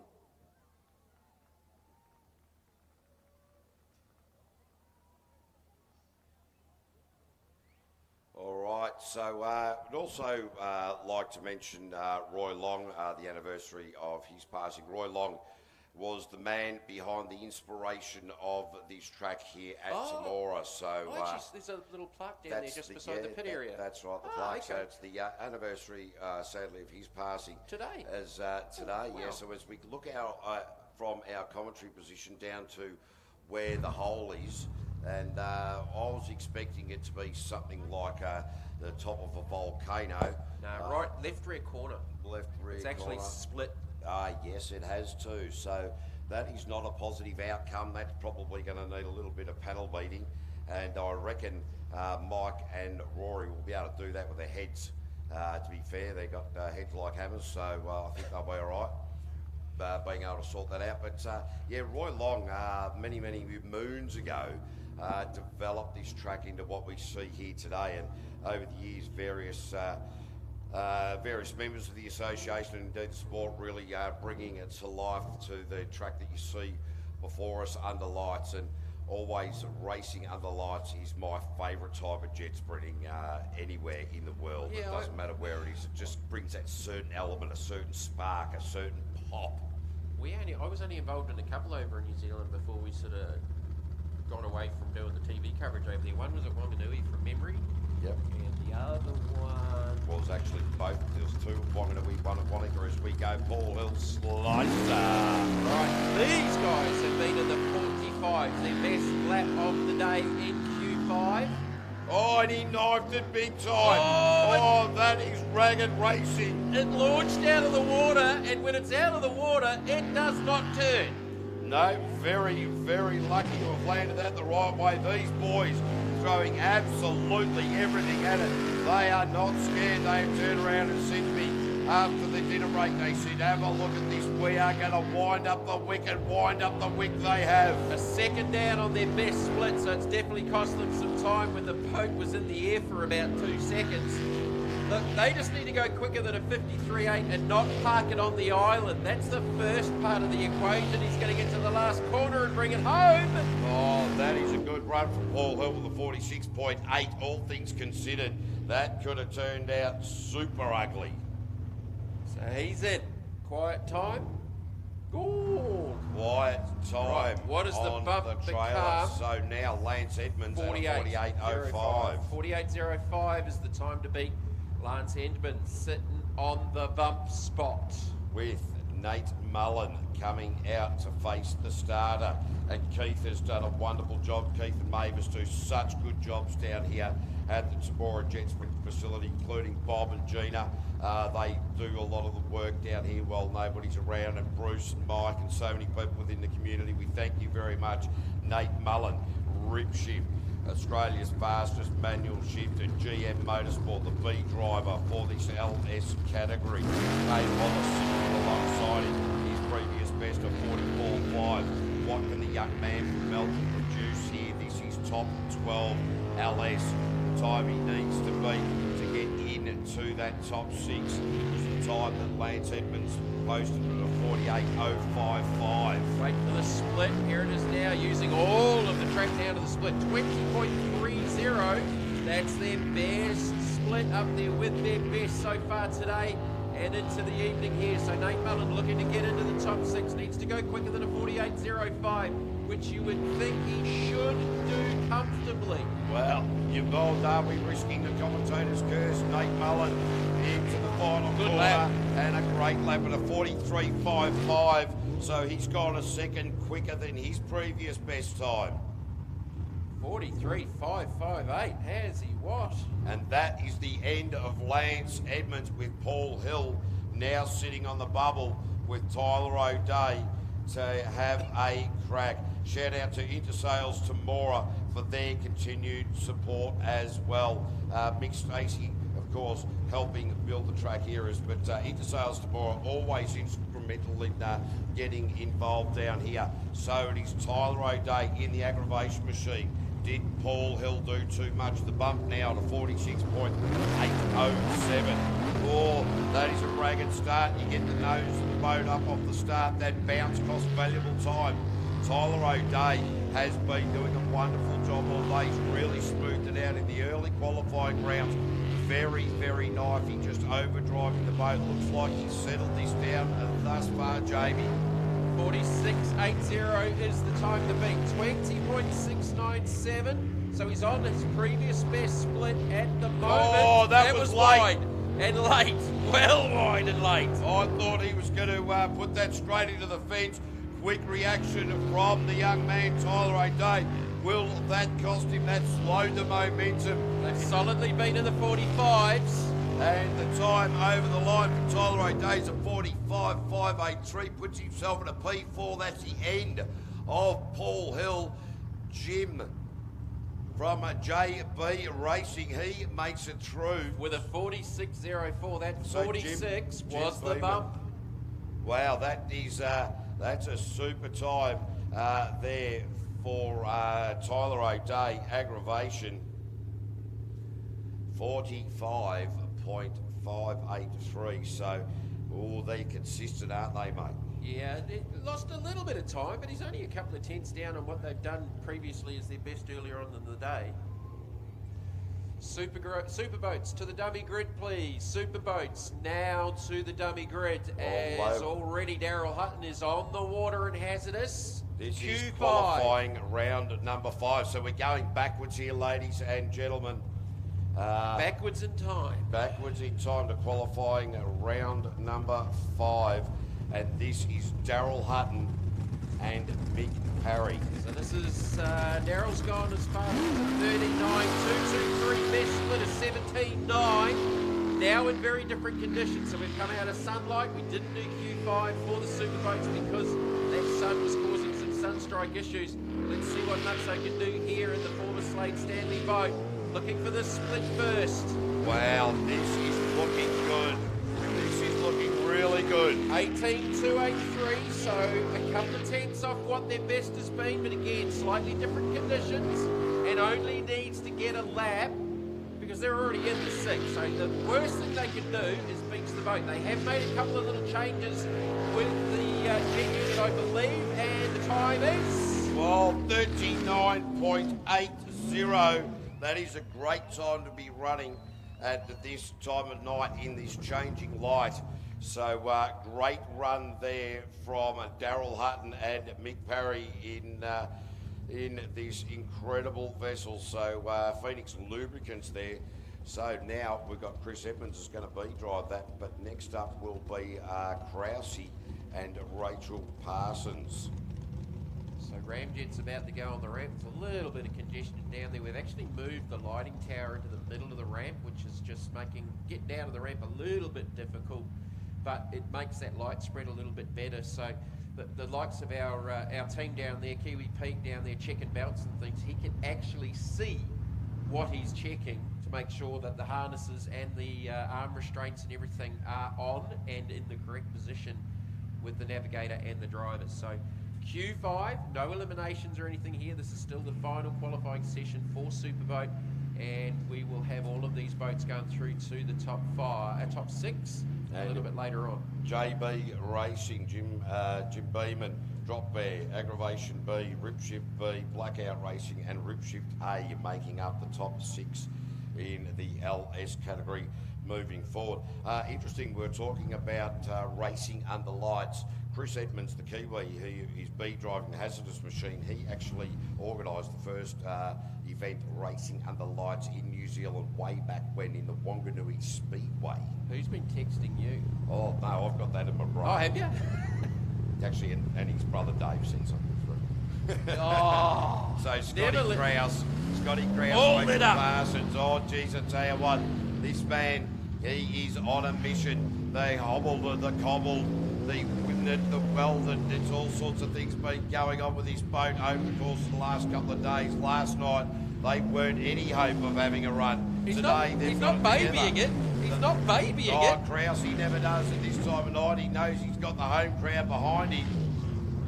18.8 to the split, so a little bit down on their best, but it's not lacking for RPM. Just bounced it off the bank down there on the front straight. 18.8 to the split again. Q5, do nothing silly, get it through to the top 6, and the lap will be a 41.55. So Krause won't be too upset with that because they are guaranteed into this top 6 because this is qualifying round number 5 for the unlimited category. They might have made a little change just to try something. Yep, absolutely. How cool are the lights? That's neat.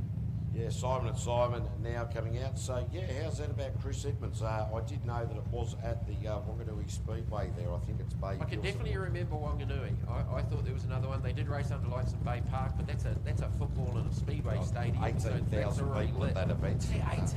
So, there's the girlfriend now off the line. And, well, a big shout out indeed while Simon and Simon are out there to Rob Coley, who decided not to compete this round. The Kiwi, who's been coming over each and every round for the Australian Series, decided that round 2 in New Zealand tomorrow down there at Taranaki Racecourse in Featherston because he couldn't get back from this meeting to get back to New Zealand. You So pronounce that better than most of the Kiwis. oh, it's taken me a lot of years to be able to do that, mate. Yeah, That's same about with the me. only- Same with only me word with I can do. Fongamometer. Yeah, Fongamometer, yeah. Para, boot. 28-8 to the split. So this will be, look, this is Simon's only his second time under lights, second time in the boat, but second time under lights. So this will be a little bit different for him, with a lot of horsepower in the back of this boat. So look, he'll just get this, survive it, and get through to the top 6, and then it's game on from there. Yeah, look, smart drive. Expensive boats, these unlimited super boats, so you don't want to go bing bang walla walla bing bang on it. 61.71 there for Simon and Simon Doyle and Simon Williams. 61.713. Their best lap was in Q2, which was actually a 55.57. Yeah, they had a couple of rotational errors in there as well, so that blew their times out just that little bit.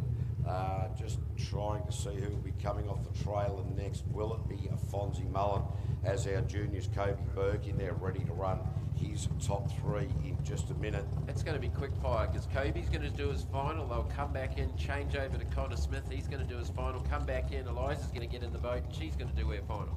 Then we're going to work out Have the we winner seen of that. Have we seen that before? No, we haven't. So this is going to be interesting because they've got to change the foot pedal in it because Kobe is 6'2" or something, and Connor is about, I don't know, 5 foot, and Eliza's sort of, about 5'2". In between.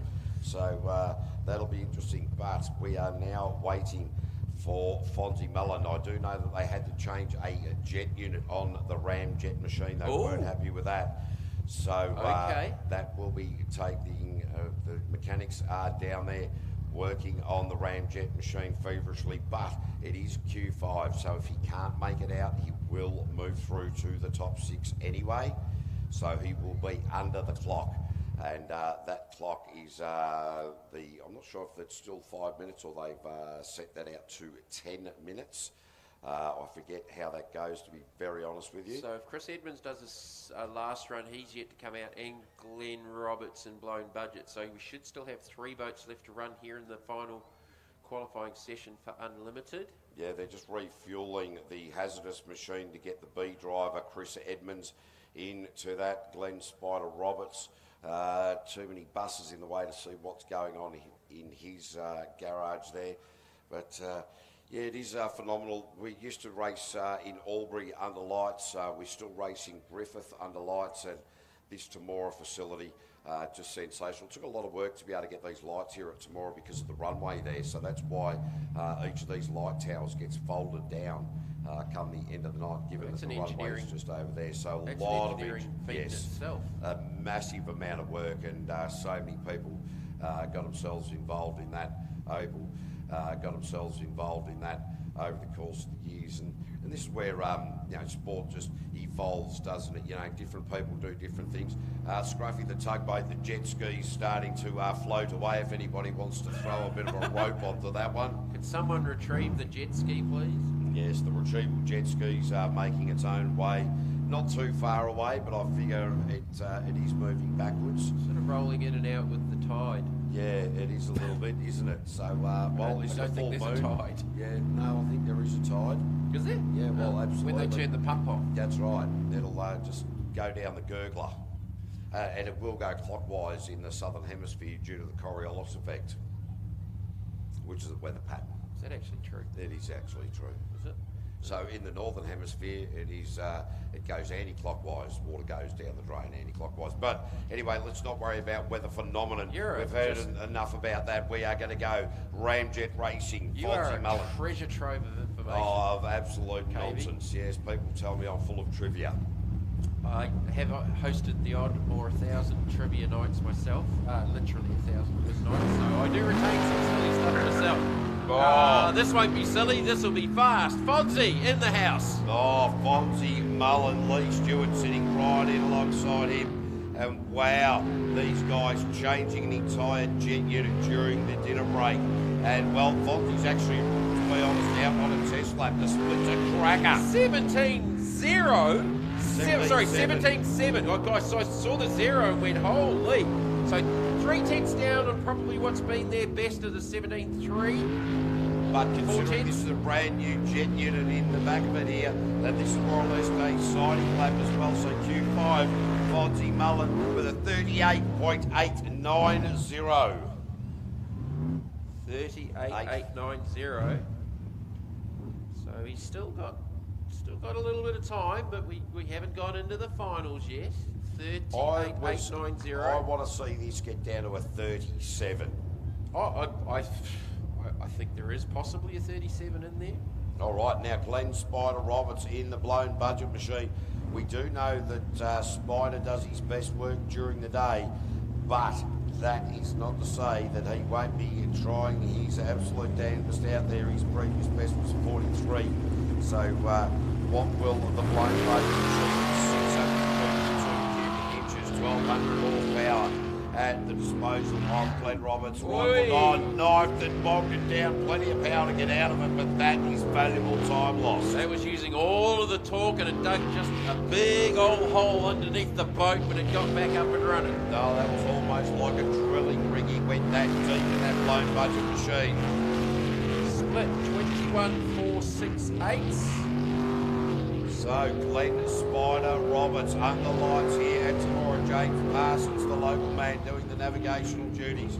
Spider, the big ease off. He has a lot of trouble into that corner, as do quite a lot of drivers getting up to that top end of the track through the commentary. But blown budget coming in to finalise his Q5 run with a 46.168. It's not bad. That's he was at 45.102 last time out. He has been in the 43s. Yeah, so look, the nighttime driving a little bit more challenging for Spider. He fully admits that, and but that is okay. All right, the next boat to face the starter for Q5 will be Chris Edmonds. Jamie Maroney, who loves sitting beside Chris in, well, whichever boat he's driving. I tell you what, the pair of them don't have, they don't have any fear, there's no doubt about that. So Chris Edmonds in this hazardous machine, the non-hazardous machine being marked up today, so right here. We'll have a look at this. Chris Edmonds put the red band gumboot straight onto that accelerator. He said, you know what, Daryl Hutton, you can drive this boat pretty well, but I want to show you how I can drive it. It was fast through the centre of the course. What's the split going to be? 18.4, that's his best split. He's got 18.7, which was a 40.444. Oh. Can he get into the 39s? Have a look at the power that this machine has got, the way this boat is set up. This is really suiting Chris Edmonds' driving style. Jamie Maroney navigating beautifully in the run for home, 1 to go. So Chris Edmonds across the line with a 40.357. I thought that was a half, 39. I thought that was a 39. Only half a second slower than Daryl Hutton. So, But his best lap of the day at dusk, and he said to me in an interview on the live stream about an hour ago that he was being conservative because he didn't want to bin it for Nutsy because he was in the championship hunt. That was being conservative. I don't think that Chris Edmonds knows what the word means, to be very honest with you, and I think that that is a point in case. We've just seen it. So, yeah, that's really exciting. So, we will have blown budget, the girlfriend hazardous, A and B Chaos, and Phoenix Lubricants and Ramjet into the top 6 in for the Unlimited. For the Group A, it will be the Matrix, Team Attitude, Toughen Up, Pulse and Rampage. So we are going to go junior development style racing now. This is the final opportunity for round number 5 of the Penrite Oils V8 Superboat Series, brought to you here at Temora by Kennards Hire. It looks like Kobe going out Yes, first. indeed it will be. Definitely not Connor. All right, so the first of our finals. So junior development are going to go back to back to back. So the LS teams have got a little bit of time to get ready, but you're not too far away from heading towards the pit area, guys, to get ready for. Oh, Kobe just about went off. Yeah, he's down got a big there in front bounce of out of the top. the Penrite Island, Penrite roundabout. Yeah, what do we Penrite call it? Island, the round. Oh, Oh, he's Kobe off. Berg bings it. It's back in the water. Put your foot into it, young man. Come on, don't touch the boat. Oh, it's still going on. No, It's not going. Oh, dear. devastating. Oh, no, it isn't. Away he goes, but that will be a DNF for Kobe Berg because outside assistance was required to get the boat back in the water, and Kobe was on a fly. You could see he was a young man on a mission, and a very disappointing outcome there for Kobe Berg. But to see how this young man has come along, specifically in this round here, has really been pushing it very, very hard. Well, he wanted to win it, and he wanted to doing it fast. Yep, and so, it look, did not go to plan, unfortunately. So, look, for a moment there, I didn't think it was going to get back up and running as well, but my loose understanding is there is an outside. As soon as someone else touches the boat, here's a replay on the live stream. Those folks sitting in the stands, so got a little bit of a bounce out of there. Crossing back over, and it's about here. Yeah, he just caught a little bit of his own weight there, and you saw him just going, oh no, Kokomo. Ladies and gentlemen, put your hands together though for Kobe Berg. Fantastic run for that young man today. And he's just going, no, the frustration. Yeah, I think he was resigned even at that fact, even with the outside assistance. I don't know if it was actually give me a push or... But anyway. Anyway, that is just how the outcome goes. So now Kobe out, Connor in. Yeah, Connor will get in the boat. So. And hopefully it hasn't ingested too much underneath it, but it should have just cleared it. They're going to give it a quick check, pull it up out of the water on the trailer. So our LS teams are starting to get ready in the pit area for their top 6. So Group A, we know the top 6 in Group A because there's 5, and we know the top 6 in Unlimited because there's 6. So the LS top 6, Rip Shift A, Blackout Racing, Rip Shift B, Aggravation B, Drop Bear, and JB Racing. All right, so a quick check over the boat. Kobe will be disappointed, but it will be a podium. Oh, look, the other thing is what this develops in young people is it's just disappointment. There's no one else to blame out there. Move on, regroup, come back and do it again at the next round. This is just incredible growth opportunities for the youth, and I think it is just wonderful because you do see sportsmen of all ages get out and they spit the dummy and they kick and they scream and they punch balls and they carry on like absolute clowns, and yet these 3 young people we have before us here at Temora, incredibly respectful of one another, respectful of their opportunities, and it just grows and helps develop good young people. Yeah, exactly. And again, that's the same in any form of motorsport. You know, you just regroup, move on, and come back at the next time you do it, and just try and do a better job.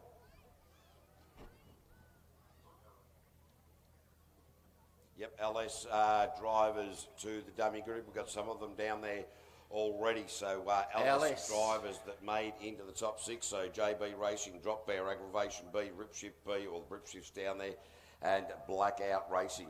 We're just waiting for Connor Smith to get himself set, and then he will be sent off the trailer. And this is going to be an absolute cracker for this young man. Well, we've got a little bit of quiet time. Huge thank you to Penrite for their support for the 2022 Australian V8 Superboat Championship presented by Penrite. Kennards Hire, we're here at Kennards Hire Park, and Kennards, the team, lots of their guys and girls up there on the bank. Thank you guys for your support, especially here at Temora. You guys have been absolutely awesome, and what a cool place this is. And under lights, it's even cooler. And ladies and gentlemen, thank you for your patronage and support. Absolutely. Each and every time. We hope that we provide the entertainment for you. And look, let's face it, if you don't find this sport exciting, there's probably no pulse, and you might need to see an undertaker in reality. Oh, Kobe, but mate, good on you, well done to you, and he's smiling and giving us a thumbs up. Obviously disappointed, but when you're doing that with a smile on your face, good on you. Hey, ladies and gentlemen, young Kobe Berg sitting down in front of the commentary tower, giving you all a wave. So kids, give him a wave and a you beauty Kobe. On the count of 3, we're all going to shout, "You beauty Kobe." On the count of 3, 1, 2, 3. Yo beauty, Kobe. I tell you what, the way that lap started, he was on for a 27. All right, now Connor Smith. What can this young man do? He's Leading the 12 championship. Years of age. And I'll tell you what, he is going to go out like racers of old. He's going to go out there with pace. He's going to go out there with style. Smart move around that Penrite roundabout up there. Now, this is the point where Kobe got it wrong. Connor gets through there. Nice and safely puts the foot down, going through the split. 21.75 to the split. Now, it's that same corner in the reverse direction that they've all been having a little bit of an issue with. Actually, Liza's gone around there a little bit better on her previous runs. So, right here, this corner here now is where Connor's just taking it a little bit more gentle. Or squeezes the accelerator on the exit of the slingshot. Limited the bounce out and going to bring it home. So he's going to get a lap registered, got the navigation right, and it will be a 52.252, 52.252 there for young Connor Smith. So fantastic to see that he has posted a time. Now it is all up to Eliza Roylance. The pressure is on the young lady from Falls. needs to get the rotation correct, and she's done that pretty much all day. I think maybe second qualifier. No, actually, I think she's got it right every lap. Yeah, she's done. Hey, ladies and gentlemen, while we're waiting for the driver changeover, what we're going to do is simply get the Mexican wave from the far side of the commentary tower happening to right below the commentary tower, because we love a good Mexican wave, don't we? We love a good Mexican wave, so make it a good one. So on the count of three from the far end of the track away from commentary, 1, 2, 3, roll! There we go. All right. Those sitting down, you know you've actually got to stand up when you do a Mexican wave. That's right, Come so on. a little bit more enthusiasm. That's a lazy hey, Mexican kids, wave. don't let mum and dad sit down, get them standing up. All right, so from the far left again, or the furthest away from the commentary tower, on the count of three. 1, 2, 3, yo! Ah, there we go, there's much more enthusiasm all the way down to the bottom. Oh, cracker, I love these crowds here at Temora. They are just so invested in what we offer here, and we really do have a very good time. Hey, I've got a joke for you. It's a fantastic joke. How do you lift an elephant with one hand? You can't lift an elephant with one hand because elephants don't have any hands. Oh, we've sunk to a whole new level now. No, that was great, Joe. That's not one of your stand-up show jokes. No, is it? it's not. Oh, by the way, ladies and gentlemen, get onto the Riverina Comedy Club in Wagga, because next Friday night I will be performing some adults content down there. Doors open at 7:30. It is at Tilly's.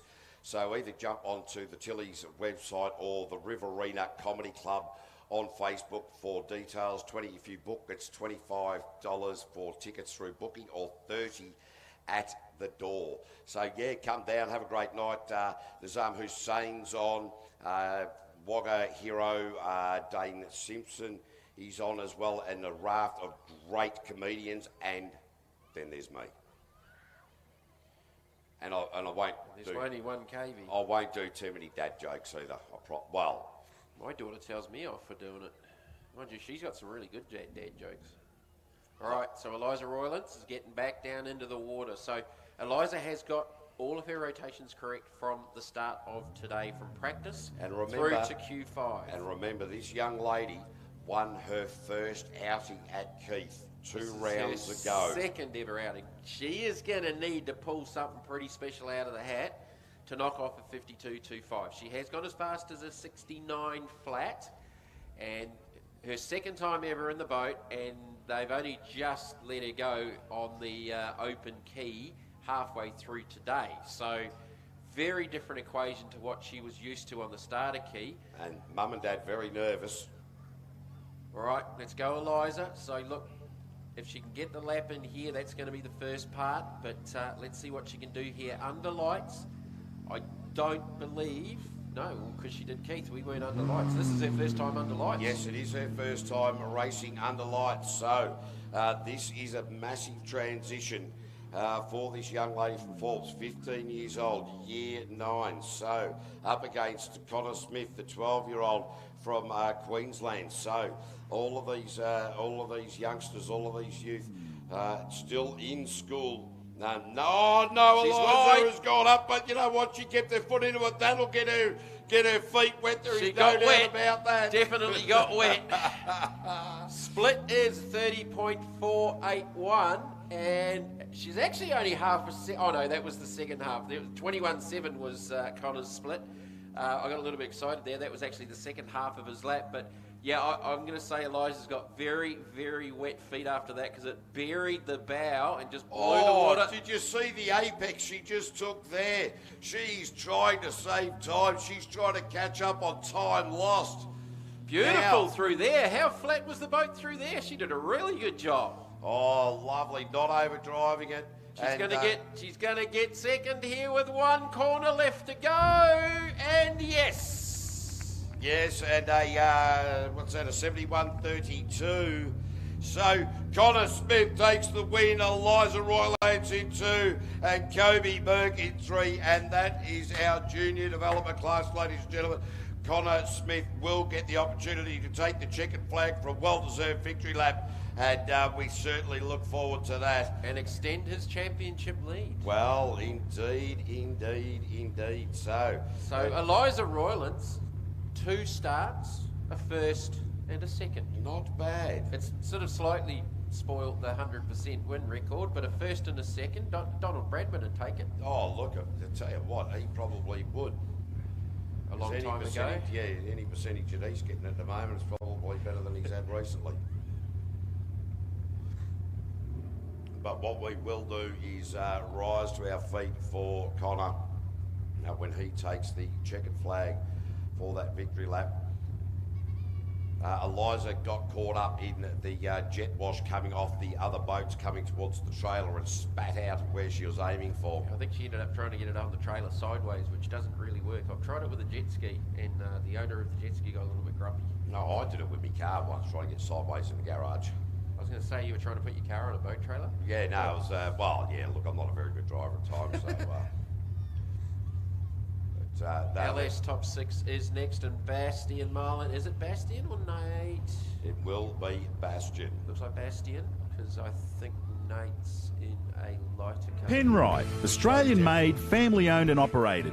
Make premium quality engine and racing oils, warranty approved coolants, automatic transmission and manual gear oils, a complete range of engine and fuel additives, heavy duty and industrial products for every application.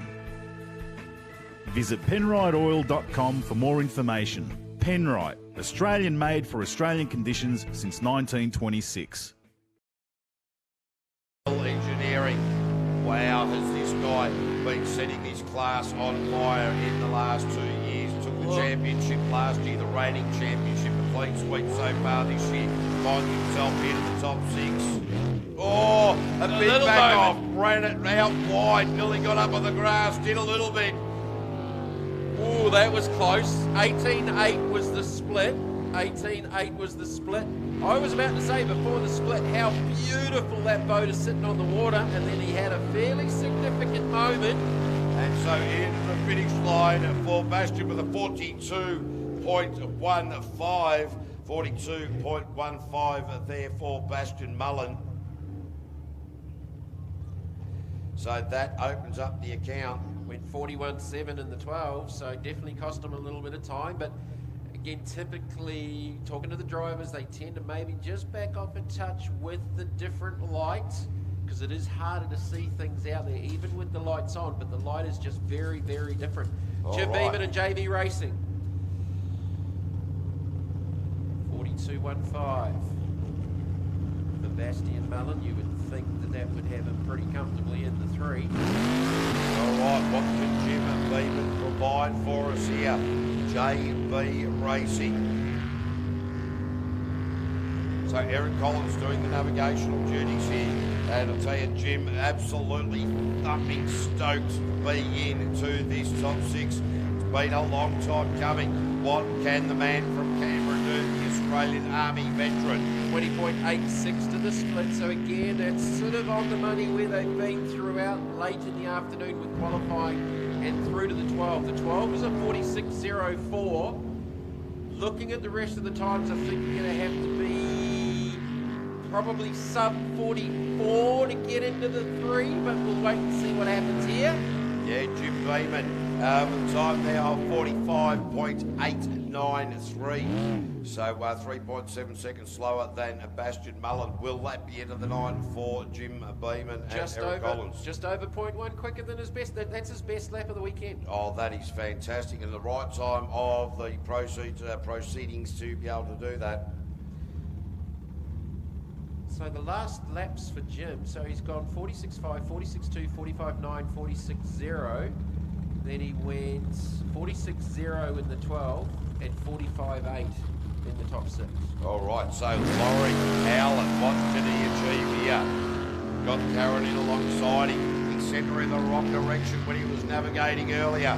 Now Karen won't be there doing that here because this is top 6. This is LS here at Temora. We're moving into the top 3, so we've had now, this is our third on the water in the top 6, so Drop Bear Racing is split and it's 20.47. That's right on where they've been late this afternoon into the evening, so their top 12 time was a 45.7, looking to improve on that, I think, to get into the 3 with some heavy hitters to come. A little bit unsettled over the back, and just took a couple of bites getting across the back over to them, and it's flamed out. The flame out. There is a massive loss of momentum, and that is the end. Is it? No, there is. No, it's on that shelf. Oh, maybe not. Well, I'll tell you, there is a. That's going to be a time that probably won't see him get to the top 3, regardless of if he gets it going or not. Now, I know he's going to continue on with a 1 minute 10 seconds. So that was only that little way to go. It was right at the end. Must have been. Yeah. So. But that was definitely a flame out. It just shut down. Now, I can't read lips through balaclavas, but I'm saying that is probably not family friendly. All right, we're just watching the replay here on the live stream, and just coming around here, and it is lights out. It just shut down. All right, so aggravation, Tyler O'Day. Now, this young man has tidied up, particularly to that first corner. We saw him last time out in the top 12, really knifed it around the Penrite roundabout. This time out, throughout the course of the day, really has smoothed up those lines. But we have seen those moments where he drives too deep into that corner and into this right-hander up the top. Where will he go into this right-hander down the front chute? Oh, he is late in there. He has trouble sighting that one. But he now sees the slingshot that has opened up really wide for him. Tyler O'Day aggravates. He's off! He's gone! off! And bang into the tyre wall. And that is the end for Tyler O'Day. Wow. And the aggravation B team. They are out. Bing, bang, walla, walla, bing, bang. With just 2 boats left to go. So, Blackout Racing and Rip Shift B. So, wow. Drop Bear is now on the bubble at a 1:10.40. Here we go. Here we're just watching the replay here again on the live stream. We haven't had the opportunity to do this so far this summer, so thanks to the media team for getting the screen up here. Yeah, so fantastic. Launched out of Great there. For us. It's caught. No, he's coming from the other direction. He comes out of the slingshot, heads back up the top, and he's had a lot of trouble from the top and aiming for... Okay, so he's heading back up now. He's heading back up, and this is where he catches just the inside there, just turned too well early. And truly on the inside. Yeah, he's had trouble up in that corner both ways all day. So, yeah, that really became apparent, and apparently because he's against the wall. Yeah. Oh, look, I'm no expert, but that's a hard way around the jet sprint track up there.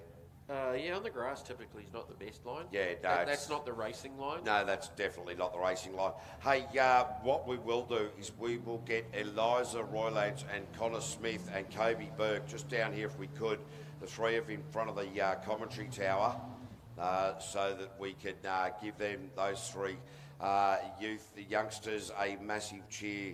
So if we could get Kobe and Eliza and Connor in front of the commentary tower. So Kobe, if you can organise that for us, please, and let us know. Thank you very much, young man. And, well, disappointing end to the day for the Aggravation B.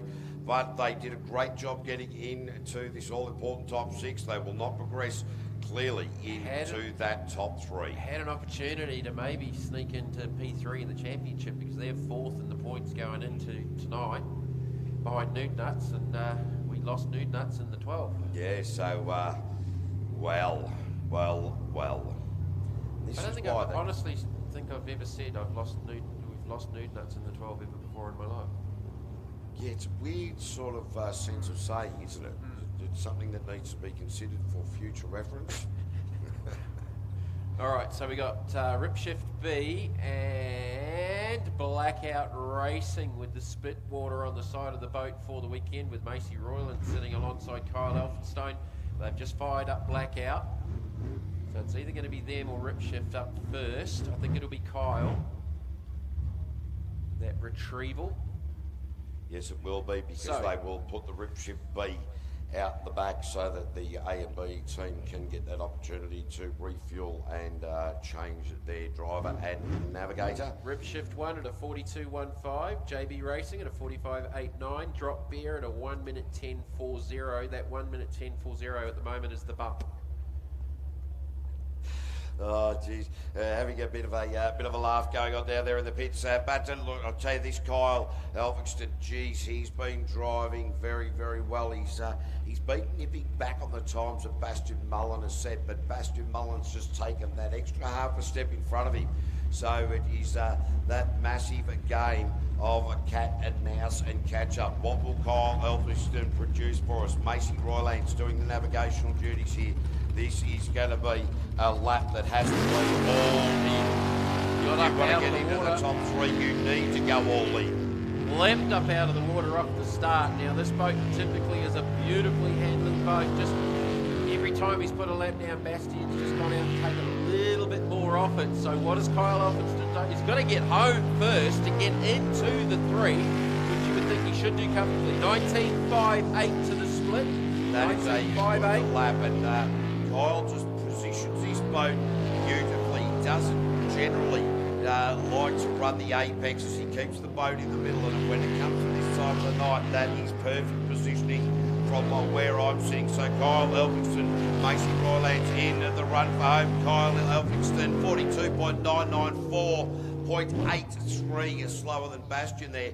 Jim Beeman now on the bubble. That's the end of Laurie Howlett. So 42.994 there for Blackout Racing. That is going to put the pressure on the Ripship B team of Nate Mullen. Ladies and gentlemen, standing down here in front of the commentary tower, we have our junior development class. And some young fella giving them a pointer. So young fella, you come over here because we want the crowd to recognise these three. So from right to left, it is Kobe Berg, it is Eliza Roylance and Connor Smith. Ladies and gentlemen, please give our youth development a massive round of applause. This is what the future of jet sprinting looks like. Thank you so much, guys. Well done, guys. All right, so Jim Beeman in JB Racing now is the bubble. 45.89. Nate Mullen needs to go quicker than. Oh, and Grant Burke down there looking for a sympathy vote. And fantastic effort not driving the Hilux into the water, Grant. Yeah, well done, Grant, for reversing in each and every day. And Grant Burke, a big congratulations to Grant Vanessa Burke for supplying the vessel and doing all the work as well. So, yeah, while Grant was down there being a little bit silly, we certainly do recognise the effort, and indeed our youth development kids absolutely love it. Vanessa coming in here, she's bowing as well. She'd be waving like the, well, not like the Queen anymore, anyway, like the King. That's right. But anyway, it is Nate Mullen. Now, Mullen's gone as quick as a 43.558, so that's their best. So, if he can match that, he'll get into the 3 and look to knock out JB Racing. So that's where he needs to be, quicker than a 45.893. He certainly has the capabilities.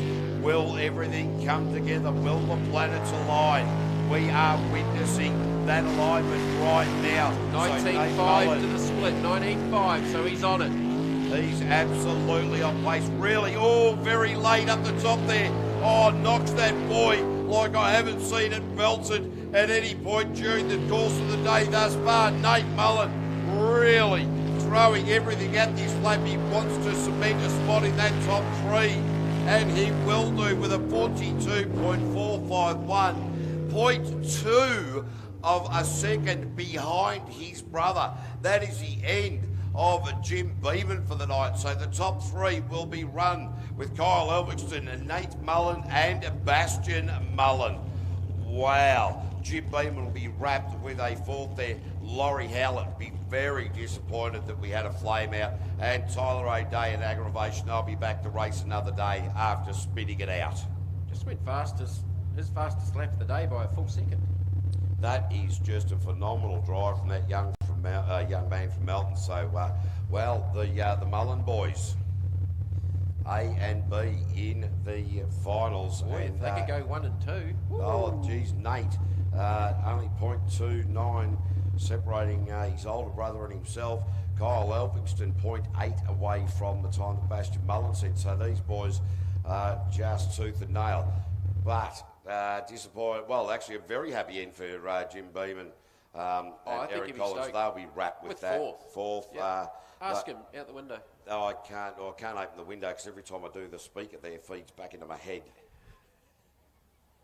or my eardrums. All right, now we are going to go.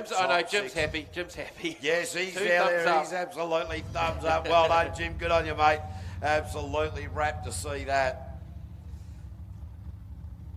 Yeah, that is just so good. As we now get set to go top 6 Group A, our Group 3 are into the finals for our LS category. So that will be Blackout Racing, Kyle Elphingston, and Ripshift A and B with Nate and Bastian Mullen, respectively. So now it is top 6 Group A. Who will be first off the trailer? It will be Hugh Gilchrist. Last time here, he placed on the podium here, and Narelle Palo-Dokic. So will they be able to achieve glory once again under lights here at Temora? So 5 boats in the top 6. Unfortunately, no Let's Boogie after their incident earlier on this afternoon. And big shout out to Kayla Foot, who will be just under observation in the hospital, checking that out. But Eddie's Hugh and Narelle been working beautifully together right throughout the course of the day, just bringing those times down. And it's just fantastic to see how this is going. So I do know that Greg Harrington will be watching at home up there in Queensland, along with the Garlows, wishing their mate all the very best in achieving another podium within a month of one another. So Matrix Racing, the man out of Hawthorne in Melbourne, the AMC Australian Moulding Company down there in Bayswater. 23.54 to the split, 23.54. So Hugh looking the goods at the moment, and around the slingshot. Oh, ran it wide. No, he pulled it in though, didn't he? Really got onto it. So look, these pair really working very, very well together. Hugh Gilchrist, bang, and it puts one down, and at the time to chase is a 50.417. So that was only 0.3, or actually 2.5 tenths down on their best lap of the day, which is 50.159. So that's a good effort under lights. That's the 6. Is that enough to get him into the 3 with 4 more boats left to run? And next up it is Daniel Warburton in Attitude. Yeah, these guys in this Ace Craft hull. Now, this thing, it doesn't look like a bit of a warbird, really, doesn't it? And these guys have been driving the wheel heels of this boat, which is sort of a misnomer. Perhaps an oxymoron, if you like. We do know who the moron of that statement was. Yes, no, neither should you. Stay safe in town. Can you drive the hull off it? I mean, Well, no, you can't because then you're left with an engine which will sink, so it's quite a tricky. Oh, have a look at Daniel Warman throwing it around. 21.8 to the split, so that could be on with their fastest lap of the day. So need to go quicker than a 50.417. They have got into the 48s with a 48.7 in Q5. Little lift there over on the front side of the track. Just took a little bit of speed out of it, I think, to settle it down more than anything. Oh, that is just bravery personified. Just keep your foot into it. And the Attitude team there with a 48.430, so quicker than Hugh Gilchrist. So Daniel Warburton with a 48.430. Their best lap of the day. Wow. Under lights, 48.430 versus a 48.768 in Q5. So, and that hull obviously not tuned as well as some of these other boats. So really, as we saw it into the final right hand of the boat, Orbising, he just eased off it a little bit, then stuck his foot back into it and settled it down enough to regather its momentum as we now cast our eyes down Toughen at up. Danny Napping with Toughen Up. Right, these guys have been in the 47s, so needs to at least match that to get into the 3. Needs to go quicker than a 48.3 and a 50.41 with Jody Ely and Brendan Doyle to come in Group A top 6. So just 2 more boats left after this. Their best lap's been a 47.507 split, a 21.739, and that's pretty much on the money from where they were in their last lap at Q5, which was a 47.5 at the end, and it was wide there. Jeez, that nearly clipped the inside. I tell you, they were very, very lucky into that left-hander. This boat looking to be a lot more settled than we have seen it previously throughout the day. So, Danny Napping just in the final push to the line. Oh, it's wide. Very late. He And he got got it. it up and he got it through. 48.1. Oh, there was a 47 in there, but it lost a little bit of time as I thought it was going to make a line for the start line. Oh, jeez. That was coming across the grass before the finish line. It wasn't going to get the finish line. And a 48.1 at the moment with 2 boats left to come. So that's the end of Danny Warburton and Hugh Gilchrist. Danny Napping will make it into the top 3 with 2 to come. Well, will he? Yeah, I think so. That's how it works. If they don't fall off. Well, no, he's already in. Oh, yeah. when I've got Vanessa Yeah, well, what I'm over saying your is shoulder going, definitely. Matrix might not be out, though. We've still got to, yeah, I know. But, like, odds are. Yes. So Odds are. I love the way that Danny came around there, because if that finish line was just a little bit further towards the crowd, he would have just taken that out, and then we would have been spending an hour trying to rewire it. So we are very thankful that that came out the way it did. And wow, geez, these guys knocking that boy down off that island just in front of the front chute here, and getting some very brave lines in there. Not too sure that you can get much further in there. If you're running over that buoy, denoting the end of that island, you are certainly running it tight. Watching on the live stream, so this is the run home through the centre. It got a little bit ugly down on the front side, just bouncing over these pressure waves. Look how deep it goes here. Corner. Got it. Yeah, just made it. Breathe. And it took probably a second out of it at the end. Oh, no doubt about that. So it is Brendan Doyle now in the Pulse Racing Machine. He has his wife Rory sitting right in alongside him. The pairing Fongbell Reynolds looking after the IGA up there. THS Truck Hire Solutions on board. A big shout out to Sam Everingham, who will be watching from up there in Queensland. So what can this JR engine produce in this Pulse hull? Well, the James boys. So Brendan Doyle took the last 2 around the wins to propel him onto the top of the leaderboard for the 22-23 season brought here by Penrite Oils. Jody Eli has a new package. He'll be nipping at the heels of this man at the helm. Oh, he banged the bank! Oh, no! Has that just thrown away his opportunity to get into the top three? It's still that going. It's going to cost about 5 seconds. It's cleared, but is it going to be enough? He slammed the bank in the split. It was a 19.6 to the split, but he slammed the left-hand side of the boat. It took a little while to clear, and you might be right there, KV. It might be 4 or 5 seconds. What's the time going to be? Brendan Doyle with a 46.398. So even with that massive shunt, still puts himself into the top at the moment in Group A. Now that shunt was massive. That fair slammed the bank, and I'm looking forward to seeing the replay here. And if there's any damage to the left-hand side of the boat, he was on a fairly decent lap, don't get me wrong, but 46.3 even with that moment. So it was down to the split. So right here, got a little bit messy there. Jody and it Ely bounced. just about to have a crack here, mate. And bang! So the Rampage machine, Super Cheap Auto, GM Motorsport, Jody ELY out on the track at the moment. They had fueling issues with this boat in the early part of the day. They threw away that carby, bolted a new one onto it. In fact, bolted an old one onto it and said, right, we know that one works. We're not going to muck around with this. This is championship points on the line.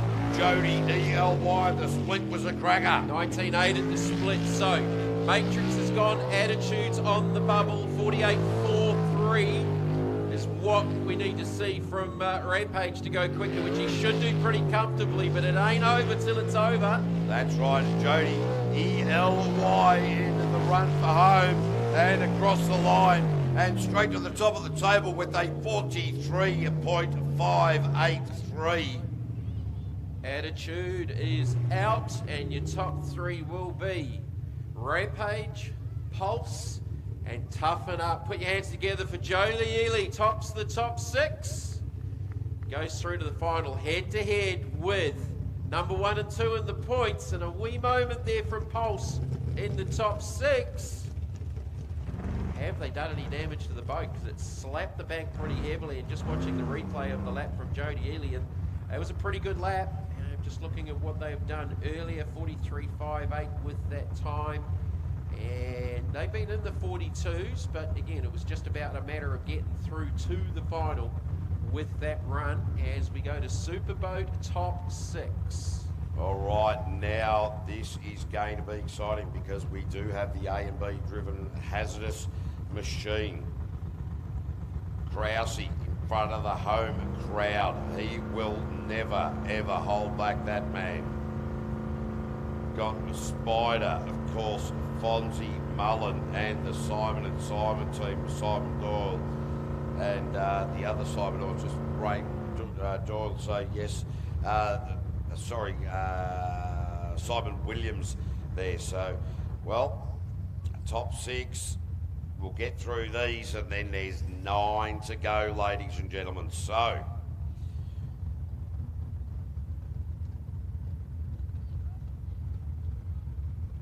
it is Daryl Hutton and Mick Parry off the trailer now.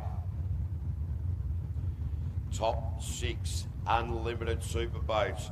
Round number 5 here at Kennards Hire Park, Lake Centenary, Temora, New South Wales, Australia. Brought to you by Penrite Oil since 1926.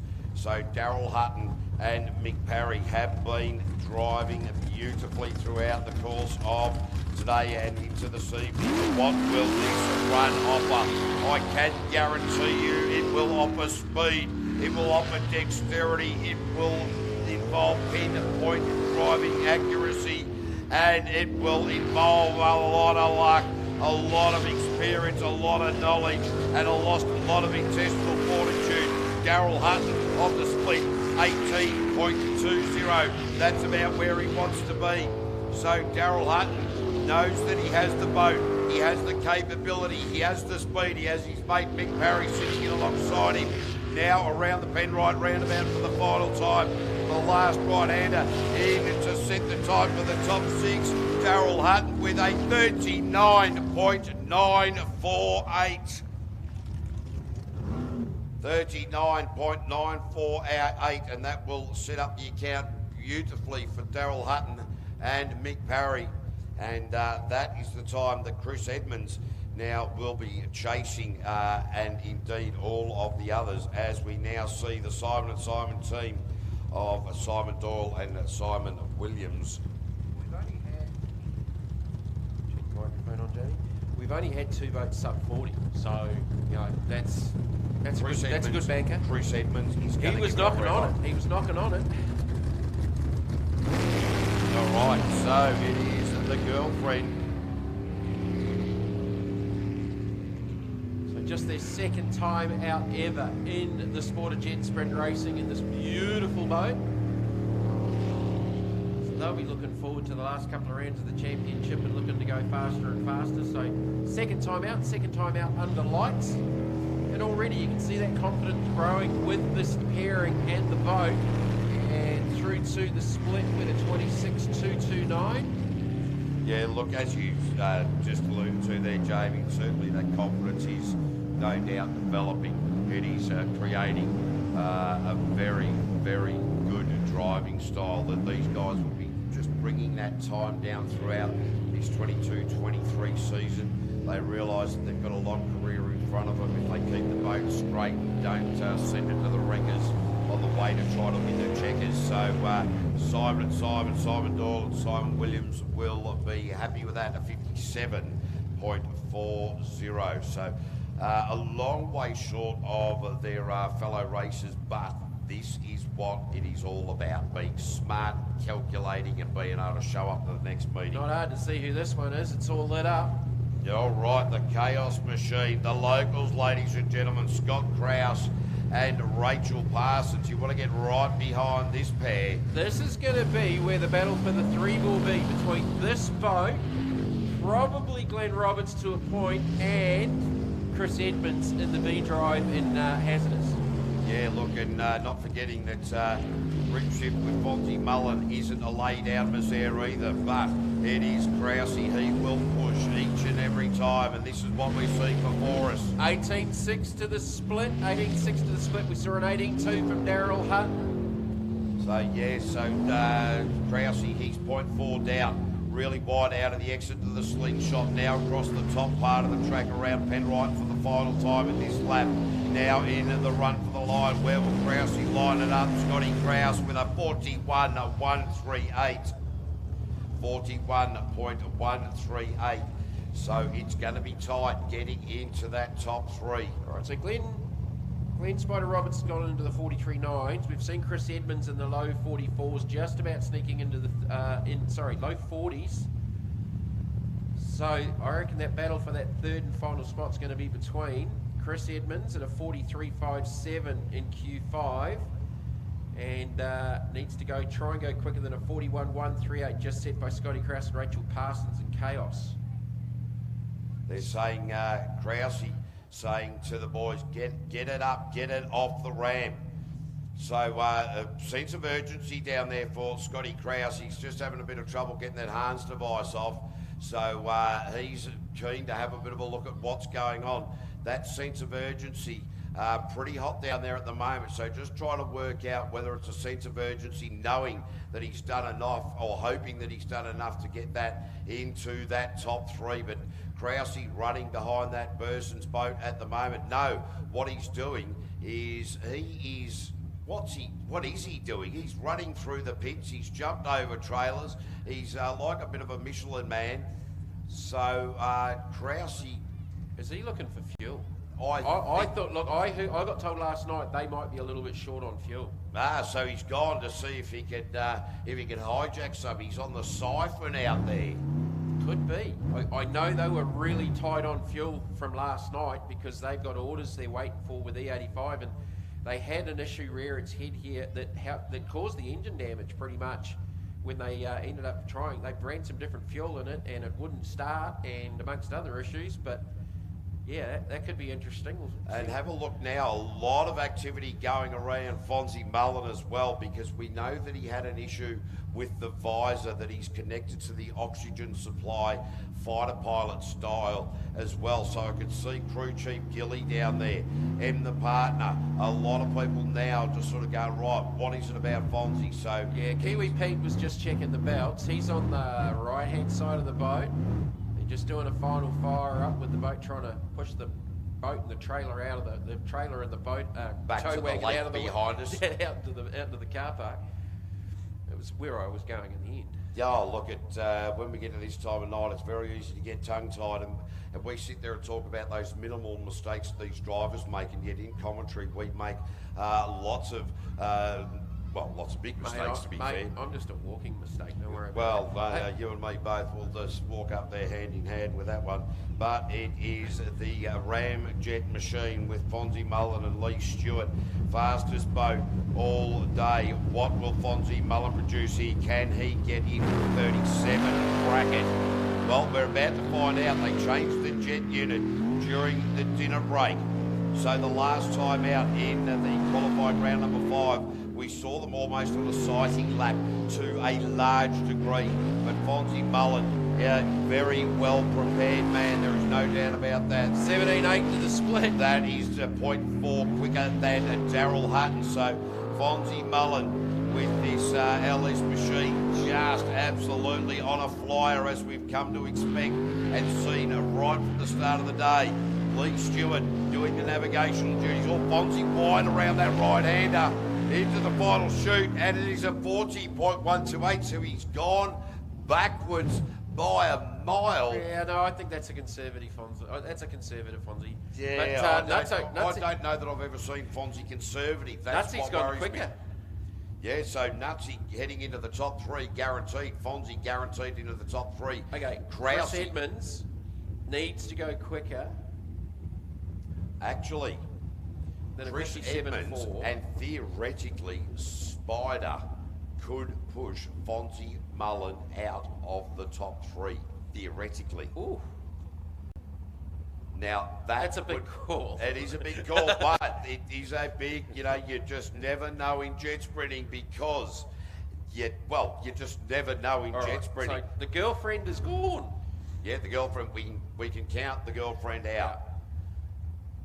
So, But Fonzie Mullen in 2 with 2 to go. well, yeah, he's that was interesting. Where's he lost that time? Because they've been down in the 38s all day, and banging on the 37-second bracket, and that's a little bit blown out to a 41.28. So did they have an issue? I'm going to quickly shoot downstairs and just see what was up with Scotty Krause. Yeah, absolutely, mate. You get down there and do that. So Krause was running through the pits. He was like an Olympic hurdler the way he was going over the top of trailers.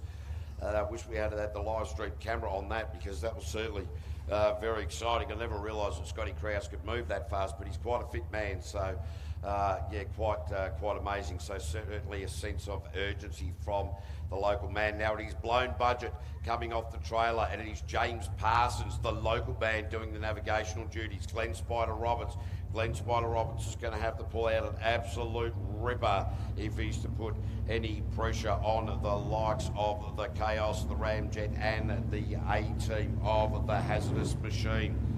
James Parsons will be hoping that the people of Temora will be right behind James Parsons.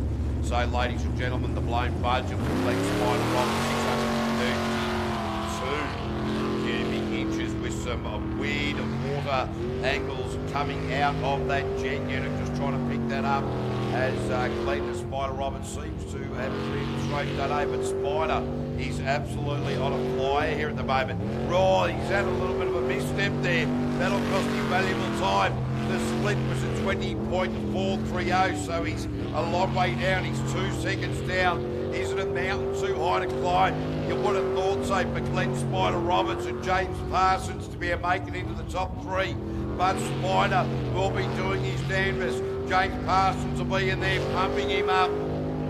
Spider Roberts now in a final run for the line, and that is a 45.287.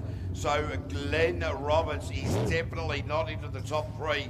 It is Scotty Krause in the Chaos Machine that is now sitting on the bubble at a 41.138 with still Chris Edmonds, the B driver of Hazardous, still yet to run. So what news do we have our young fitness fanatic there in Jamie, mate? But to see you run was a little bit... Like a gazelle.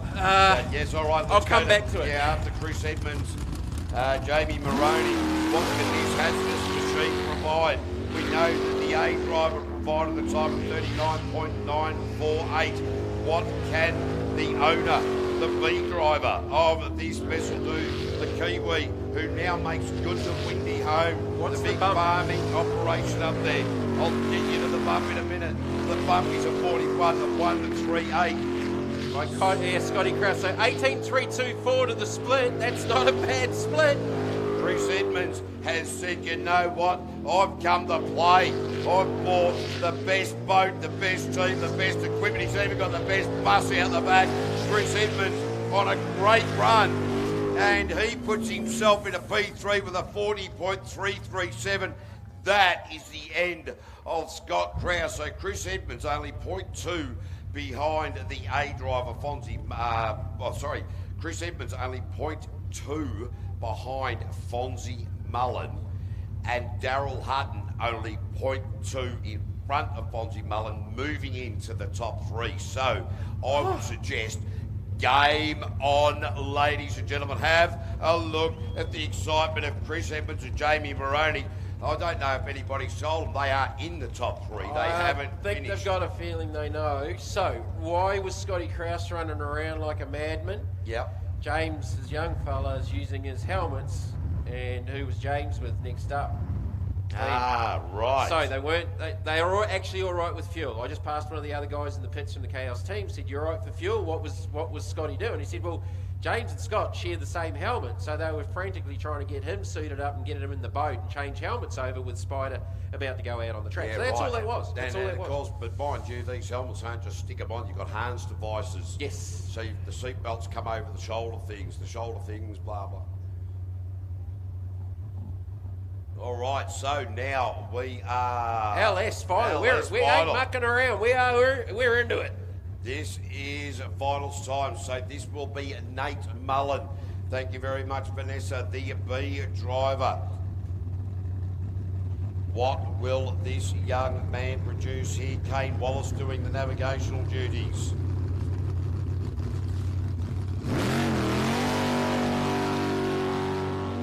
All right, now this man, well, I'll tell you what, he's really laid one down to get into these top 3, and only, point a few.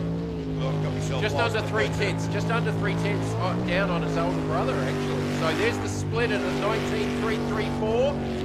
That is up there with probably one of his best splits of the day so far. So Nate's really laying it on the line here, and there's a pretty short turnaround time for Bastian to get in this boat with just Kyle Elphinston in between them in this final for the LS class. Boat looking beautiful on the water, and Nate is driving it beautifully as well down to the line with a...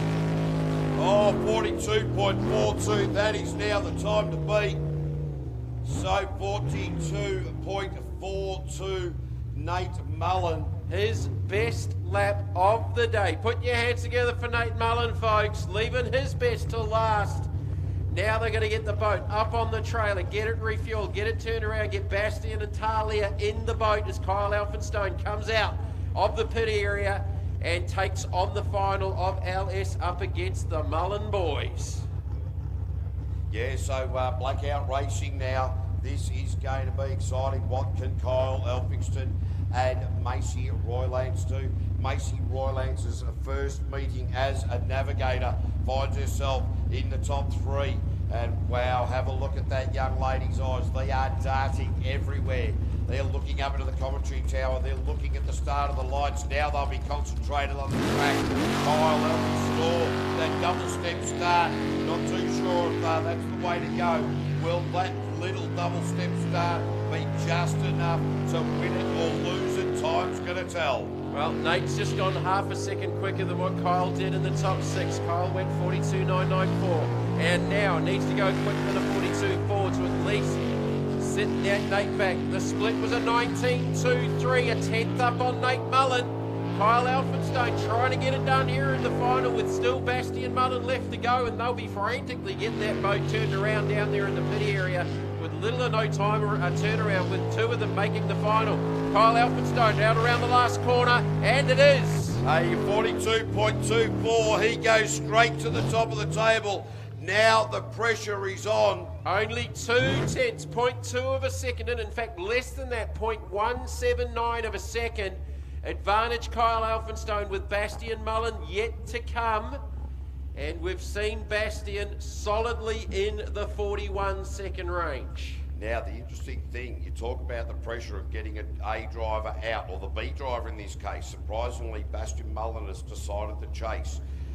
So he's decided to go last in the top three in the LS category.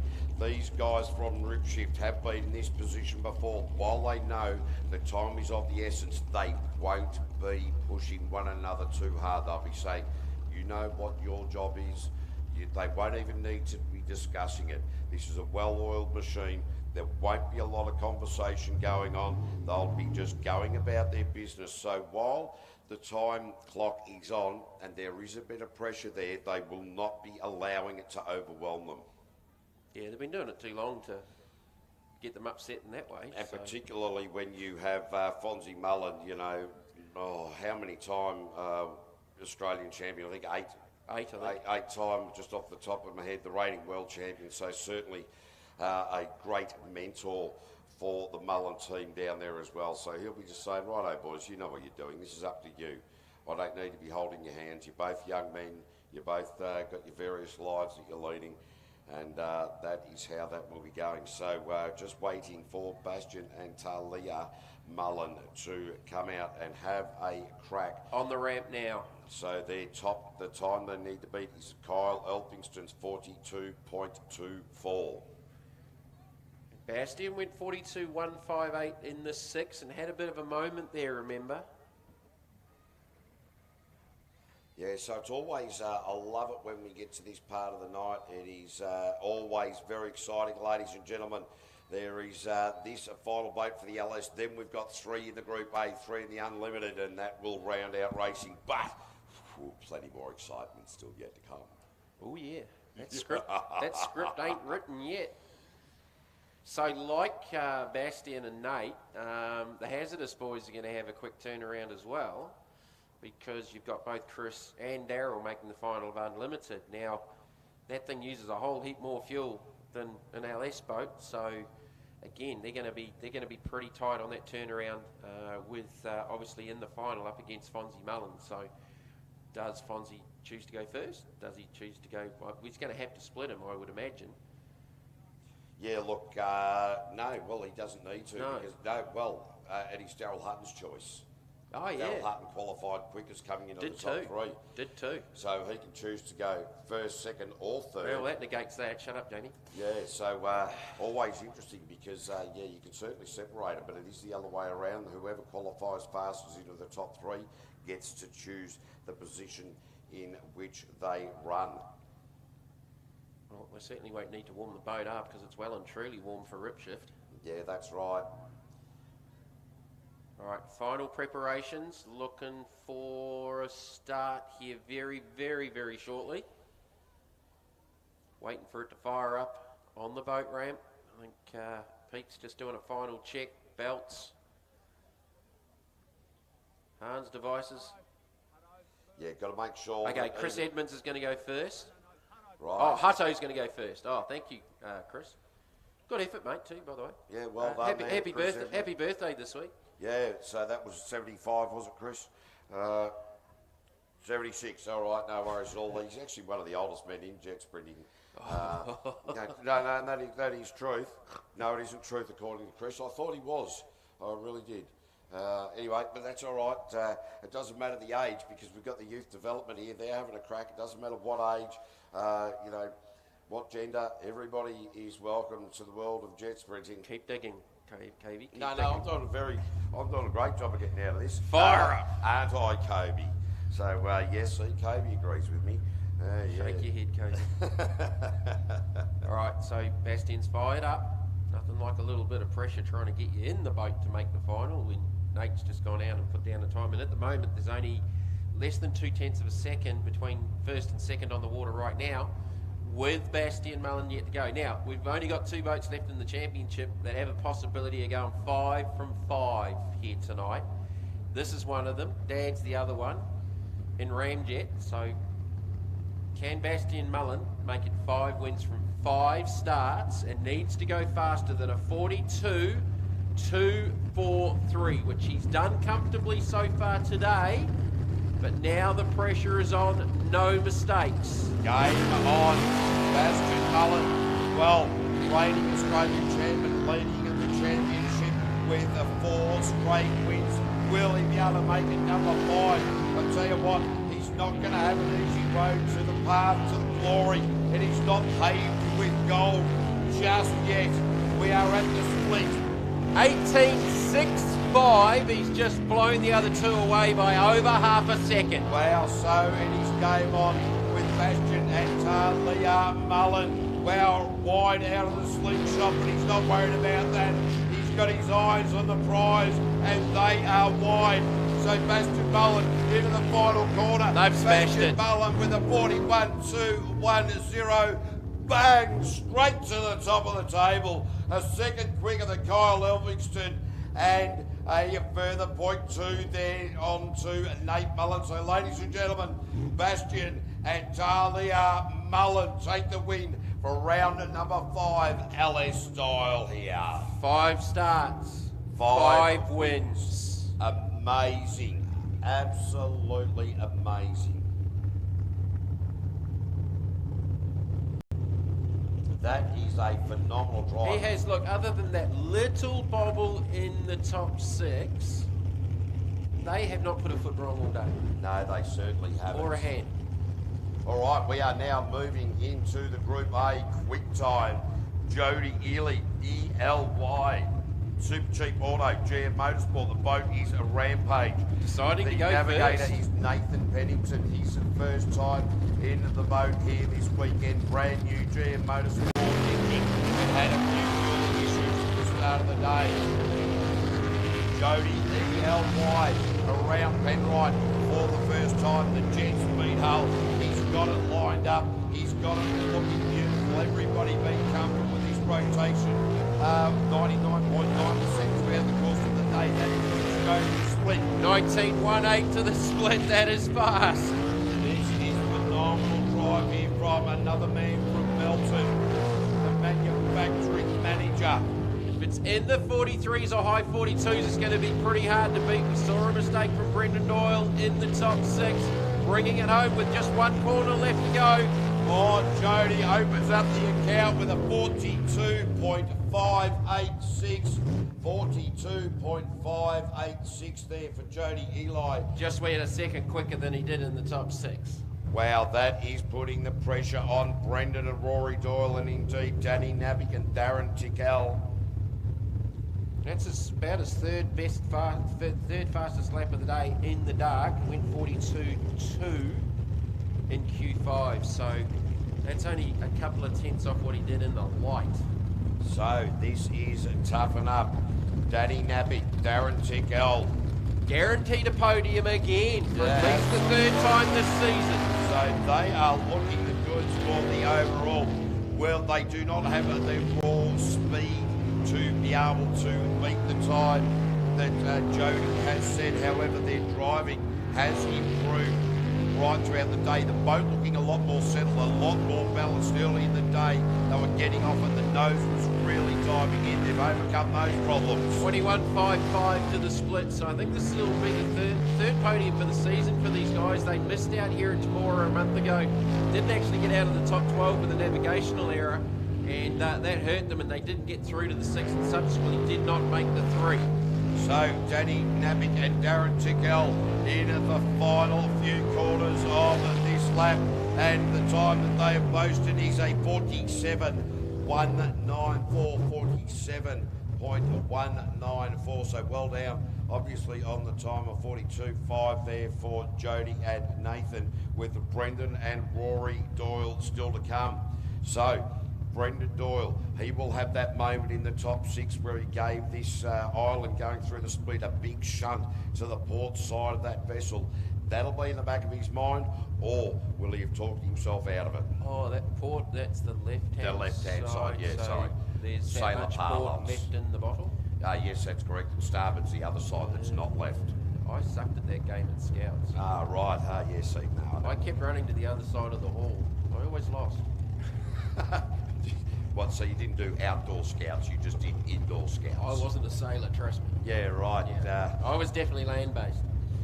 And fair enough too. So now Brendan and Rory Doyle, the final run for the Group A category. This is with going to the be on. unlimited still to go. Can they knock off Jody Ely? And this is first in the championship, Jody second in the championship. There are 4 points the difference. 2 wins apiece from 4 starts. This will be the tiebreaker win for one of them here in Temora 2. Brendan and Rory Doyle in the Pulse race boat. They got into this boat recently after a few years ago, writing off their other boat in an accident down there in Griffith.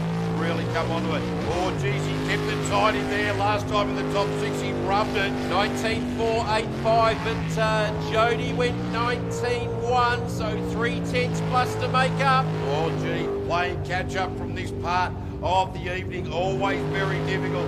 Brendan and Rory Doyle have taken the last 2 around wins, 1 corner to roll. Brendan and Rory Doyle with a 42.537, and they've taken it. They've done it! They have done it by .049 of a second. Wow! Wow. The second half of the lap was just about identical. 42.537 takes the win. Jody Ely with a 42.586. It is that close, folks. Put your hands together for our Group A drivers. What a final. And at the split, I did not expect that. No, I must say that that last half of a lap drive was phenomenal. There was a tenth in it at the... Sorry, there was more than a tenth out at the split. So I'm looking at the wrong numbers here. It's .3 that So- Jody was quicker. 0.3, but Doyle was 0.4 in the second half of the lap that made the difference. That is phenomenal. All right, we are now going unlimited superboats, and this will be Daryl Hunt and Big Parry waiting up their account for hazardous.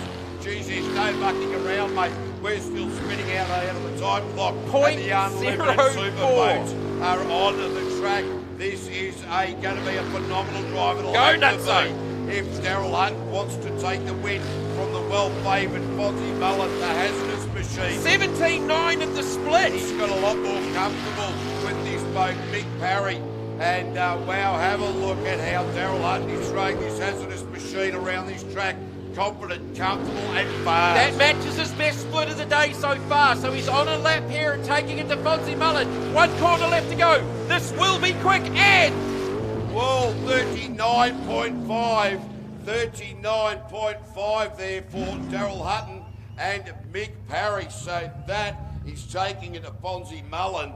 Absolutely no doubt about that. Chris Edmonds, the B driver of Hazardous, still gets this opportunity as well. Well, the work doesn't stop because they go get at the boat now, get the boat changed around and turned over for Chris to get in it. So that's only 3/10 slower than their best lap of the day. A 39.5, 17.9 matches, pretty much matches their best split of the day. And Daryl Hutton, if he's not comfortable in this boat now, by now he is. Oh, definitely. look, there is no doubt about that. That was a very big statement from Daryl Hutton and Mick Parry in the hazardous machine. Remembering that Fonzie Mullen has gone 38s, but since the dinner break has certainly not been able to get down into those times at all. So his Fonzie Mullen foxing was the last lap that he did, just sort of a little bit cruisy under, well, the way that we know that Fonzie Mullen can drive. So this is absolutely game on. Fonzie Mullen hasn't been under pressure like this all year.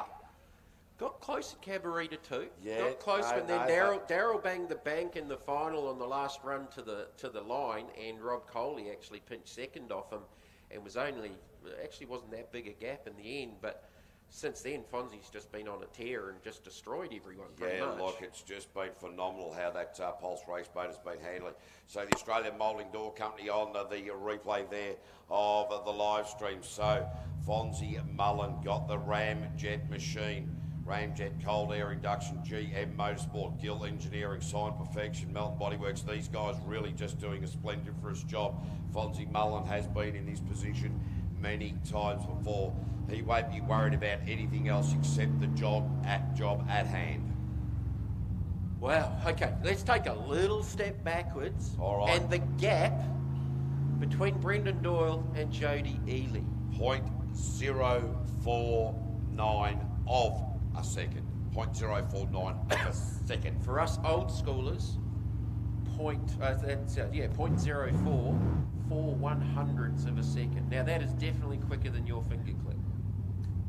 That is mine's amazing, isn't it? quicker. Yeah. Yours is quicker. Smaller hands. Oh, right, okay, that's how that works. But look, 0.04.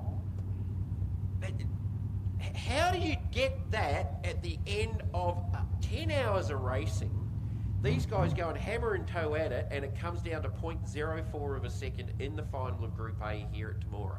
Well, it is phenomenal, but we are now witnessing a Fonzie Mullen and Here Luke we go. Stewart in Ramjet coming off. Has he been fastest foxing? boat all day. However, Darryl Hutton and Mick Parry have set the time to beat at a 39.5.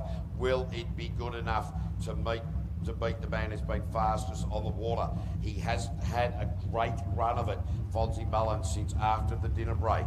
So taking his time, getting under starters orders, cruising in now, waiting for that green light. Bang, and away he goes, Fonzie Mullen. Oh, have a look at that. Keith, our starter, he jumped backwards a mile. He nearly went backwards up into the ground. So Fonzie Mullen, he knows he's got to work in front of him. He just got absolutely hosed down, and we just about caught water here in the commentary box. 17.498 in the split. He's half a second up on Hutton. No way, Fonzie Mullen. He's half a second. Oh, that was deep. That was deep. Oh, yeah, lost a little bit of time there, but we know this Pulse boat is quick. We know this LS is quick. We know that Fonzie Mullen is quick. So Fonzie into the last corner. Oh, 38.701 straight to the top. 0.799 quicker than Darryl Hutton. I think that answers the top six. Wow. Fonzie Mullen, like Bastian Mullen, goes 5 for 5 for 2022. Not guaranteed because Chris Evans. So far, Jamie, sorry. Jamie Sorry, Chris. Moroney, Sorry, one Chris. still to go. Still one to go. And Chris Edmonds. But that's going to be pretty tough to beat. Well, you know what? Chris Edmonds has been. It is going to be hard to beat. Yes, He's got a couple of months to fix the boat. Well, he will, and Chris Edmonds won't care.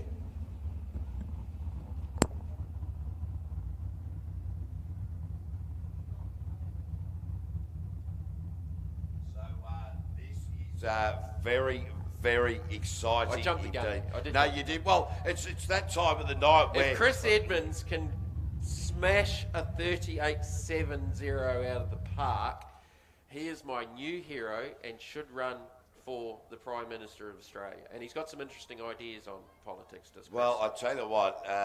Or run for President of the USA. Well, either way, he can't go anywhere. Look, I don't have a lot of faith, to be fair, in the political system, but that's a whole other conversation, really. I banned political questions from my Quincy nights. So if there was ever a political question in that round, I just gave all the teams a point. Oh, yeah, fair enough, too. It's not worth the argument. Because, I don't care. You don't care. Have the point. Yeah, that's exactly how quiz night should be run. But So- no, we are now waiting for Chris Edmonds. Now, that boat with Jamie Moroney going down On to the trailer long tramp now. Yeah, going down to the boat ramp now. So frantically throwing some fuel at it, and the biggest issue they've got is trying to get the oil temp down. They haven't had any time to do that. These are highly tuned race engines with very little tolerances. So they did a precautionary oil change a little bit earlier on in the night to sort of help with that, with a fresh, slightly thicker oil to help them with it running double duty. And it comes down to the crunch here in the final with the new owner of the boat, Chris Edmonds, getting in it, having started the day in non-hazardous, which is in the pits, but to make the final in Superboat is a hell of an effort.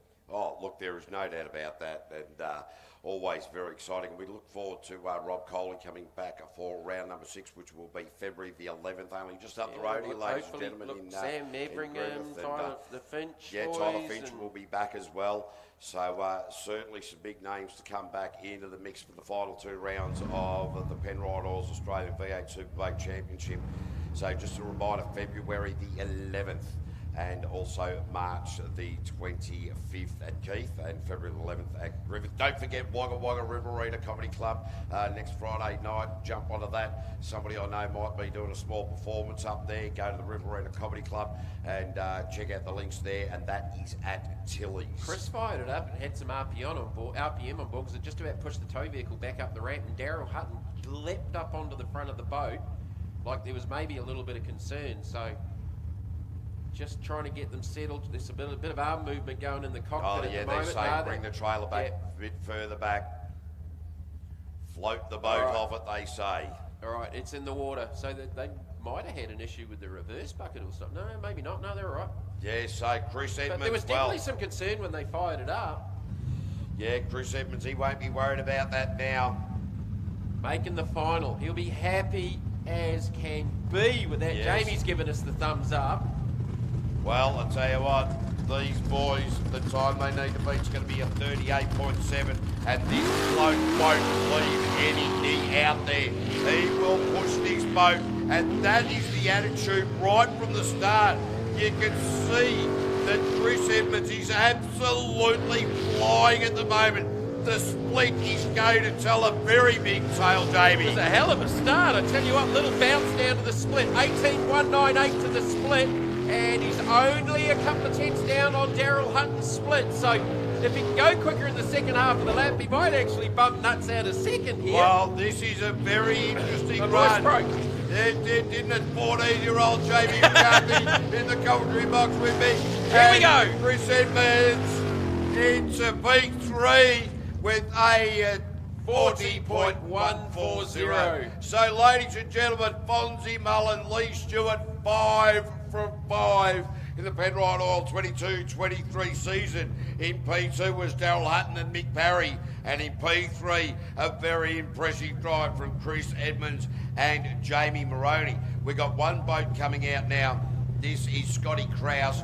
This is a ride of your life for Gordo, who is normally our timing man. Okay, so cool. Gordo's normally on the computer. So, little known fact, and I didn't know this until today because I've been talking to some of the guys about karting. Gordon has raced in supercars. Has he on really? the full-size motor racing circuit. So, look, 20 years ago, showed me some photos, and Gordo, our quiet timing guy, has had some seat time in 250 shifter carts back in the day. No way. Yep. Well, I would never have expected that, but I'll tell you what, Krause, he'll put the willies up him. Don't worry about that. I'll tell you what, Krause, good bloke. I'm not sure I'd get in with him, but Gordo, he is, well, he's a very brave man, and I'd love to be able to have a job. We will be having a chat with him and see what he thinks. Oh, no, Krause, he rubs it up on the exit there. So Gordo's just gone, well, now I know what the feeling of dirt underneath the hull at 130 feels like, and that's probably Krause's best time of the night. Well, Gordo's quiet at the best of times. I reckon he won't be able to speak after that. Yeah, there'll be certainly a little bit less chirp out of the Gordo team there, so that is wonderful.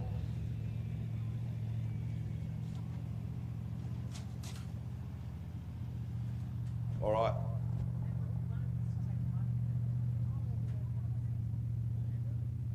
All right, so Jamie's going to wander down. I've written all of those up.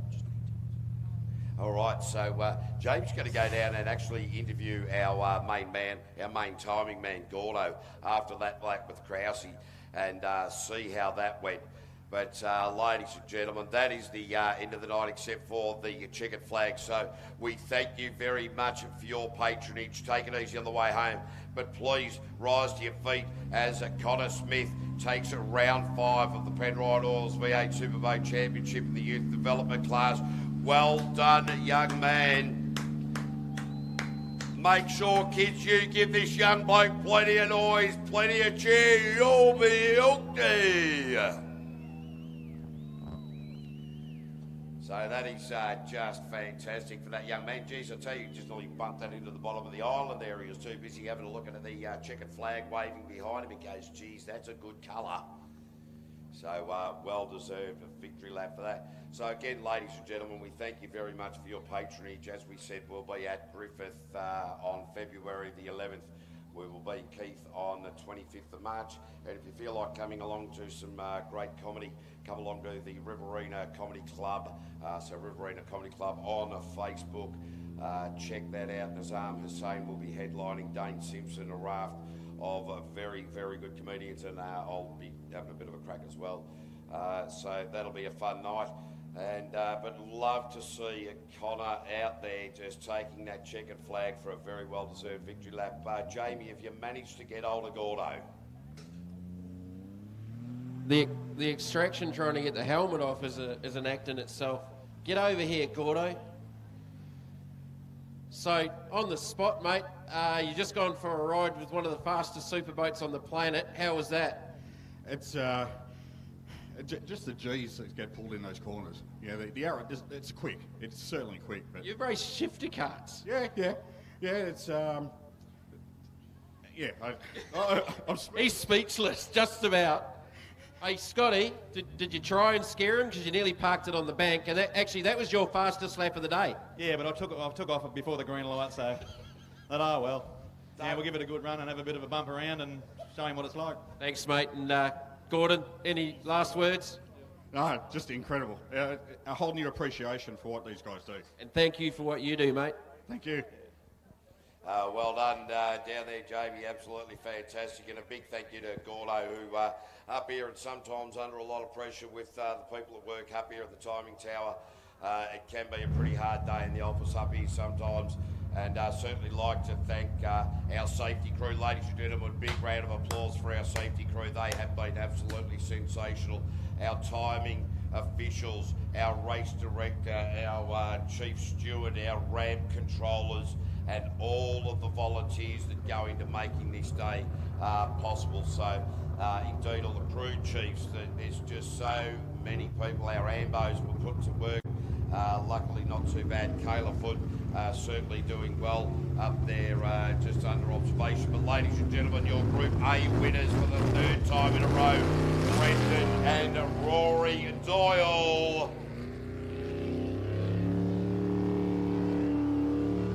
Oh, that's the way. That's what we like to see. The Doughies out the front.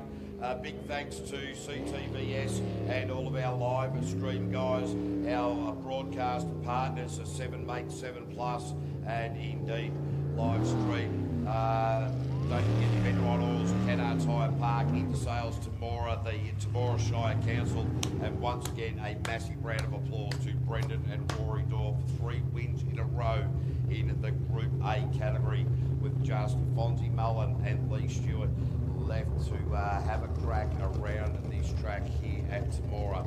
And those birds are absolutely determined to nest and park on one of these islands. It's probably where their home is, and they've been disturbed all day. They're going to say, what, how many more to go? One more checkered flag run?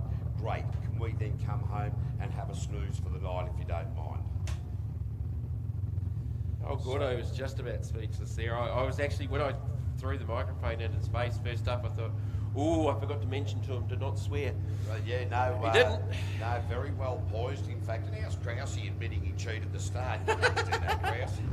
What sort of He didn't bat an eyelid when I said it was his fastest lap of the day. Yeah, and then he goes and says that he cheated off the start. What a lunatic. You'd never do that. Jeez, I tell you. But no, Gordo, he does such great work up here, and it's just great to see that getting a little bit back and that lap. And look, that appreciation certainly well deserved and well respected as well. So, mate, we're not far off packing up. We might even be able to turn a light on in here if we're lucky and see what we're actually doing now.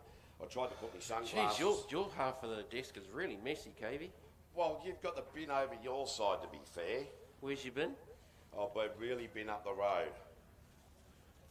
Is that the correct answer? I forget these Where's your wheelie bin? Yeah. What your place? What a cool day. Yeah, great day racing, and always fun to be involved with.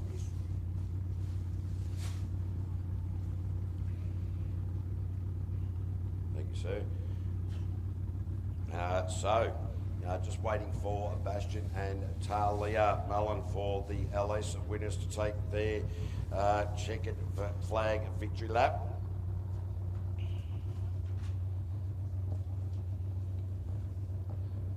Yep, so Bastion and Dad Fonzie, they've gone 5 for 5. Has that ever been done before? I wouldn't In the have same thought so. season? Ladies and gentlemen, please rise to your feet. Bastion and Talia Mullen. Round number 5 winners, 5 from 5. Phenomenal stuff. He's having a big old yeehaw out there as well. Well, why wouldn't you? I'll tell you what, I cannot see a reason why you wouldn't. Celebrate the win. Big thank you to all of our volunteers, to our recovery crew, Kiwi Pete on the boat ramp, checking all the safety equipment, to our TV and media guys, Sean and his team. Thank you very much to all our volunteers.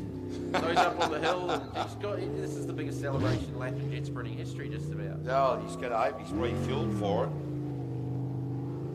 Shows you how tough those LSs are. So I fully expect that, well, if you haven't had enough of a jet sprint, a run of jet sprinting, tomorrow the live stream will be happening for round number 2 in New Zealand well. And can you remember what their Facebook page is? Yes, it's nzjsa.com. So actually jetsprint.co.nz is the website. If you just search Jet Sprinting New Zealand, you'll find it. But again, like us, do not click on any other links that look a little bit dubious, because it is a free live stream and you should not be paying any money. No, that is absolutely correct. Has Fonzie been out there yet? No, Fonzie is yet to go out. Are you doing presentations or me? No, I've decided tonight that you are, mate, because because I make these real powerful decisions, obviously. After an hour and a half sleep last night, I think I'm just about worn out, to be honest with you, mate. Getting old. Do you want to do it? All right, I'll do it. I even wrote a list down. I don't know where that list went, but I did write a list down. I handed it to Vanessa, and that must have gone the way of the dodo bird by the look of it. Oh, you're good to print one out. It's all good. It's all good. All right, here comes Fonzie. Checkered flag lap for the reigning world and Australian champion, and just put a little exclamation point on the final there. Yeah, look, what a run. And ladies and gentlemen, Fonzie Mullen, Lee Stewart, 5 out of 5 for the 22-23 season. Jeez, I thought he was just going to punt up that start, up that front chute there, and that was the end of it. But listen, I think Lee's just about speared himself in the helmet with the flag. Oh, no, the flag's in the water. No, righto, fair enough. He's gone that fast. He's blown the flag. The flag has left the flag stick. Yep. So. All right. So the world's biggest LS can kill flags. Yeah. Well, that is a new phenomenon to me. Ladies and gentlemen, once again, thank you very much. I'm KV, Jamie McCarthy. It's been awesome. Thank you very much, mate. Good night from me. And it's good night from me. Presentations in 15 minutes down here in the pit area. And signing off. Thank you very, very much. Hope you enjoyed the action here from Temora. See ya at Griffith, and have a very, very cool Christmas. Out.